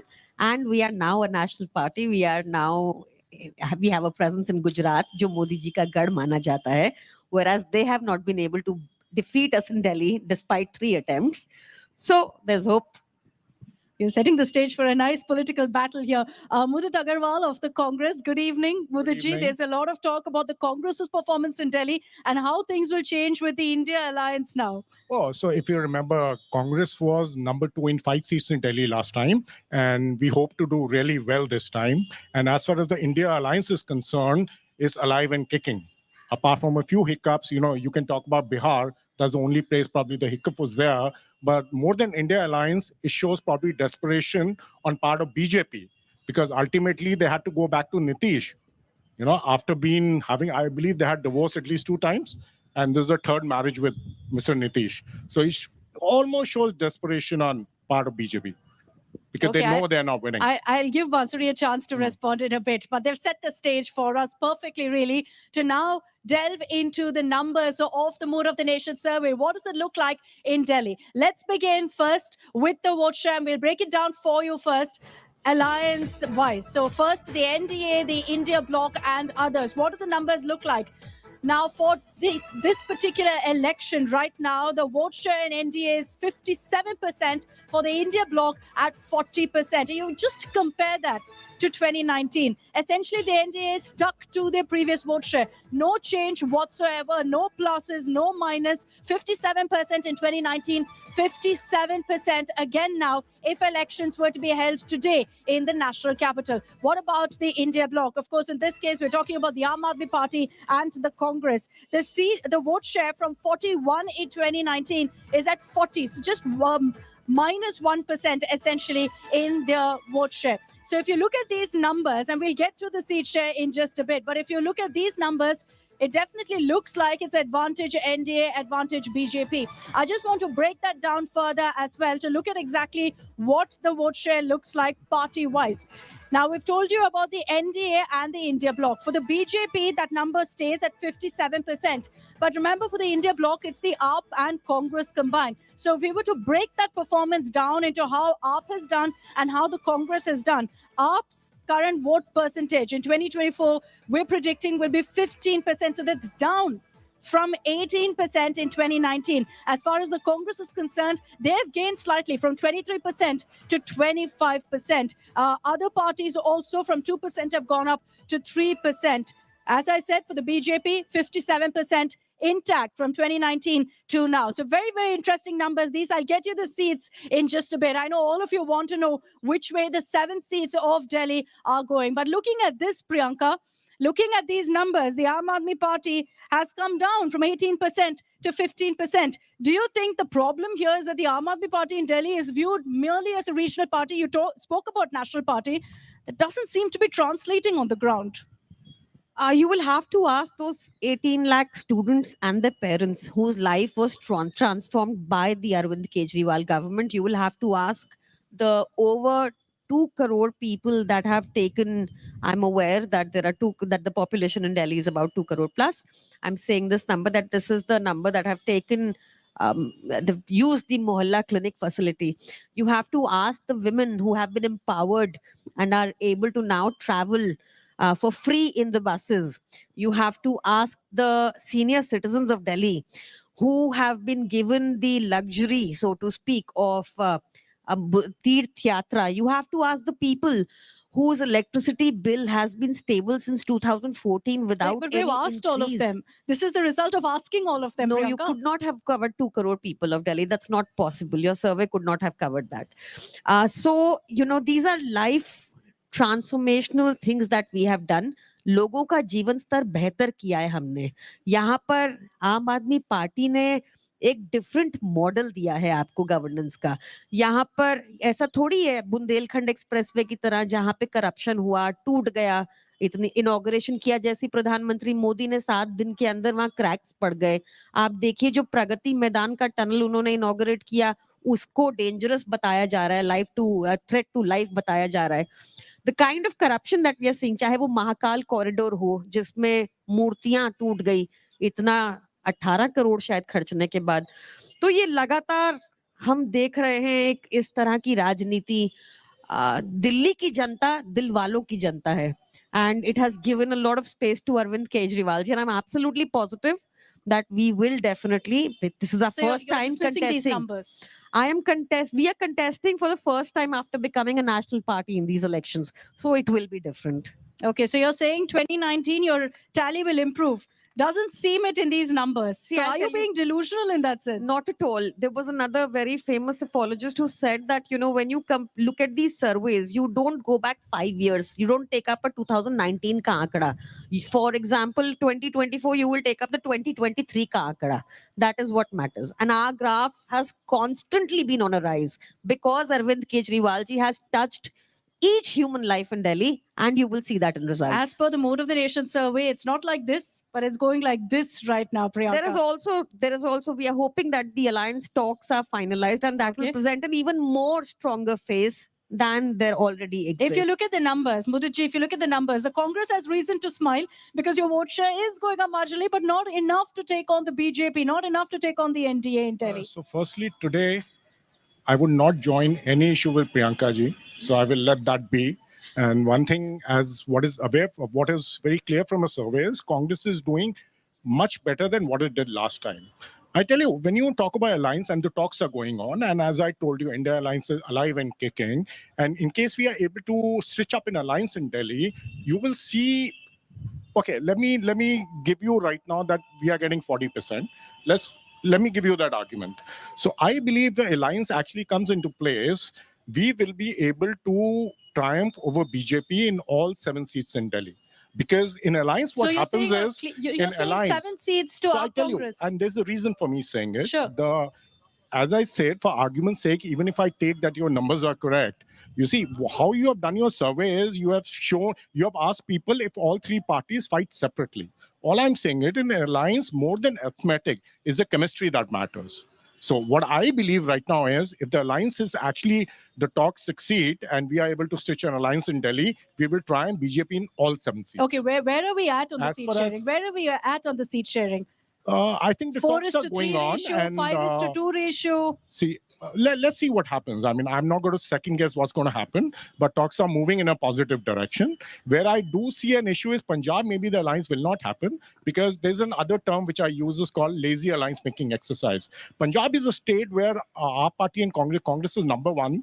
Right now, if you look at your service today, and our party is number 2. So it's very important that number 1 and number 2 parties don't come together because then you give space to a third party like BJP to occupy the opposition space. So all these India alliance are basically state-wise alliances. For example, I'll give you in Tamil Nadu, alliance is already in place. In Maharashtra, alliance is already in place.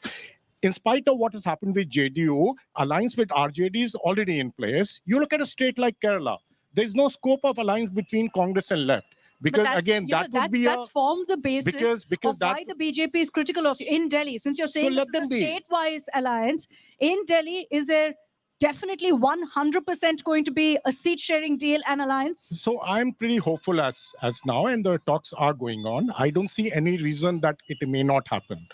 As of now, all the signs are in the positive direction, as I believe seconded by Priyanka ji also. Other thing that I was telling you about Kerala and Punjab are almost similar examples. If we have an alliance with left in Kerala, then you would see BJP seat space to BJP. So we don't go by what BJP says and what they try to build a media narrative. We are fighting this election against this BJP government on primarily 3 issues.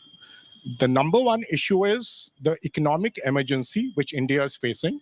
You see price rise and you see unemployment, which are symptoms of that. There's a white paper that the finance sure. minister has just introduced. So I will about talk about that. mismanagement by the Congress. Because we had an 8% average growth rate in 10 years of UPA. Has Modi ji touched that in his 10 years? And then he talks about our financial mismanagement. We are here to talk about Modi ji's financial mismanagement. That's number one. Second is control of institutions. What is democracy?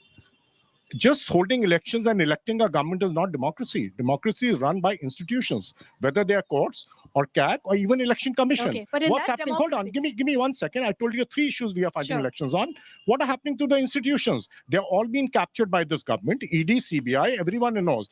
If any institution which have gone into alliance with BJP are CBI and ED.